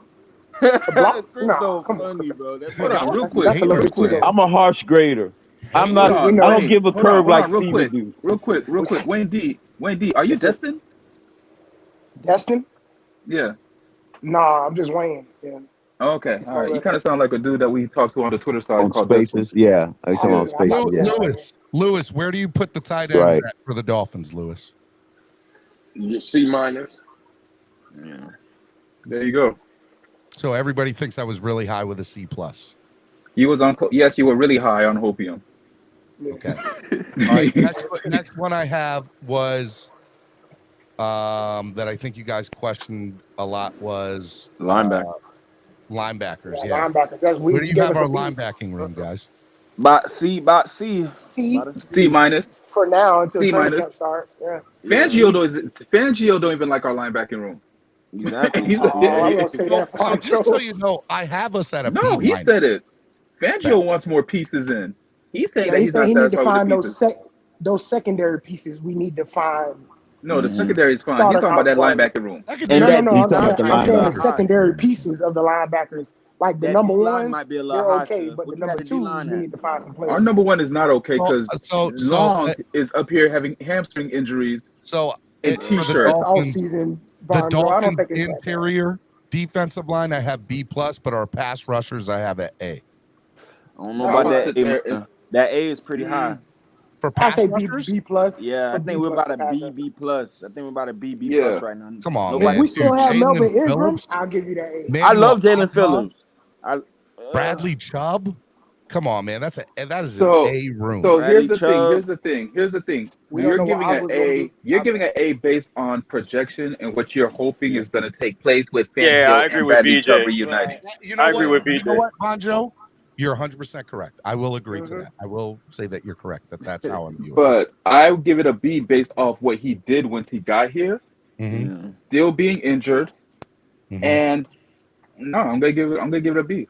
Okay. And you know what? I have no. You called me. You didn't call me out, but you saw it how you see it, and I see it the same way. You are correct. Are you guys okay with me saying the secondary is the best in the NFL? Hell yeah. I'm not gonna argue that one. Without injury. Yeah. Without Best injury, we secondary are. in the NFL. Dolphins, Yeah, right? Kader Kohu. You feel Yeah. me? We stacked a little bit. I mean, if Trill Williams come back and give us a I would little say- bit, I would say that's our scary best enough. room. And by That's the our way, best Bonjo, room. to be fair, the whole concept of this Trill Hill, was my bad. how I view it on paper. Like on paper, how I view it. Don't tell Crypto that.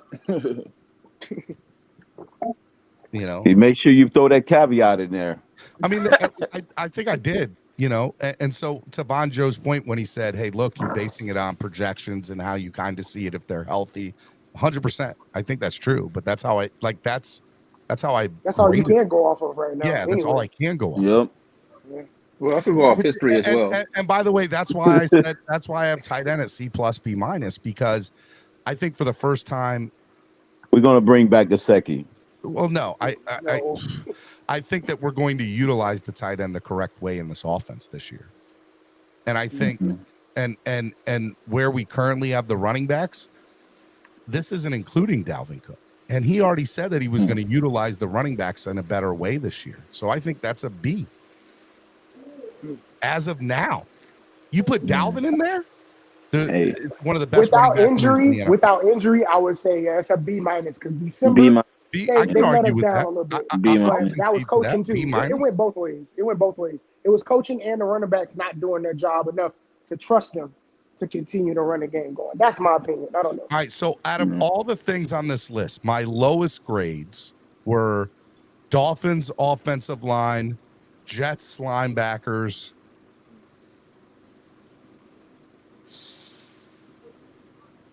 Bills running backs.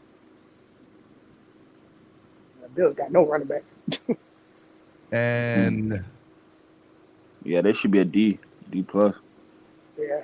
And the Jets coaching staff were my The coaching lowest staff for grade. the Jets, that's a little bit too low for the Jets because they're coming up. I won't say they're gonna do something amazing this year, but they did show promise with that defense last year. I think Dolphin fans can say that. I have the Jets tight end room bad too as well. C+ there. Yeah, they have a bad tight end room. Don't have nobody. They tight end room worse than ours. Yeah. So, you guys said I did this with a homer hat on. I think I did this, in my opinion, very impartial. What you had the O-line room at? Ours? Yes, mine. C at best. And I think that might be a little bit of a stretch. Yeah, no, that's good because we don't know what they're gonna look like right now. In year 2, we're hoping they look good. That's the opium. But that's right. That's a C. Yeah, a C+. It's about fair because we don't know. Teron I'll give it a. Maybe I would give it a C. But are you okay with me hold on, putting? I'll give- Are you okay with me putting the Bills quarterback room at A-? I think that's a little high, bro. I don't like. You said Josh cornerback. Allen's not like that. quarter. Josh Allen. Josh Allen. He's not like. I that. would give their quarterback room a. So I would give it a B. The quarterback room, I would give it a B+. And this is the reason why. This is the reason why. Josh Allen came out himself and said, "Hey, I do not want to throw. I don't want to run the ball as much. I want to start throwing the ball more." I don't know what that looks like. One thing I do know about Josh Allen is that he will throw the ball to the other team if you let him throw it enough. Please do. So all right. So the highest grades on this paper I have: Chiefs quarterback, Dolphins secondary, and Chiefs coaching staff. Yep. Dolphins wide receivers. And I don't know if I have anybody else at an A+. The Chiefs quarterback room. Oh, Chiefs tight end room. Yeah. I had the Chiefs quarterback room. Okay. Don't forget the cheerleaders. Don't forget the cheerleaders. Oh, we got the best cheerleaders. I have the Eagles offensive line room at A+. Yeah, A+. Yeah. Guys, I'm not far off. I think you are agreeing with 90% of what I'm saying. Whoa! Not 90%. You did good. I think you are. You're good. Not terrible, but it was good. I'm agreeing with like about 70 to 80. 75%. Yeah. Yeah. There's some hard editing going on right now. Now, when we get Dalvin Cook, we're gonna be number one. Some hard editing involved, or if we get Dalvin Cook, I'm sorry. No, we will. The most mediocre, or not mediocre, that's the wrong word. Lukewarm, say that. Is the Bills. Because I feel like they're on the downside. They are. Yeah, they're going to implode soon. I feel like they are. And I'm not trying to be a homer. I feel like they're not going to be good this year. They're not going to be great. They're not going to be as good as they were the last 3 years. What's going on, Batman? Were you at work? They wasn't good last year, but it's okay. You feel me? Batman, they you there? almost let our first year rookie beat them in the playoffs. They ain't that good like people thought they were. They're not who they thought they were. Bro, they peaked. Buffalo peaked. 2 years ago, they peaked. 2 years ago. Exactly, fam. They lost their DC. They lost their middle linebacker. They lost their RB1. You feel me? Their safety was going to come to Miami. You know? Josh Allen and Stephon Diggs are now on the same page. Like, come on, bro. It is Dolphins season. I'm here for it. I love it. I don't know how many other Dolphin fans are here for it, but let it happen. We finally got the Patriots to implode and lose Brady. Now it's time for Buffalo. Hey, Dalvin Cook 15 minutes ago tweeted that he declined a visit on a Pat McAfee thing, and people are thinking that he declined a visit like he was saying it in reference to the Jets, that he declined a visit to the Jets. I'm telling you, bro, it's Miami, bro. Why do I need to be taking visits, doing all that? I'm just trying to train and get ready for Miami. I think that's now, cool. One thing I can agree on with Cap and Lewis is let's just hurry up and get it over with because the talking is getting a little annoying. The fans are getting restless. It's getting annoying because the fans are getting annoying. That's really what it is. It's not annoying to Dalvin or to the I'm gonna tell you something, man. I'm gonna tell you something, man. When Colin Cowherd all of a sudden ended up turning face and saying that he was going to end up going for the Dolphins to go all the way, that right there told me he knew something was going on in Vegas. Just like I think somebody knew something about the situation with Tyreek, you know, with that prop bet about him going to different teams, that prop bet was taken off in Vegas as well. I think this is already a done deal. I think everybody knows it right now. That's why the media is starting to turn this. Cap, I have to agree. I think the biggest the biggest tell is that Vegas stopped taking bets. If Vegas stopped taking bets, I think it says a lot. Why do you guys think? I think we can all agree with Steven's list, right? That the secondary for Miami is one of the best in the league, or the best in the league, right? We all agree on the best in the league, top to bottom. Okay. Hey, Steven, I gotta get to a meeting. I love you, brother. Good to see you, man. All right, take care. Okay, Bonjo. Why do you guys think that is? Why do you think Miami went and loaded up in their secondary? Well, I think so. I'll answer first, and then I'll let you guys go.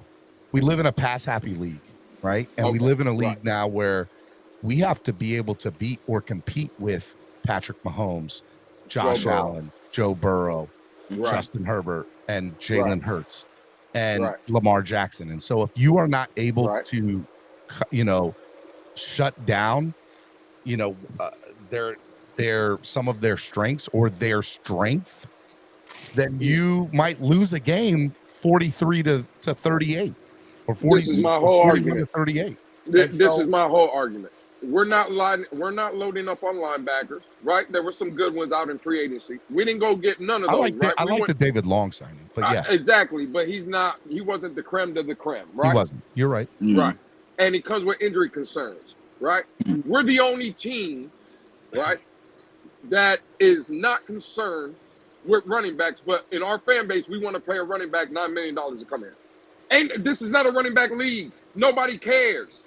Nobody cares about the running backs except us. Again, that's where we're bidding against ourselves. The reason why Miami is loading up on secondary, right? Because they know they're in the playoffs. They're going to have to face Patrick Mahomes, Joe Burrow, Josh Allen, a passing team, right? Did we load up on linebackers when Cincinnati has Joe Mixon? Are we loading up on linebackers to stop Joe Mixon? No, we are not, because the running back room and the running backs around the league are devalued. So again, my point of what I've been trying to tell people, why you need a $9 million running back? For what? Because he's different. It's Cook. That's the only thing. All right, so again, Derek, I got your answer. Lewis, let me break this down for you a little bit. How many championships has Derek I got your answer while we loaded up on the second. I got your answer.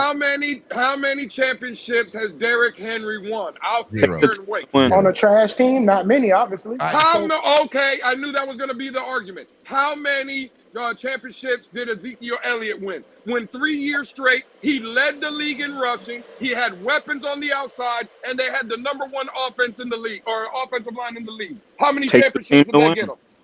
You said the #1 offensive mind in the league?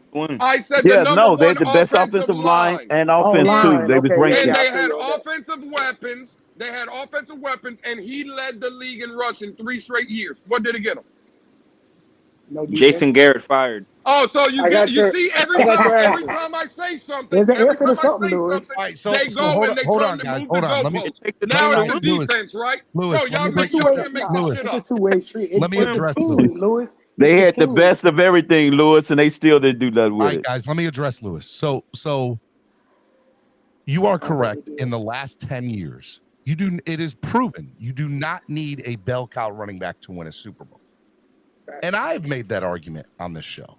Okay, I have said as much. But what can't be denied is that a player helping your team to get to the next level. And in this particular situation, it does happen to be the running back situation. And Dalvin Cook does happen to be that player. And if you can... So you don't think Dalvin's going to be a bell cow if he comes here? You don't think he's the man? He won't have to be. I was going to get to that. If he don't have to be, he will fall apart because he needs 25 carries or more to be effective. He can catch the ball too, guys. Hold on. You're right. He catches the ball out of the backfield. Yeah. I think an intrigued thing for Dalvin is I don't have to carry the ball 25 to 30 times. He won't. To be effective in the running game, he does. Why are you paying him $9 million? In this run game. Why you want Not to what I pay was him kidding. eight? Because if we get Exactly. it, Why you Because want of to pay him Tua, eight, that's why. $8.5 million? Because Tua is well, as of right now, think Because Tua is that's the the third first market guy. name, value, and we guys. need We don't somebody want to to pay him protect that, Tua. but that's the That's why. market value. It's That's Tua. not the market value. Just because they put it out there, that's not the market value. I well, don't care what I have, Spotrac I says. mean, If I the have, if the Lou, I I market have. feel value you, was but it that, he kind of would have had is. that money. All right, but Lewis, I have multiple answers for you, right? Like it's not just any one thing. It's the insurance for Tua, right? If Tua goes down, if I need to rely on Dalvin for 25 to 30 times a game, I'm I able killed to. that narrative. Yeah, I It's killed that even with narrative Tua yesterday. though. It's to help protect Tua. No, It's to it's let not. defenses off. Yes, it is. Yeah, it It's to was. If you get have a good run defenses game, it off protects the balance. It's quarterback. not. No, again, have a. this is the about point Tua, right here. man. Again, I killed that. It's I not killed that protecting narrative Tua. Here's yesterday. another You argument. might It have thought you overcomes. killed Mostert is It good in over. protecting Tua. It's not about protection. I'm not talking having a about talent like protection not that Dalvin guy. Cook. I'm talking about Having a keeping talent like defenses Dalvin off Cook balance. Mostert does that as well. Shadow. He's Not good fast enough. enough. Will No shadow I got defense you, is somebody. Steven. scared of I Mostert. got you, No Steven. defense I is got you, scared of Steven. Jeff Lewis. Wilson. Ain't no This what defense is this scared of what Dalvin happen. Cook. If you get In the Cook, backfield. if you get Cook, Yo, it'll No, take they're the not. ball out That's of a Tua's myth. one hands. mic. That's what. One mic. My bad. If you get Cook, it'll help take the ball out of Tua's hand, which is what most Dolphin fans who don't like Tua that much actually would want to happen. You get a better Thank running game, I don't want and No, that. then you that. want it in his hand. What are you talking about? But I don't Because he's want a what we're that. rhythm saying, quarterback. what we're saying You is put it'll be a more better pressure on him to balance. perform because it's less touches. No, it won't put that won't put It pressure on worked in Tua. the That'll make opposite. it It easier could for work him. and it could backfire. It could in both ways, And Crypto. it But if you think backfire about on a it, rhythm type quarterback who's been sitting there relying on somebody else when he's not throwing the ball in rhythm and timing. It's going to throw his game off. You're going to put more Thank pressure on him you. to perform at the moment. okay, but football is not like basketball, like the hot hand. It can be, but it can't be at the same time. But Like when you have a rhythm type quarterback like Tua, he needs the ball at a certain percentage. That's why I kept advocating 60-40. But we're still going to be a passing team. Y'all act like Cook is going to be doing 25 plus carries. We just need about 16 carries out of him. 16 carries. We need a home Then run we don't plus. need him then because We only what we're saying is Mostert can perform the 16 that's carries worth as well. $9 million. Get in the end zone. Defenses are not scared of these guys. They will be Hey, scared Chase of Cook. Edmonds You was only worth could be $6 scared million of and he one did person shit. at a time. As long as Tyreek Oh, Hill is sorry, on his Steven. team, Swear to God. newsflash, he will always be the number one guy that defenses are afraid of. Bottom line. You can be scared of multiple guys. I'll give you a good example. No, that's the multiple guy you can be focused on. You only can focus on so many. All right, Crypto. It's only one football. All right, Crypto. Leonard Fournette is a great example. Leonard Fournette was the bell cow in Jacksonville, then went to Tampa, and he didn't need to be a bell cow. Now he went to the Rams in between there, but by the time he got to Tampa, he just needed to be somebody that was an insurance policy. Which is, by the way, if we don't get Dalvin, I would love to see Leonard Fournette in a Dolphins uniform if Dalvin doesn't happen. Yeah. What did Leonard Fournette? Y'all love following. Steven, can you look up what Leonard Fournette was making in Tampa? He's only played for 6 years in the NFL. No. I'm talking about his money. It was like $2 million. Oh, okay. So he was a complimentary piece, like you just said, Steven, in Tampa for $2 million, not for $9 million. Yeah, $9 million. See, I agree with Lewis when it comes to the money part. We shouldn't have to pay a running back that much, but at the same time, the man You shouldn't have to pay a running his back that family. much in the passing league. Exactly, but at the same time, what was kind of crippling us last year in our team that would finally had a passing game? Coaching. What could we not fully do last year? Because I agree, situational coaching, the running back, rushing touchdowns, rushing touchdown as well, Batman. Because we'd have scored a lot of rushing touchdowns that could have made a difference as well. Okay, now Lewis and Crypto, don't get caught from behind on a 70-yard scamper. Isn't Moser and Jeff Wilson's Mike McDaniel's boy? That's their boy, right? They came from the same team. If he wanted to go get Cook and they're still pursuing him, he's not saying that's an indictment on his guys. He's saying that they just can't get it done the way he wants his offense to get done. We're not saying Cook is going to come here and have to be the bell cow. It should be running back by committee, but Cook only just makes that running back by committee a super running back by committee team. And that's all some fans really want. Now I agree with Lewis when it comes to But the money. the fans are We should wanting have to that, pay him acting that. like it's a need. It's not a need. And that's the thing. It's not a need. We have a fine running back core, especially with a chain here. But let's keep it 100, guys. Moser, Jeff Wilson, a chain, Gaskin, all of them don't even equal to Cook. But we still can get the job done with those guys. You're saying that now because Cook has got a lot of tread on his tires. You don't know if he can break down at any moment. Everything Wayne is D, we don't know. Hey, Wayne D, let me ask you a question. Right? Go ahead, boss. Dalvin Cook is the answer, right? He's this I didn't say legit guy. I don't say he's the answer, but I think he's a Wayne great was saying. I don't think Wayne is saying that he's the answer. I will there's a lot of people. There's a lot of people. Steven, I will say. Hold on, Lewis. I will say. Okay. That he can be part of the solution. Perfect. Exactly. And he can be part of the solution. Steven, you were in that blistering hot sun sitting with me at Hard Rock Stadium. Does 13 carries for 25 yards and 3 quarters sound like the answer? Because that's what Dalvin Cook had against the Miami Dolphins. He had 13 carries. He had 13 carries for 25 yards and 3 quarters. But he didn't have a Tua. This is that bullshit. You see what I'm saying? Tell him that, man. This is that cap. It's cap. Y'all are talking about a guy, right, and making it seem like it's an absolute. Hold on. Let me ask you a question. Let me ask you a question, Lewis. We all agree that Gesicki is probably talent-wise top 10 tight end in the league. Hands-wise, yeah. Catching. Yeah. Right. Yeah. Okay. But we all agree that he did not fit well in the system. Right? I don't agree with that. I agree the coach didn't create enough opportunities for him in this system. Okay. It goes both ways, right. Lewis. Neither here or there. He didn't put good work in, and the coach didn't put work in. All right. So again, semantics. Yeah. He was never utilized properly in this offense. Is that a fair statement, Lewis? Is that a better sentence? Yeah. Yeah, but we blame him first. But we blame him though. No, I'm not blaming him. I am not blaming him. I actually think he's going to have a big year in New England. If anybody can throw him the ball, that's to be determined. But what I will say is, what I'm hearing from you is that you don't believe Dalvin is going to be a good fit here because we're not going to utilize him the way he needs to be utilized to be effective. Is that correct? Well, Crypto did say that. Lewis, is that what you're saying? Well, it's a I didn't hear the statement, Stephen. Can you say it again? Are you stating that in order to utilize Dalvin effectively, in order to make it worth him 25 to 30 times a game, and if we're going to pay him that $8.5 million, you have to be able to have him 25 to 30 times a game, and we're not going to do that, period. Absolutely. That's right. My whole thing. Hold on, but let me get some pushback. I'm just trying to get Lewis to clarify his statement. Dalvin Cook, exactly, Steven. So because of that, it's not worth it to spend the $9 million because you're never going to utilize him the way he needs to be utilized to be effective. The Dalvin Cook everybody knows and loves in Minnesota is not the Dalvin Cook that's going to show up in Miami. Because Dalvin Cook in Minnesota that be better in Miami.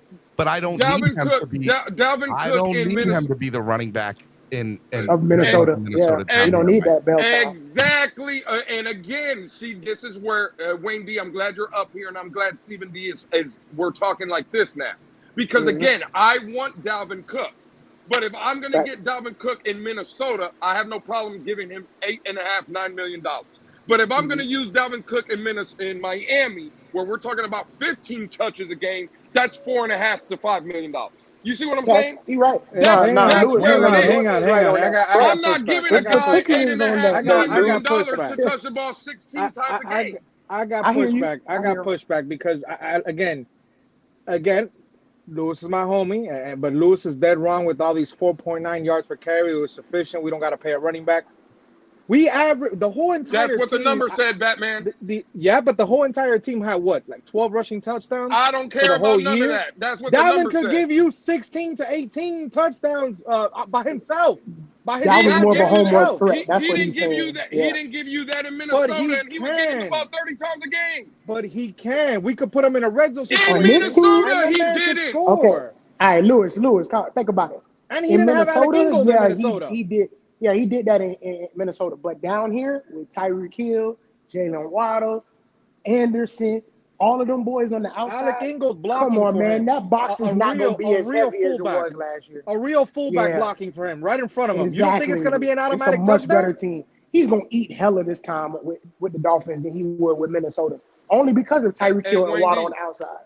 That's just my opinion. Let me ask you a question. Wayne D, let me ask you a question. Mm-hmm. Check this out. Would I be a hater, right, if I said that I want Tua to be healthy all 17 games, right? But if I'm going to play this game, we can all agree Tua's probably going to miss the games this season because that's what he's shown us. Is that a fair statement to say, Wayne D? That's a fair statement because history proves that. Okay, well, check this out. But that's history. You see what I just said? That's history. Okay, we're in the that's future history. now, so we got to look positive. And I'm being positive. Positive. I've been one of the guys saying I believe Tua's going to stay healthy. But if we're going to play this history game, correct? Let me just throw this out at you. Because everybody's saying that Dalvin Cook's going to scare defenses. And he's here. I'm going to tell you about all these light boxes. That only happens if Tua Tagovailoa's on the field. Because you can put Dalvin Cook, you can put Derrick Henry, you can put whoever the hell you want as the running back there. If Skylar Thompson is taking snaps, trust me, that defense is going to show 8 to 9 man boxes. Because no one is scared of Skylar Thompson throwing the goddamn ball. Okay. No one's scared of Teddy Bridgewater throwing the damn ball. So you can have Dalvin Cook all you want. But if Tua Tagovailoa is not playing under center, to Batman's point, we don't have a Tua. If Tua's not on the field, guess what that defense, you think that defense is going to be scared of Skylar Thompson? You think they're going to be showing Skylar Thompson light boxes? No. What they're going to do is say, is Pete listening to this while you say this? I'm just saying. No, I don't give a damn if Pete's listening or not. What I'm saying is, if Skylar Thompson is on the field, Dalvin Cook ain't scaring nobody. Okay, but Lewis, to Newfoundland's point, he said Cook will demand respect against any defense. He won't see 8 in the box because of the wide receivers. He didn't respect. He didn't garner respect against the Miami Dolphins. Our running back room is good, but they don't command that type of respect. Listen, real quick, my reception sucks. Just real quick. Like, I've had that same injury. I've had labrum tears. I've, declined to have surgery. Even with the surgery and the rehab combined, it has to be a minimum of a year recovery time. I know he's ready to play, but once he gets medically cleared, we need to realize also there's going to be a minimum snap count for him. That's to Lewis's point about the amount of money. He was already cleared. He's already been cleared. He got cleared a couple months ago. Now, Cap, the argument with that is your recovery time is different compared to an NFL running back or any NFL player recovery time because they got way better medicine, way better doctors. You know what I'm saying? So we can put that into account. You're not wrong. The trainers also, like with our luck, our trainers might have a different recovery time. That's what I'm afraid of. You get what I'm saying? I feel you. Now, to answer Lewis' question, when it comes to this team and the Minnesota Vikings team, and it comes to money, and it comes to health, when it comes to Dalvin Cook being that same player, we don't honestly know what player we going to get. All we can do, like Lewis just said, is go off of what history has proven. And we don't have to pay him that money, which I agree with Lewis. We better not pay him no $8, $9 million. 6 to 7 should be the range. But when it comes to this offense, our coach, and the way we run the offensive scheme, Dalvin should eat like a mofo who hasn't eaten for years because the running back game is going to be opened up because nobody's going to be heavy in the box. The wide receivers that we got. Just imagine having Cook and A-Chain or Cook and Mostert on the field at the same time, and you still don't know who's going to get the ball out of the other players on the field. That's the respect that Dalvin Cook will get. And that's something that we haven't had in a long time since Ricky and Ronnie. And we should be excited about We've having seen that. light boxes. We've seen light boxes all last year with Mostert, Jeff Wilson and Jr. They didn't do – Mostert had his moments, but they still didn't give us that punch that – like Cook gives you that punch where if he breaks off for 20 yards and get a tackle off, oh, he's gone. Mostert will get stopped every now and then. Not saying it happens all the time, but we don't know that. We don't know that yet, Lewis. We do know that he's faster than all of them. Have you looked at A-Chain's tape? And it was a point made to me last night. And I there was a point made to me on last night's show that the easiest position to transition from college to the NFL is running back. Well, you would think it is, Ain't but got no, that much because to learn. running back, a chain he's building up his weight, so he has to get bigger to be on the NFL football field, not college. Just like I don't Tua care about was. none. I don't care No, about he don't gotta none be of that. big enough. I don't care about none of that weight and size. Their argument was, look at the running back that won the Super Bowl last year in Pacheco. Do you want to pull up his size and weight? It's true. I feel you. I don't care But it's a about none of difference that. between We NFL making weight and college excuses. weight. All right, guys. We making excuses. All right, I won't guys. say Miami excuses, Sports it's Music's points. number No one points in Miami it, fan morning show, Clock Blockers, right here on the Miami Sports Music Podcast Network.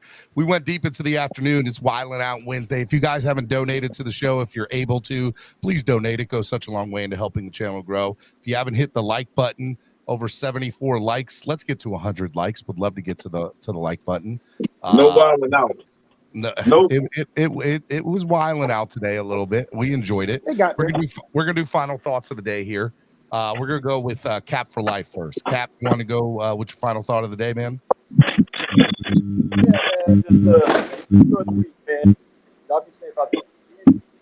Can't hear you, Cap. No, we can't hear you, Cap.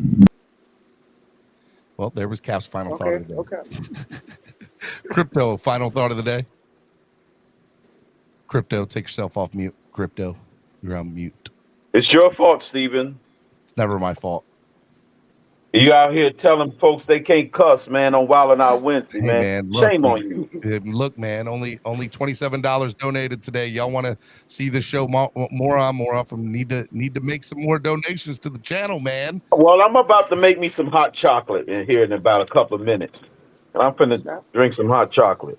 No, you do that. You enjoy your hot chocolate. Crypto, All right. where are you right now drinking hot chocolate? Oh, you don't live in Florida. You're not in Florida. Never mind. I forgot.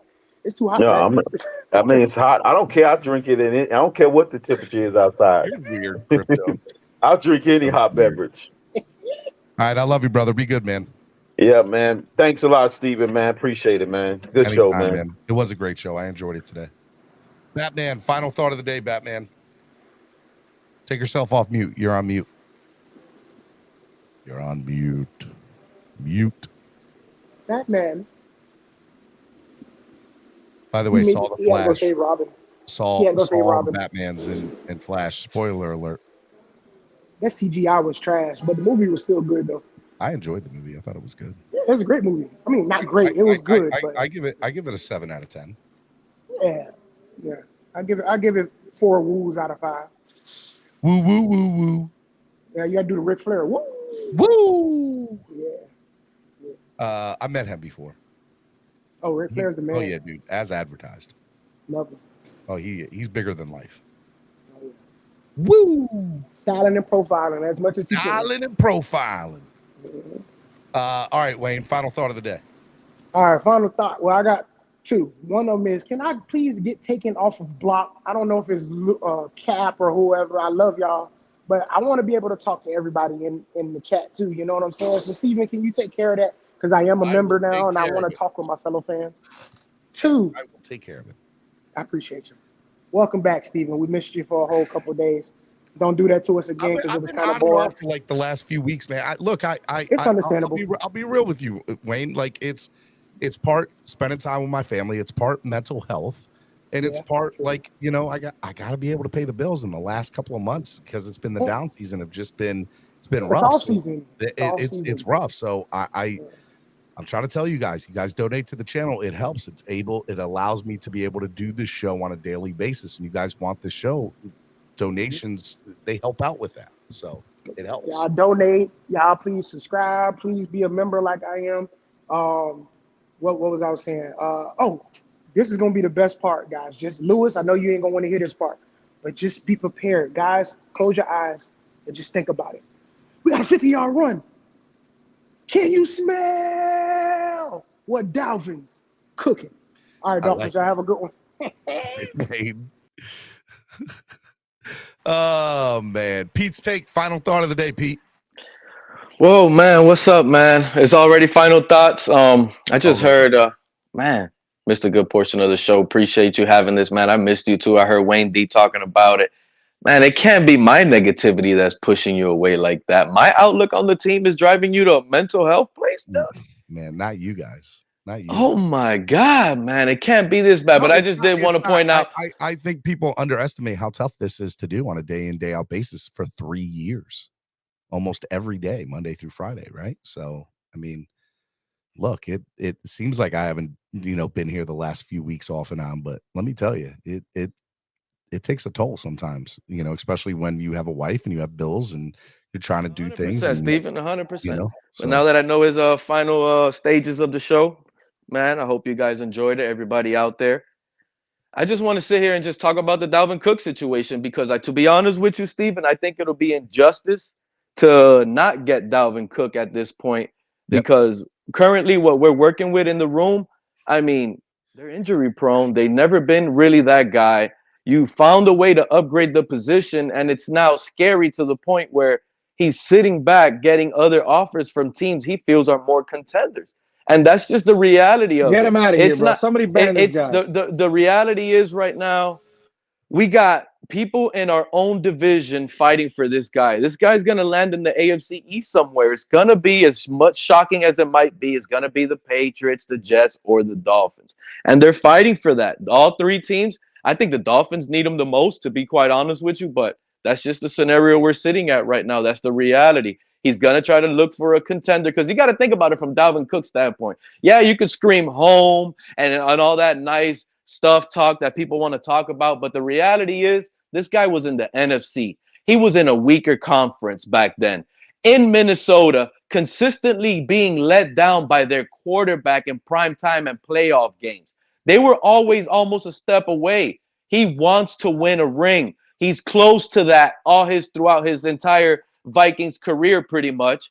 And right now, if he's going to pick a contender, it just seems like he's going to ditch us and go to the Jets. And it sucks, Steven. It really How does. is that because a better contender than us? Steven, that's the part that I feel like sucks, to be quite honest with you. And end up choosing someone that has a better quarterback in their room right now, a more experienced quarterback, a Super Bowl winning quarterback who in one injury riddled year because and he didn't make it. Now people want to dog on him. You see, I think he's going to have the Brady effect that he had in Tampa. He's going to go in there. He's going to carry his veteran leadership. And the Jets right now seem to me like the best bet right now to put your money on to win this division. That's just the reality, Steven. I appreciate you letting me up. Y'all have a blessed day. Catch you guys another day. Trolling Pete. I love you, Pete. Be good, buddy. Just say no. Hey, Steven, you want to go to either my Twitter page or El Capitan's Twitter page? Put up, because I got a new apron coming out, cooking apron. Just bring it up so you can put it and show everybody. Because I've been handing out aprons for about the last month now, Steven. I ain't going to lie to you. I've been handing them out. Have you even seen my cooking apron, Steven? I don't think so. What's your Twitter name? At Come Get Some. Or go to El Capitan. He tweeted it out. Come Get Some.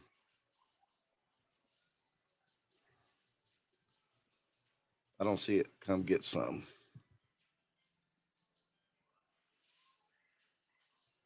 El Capitan. All right, Batman, final thought of the day while I'm looking this up. Can y'all hear me? Yep, sure can. Damn, I can't hear you guys. Yep, we can. Go ahead. Yeah, we can hear you, Batman. Can you guys hear me now? Yep. Yeah, we hear you. Got that Tua service. Keeps on dropping. I was going to say, I appreciate it. There it is.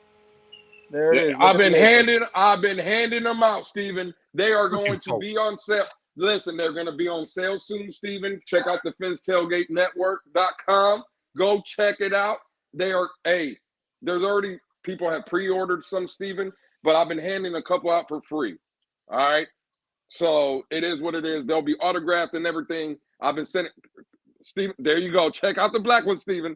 There it is. You want one, Steven? Of course I want one. There you go. There you go. You should want one. I've been cooking you all day today out here too. I'll wear it one day. I'll wear it on a Wildin' Out Wednesday. There you go. I just wanted everybody to see it because, hey, I've been cooking folk out here, Steven. I don't know if you're cooking folk, but, it's neither here or there. EM, get up here for your final thought, EM. Batman, final thought. I want to say appreciate Steven. Thanks for coming back, man. We missed you. It's Tua time. Look, Dalvin came out and said, I want to play with a Tua. He never had that before, despite what color anybody wants to say. He likes what the Dolphins are doing. He says the defense looks tight. Tua looks good. When he's healthy, he's a monster. Hey, Dalvin wants to be here. Miami, just, go from that 4.5, go up to that 6, and Dalvin will sign on the dotted line. You just got to give him that 6. You give him that 6, he will sign on that dotted line. 1.5 more. That's a cut or two we can make. Keon Crossing right there. You could give that man that money. So Dolphins got to stop playing games, man. The guy wants to come home. He's begging to come home.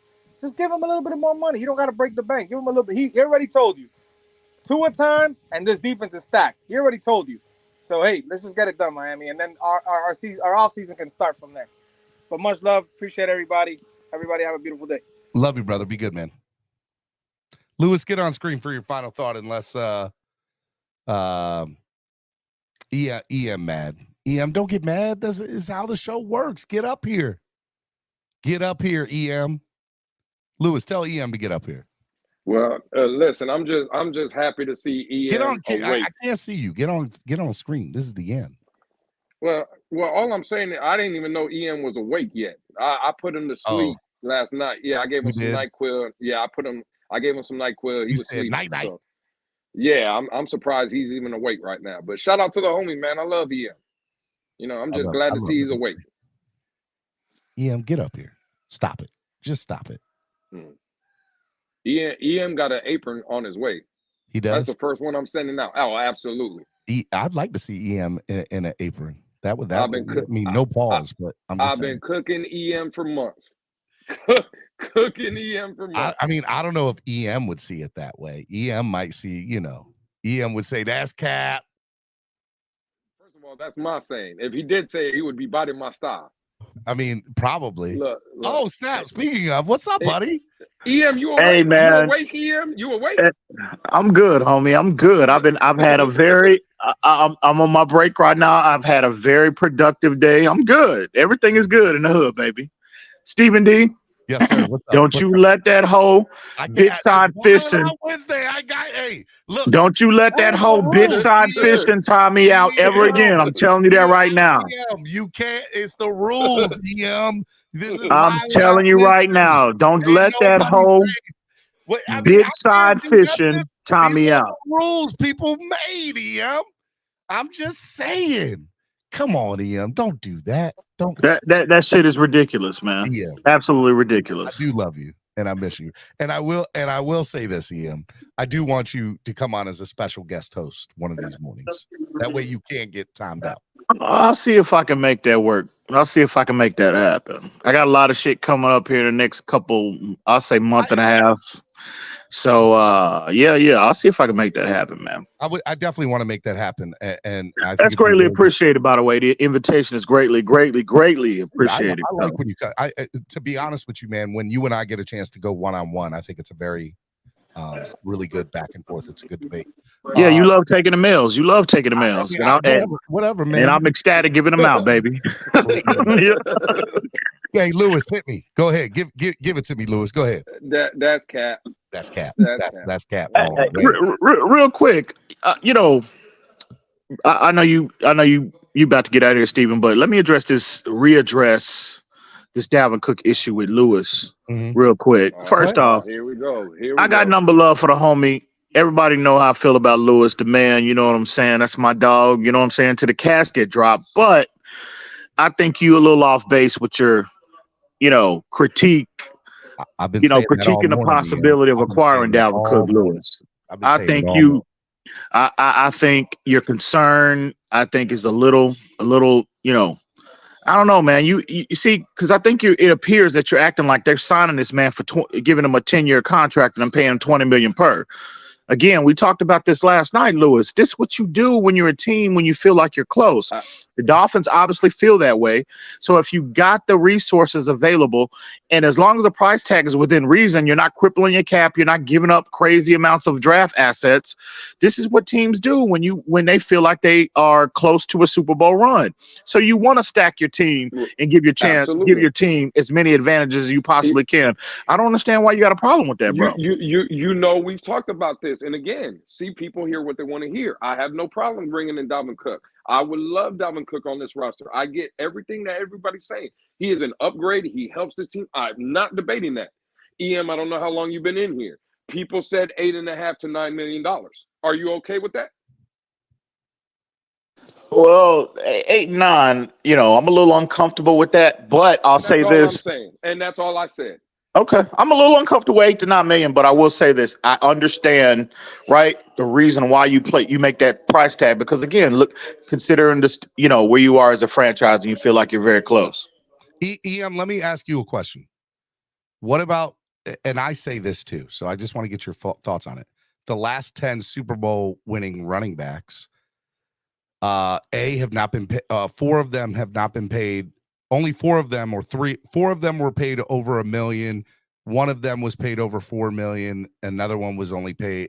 2 of them were paid over $1 million. 1 of them was paid over $2 million, and 1 of them was paid over that might have been $4 million. That's it. In the last 10 years. So what do you say to people who say that you don't need to go out and spend that type of money to go get a running back? Well, listen, again, bro, I'm not saying that you have to do that, because there's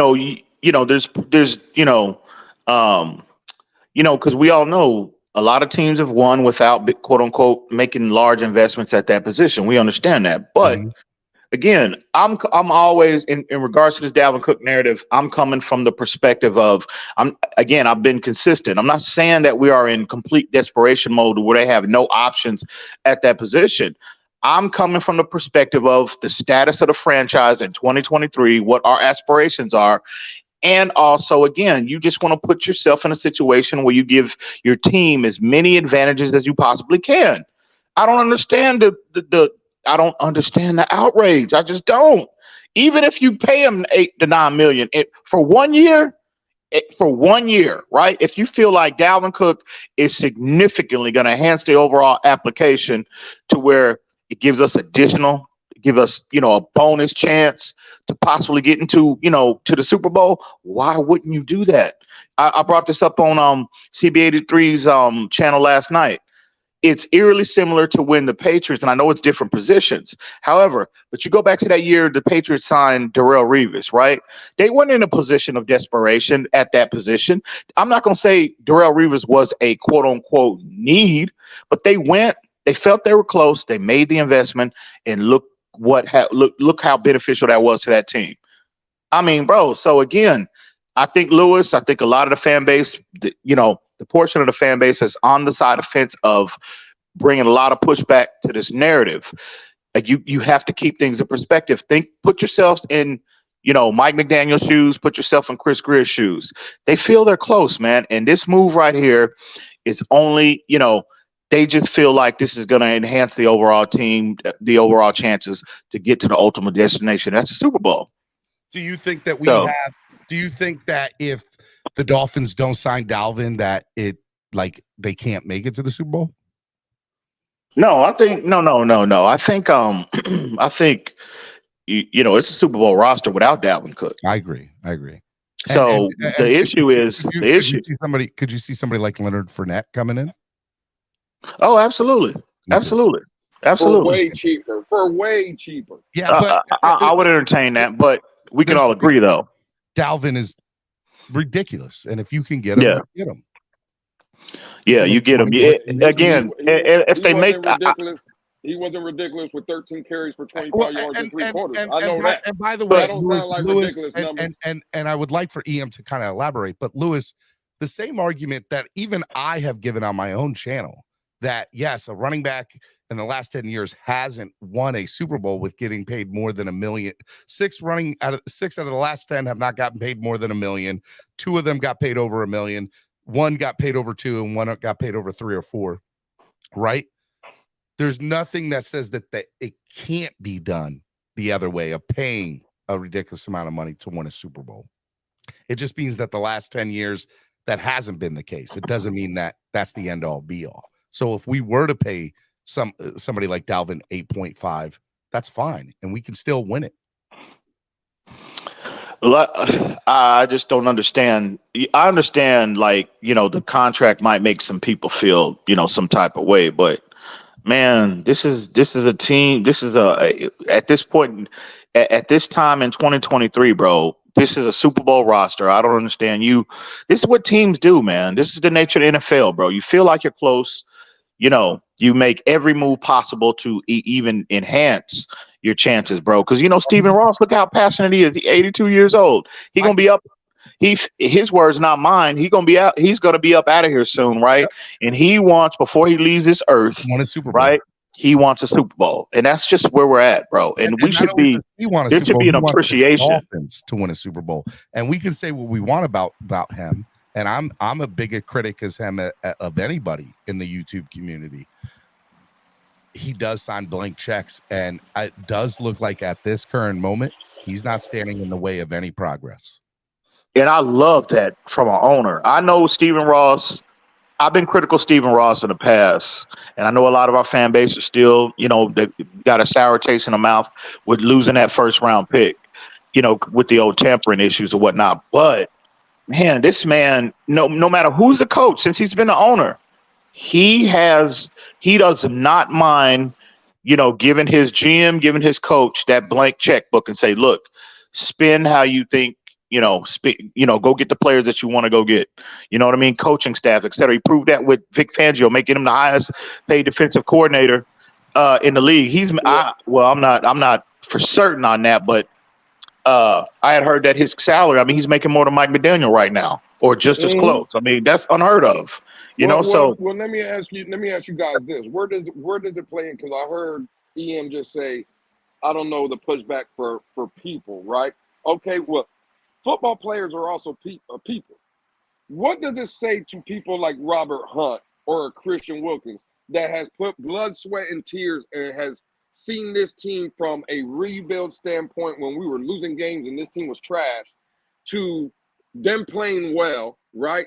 And now they're looking for money and the team is putting them on the back burner, but you're bringing in Bradley Chubb, giving him 20 minutes. He ain't playing it down for your team. Giving Tyreek 30 million. He hasn't played it down for this team. What does it say? Because again, it's not only the fan base. What does it say to guys like that are looking for money, that have put in blood, sweat, and tears for this team, and then you're getting outsiders and you're giving them the bag? Like, what does it make it? How, if you're a Christian Wilkins or you're Robert Hunt looking for your bag, how does that make you feel? Bro, I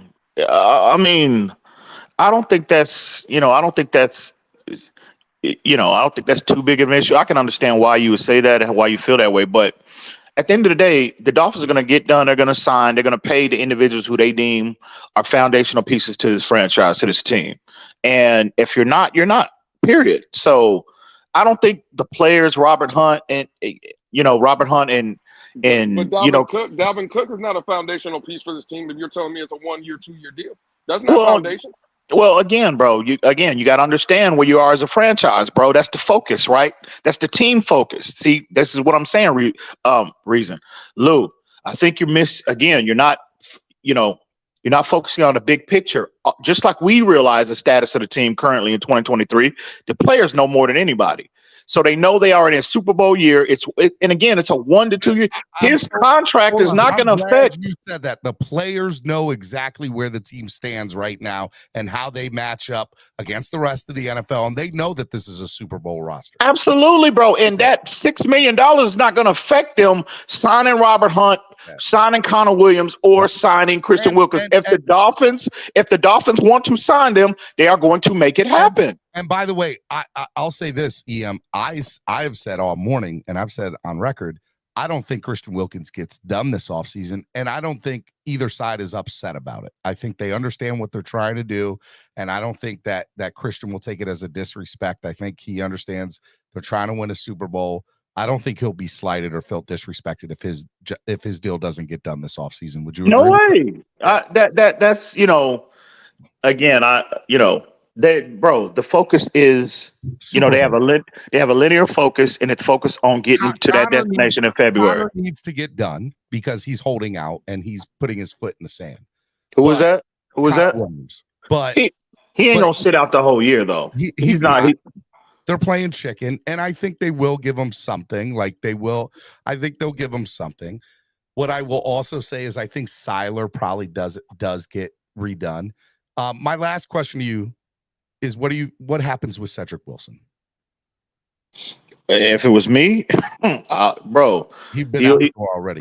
That bus ticket has already been printed. If it was up to me, I agree. So no, I'm trying to move him. I'm trying to get off that contract any way that I possibly can, and I think that's been the strategy of the Dolphins this offseason. But so to this point, they haven't found any takers yet. But I'm trying to move off, get that salary off the books at all costs. If it's me, because he's giving you nothing. I think it'll happen before week 1. Now, let me ask you this, Steven. If you can't move the salary, if you can't find a trade partner, do you cut him? If you get to training camp and he gets beat out by Robbie Anderson, he gets beat out by Braxton Berrios, or he's like what, 7th, 5th or 6th on the depth chart, do you cut him, or do you just let him ride the bench and collect $6 million? So here's my thought. You play the hell out of him in preseason and hope that he goes off in preseason, right? Has 2 or 3 touchdowns, 200 or 300 yards in preseason.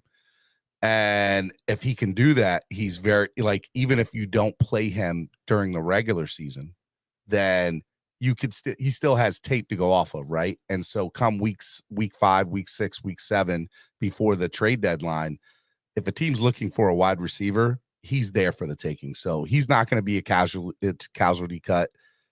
Even if he doesn't get a lot of playing time, I'd say we play the hell out of him in the preseason, hope he puts up some big numbers in preseason games, and hope that a team, even if they don't bite before week 1, will before the trade deadline.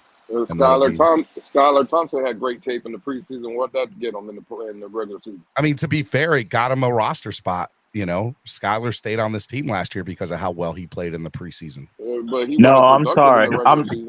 I'm not taking that risk. I'm not taking that risk if I'm Chris Greer.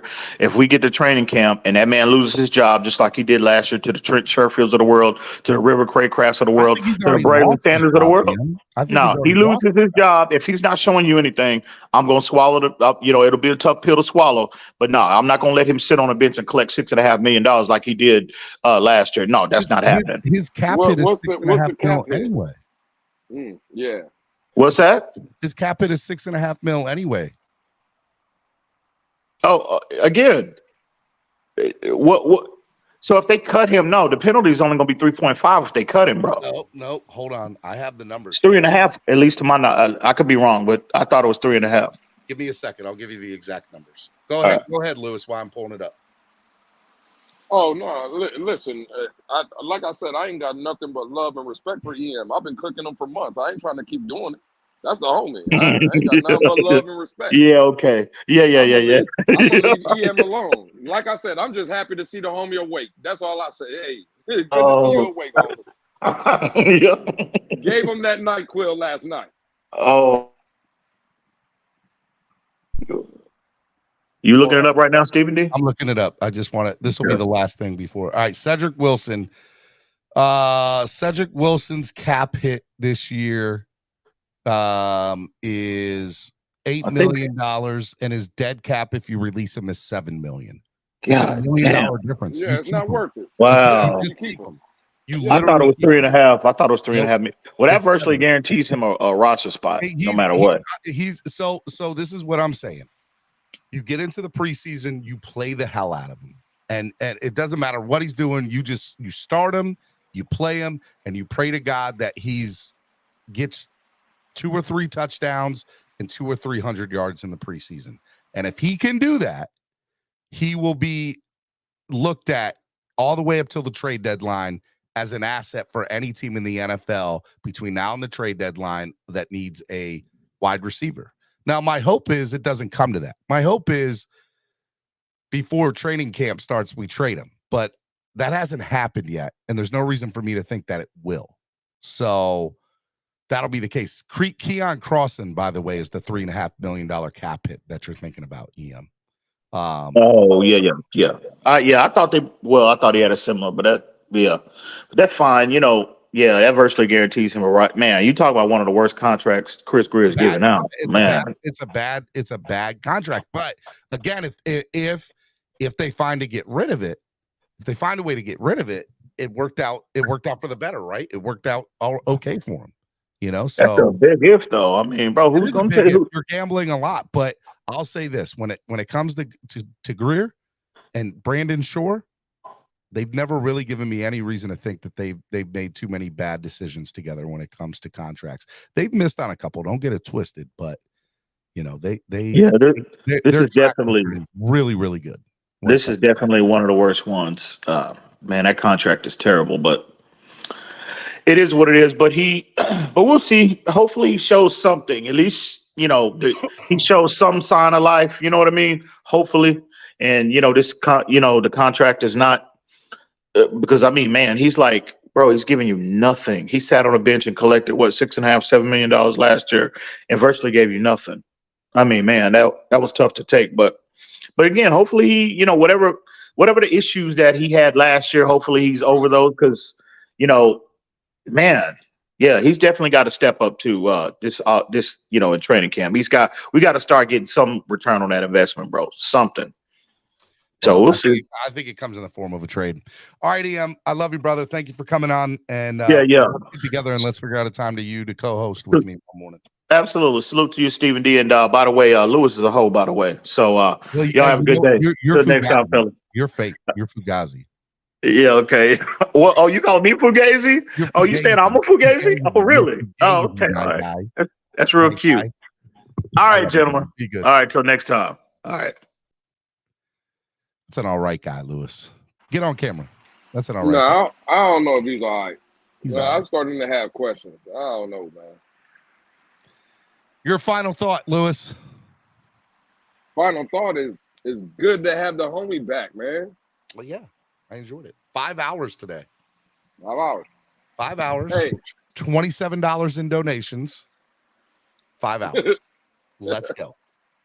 Hey, listen, everybody, look, share this video. Let everybody know we did this. Subscribe. Become a member. That's another way you could donate. And just donate, man, because I think I heard Steven say it earlier, and I'm kind of in the business now too, learning my ways. This is very hard, man, to do this every day. And again, not only for Steven D, but for everybody that does this. It's hard at the end of the day. And but Steven, I think it's an off season. I think once we get closer to training camp, we get more stories. Season starts. I think it'll get better. Number wise, donation wise, everything. It'll just be better. My final thought, man, is if you guys are able to help this channel grow in any way, shape, or form, monetarily, sharing the link, hitting the like button, do whatever you're able to do. Okay, I only want you to do what you're able to do, but understand that another way to help us grow with the donations is, even if you can't donate, is by sharing, because the more people we get watching, the more people we get to eventually that will donate. And that'll help things go smoothly. Rashad, $29 in donations. Let's go, Rashad. Like it. You guys are the best fans in the world. I really mean that. I want to do this. I want to keep doing this. Yeah. Cesar says, hey, Lewis, how many people can you get? Have you cooked to get this apron? I'm asking for a friend. Listen, I've lost count. It's been, since the apron's been created, easily 13 to 15 people. And those are the ones I'm getting free. I've already had other people saying, when we're going to get the apron up, they want to buy one and stuff like that. I'm just talking about the people I personally cook. Just like Steven today. Steven will get one for free. It will be autographed and stuff, and it'll be right in behind Steven. Look, imagine Steven now, and then my apron hanging right behind him. That's a good look, Steven. That would be a very good look. I don't know about that. I mean, I might. What? Absolutely. Listen, I love you guys. I love you too. I know I go crazy sometimes and stuff, but this is Wild 'N Out Wednesday. This is it's what the show's supposed to be. Wild 'N Out Wednesday. Absolutely.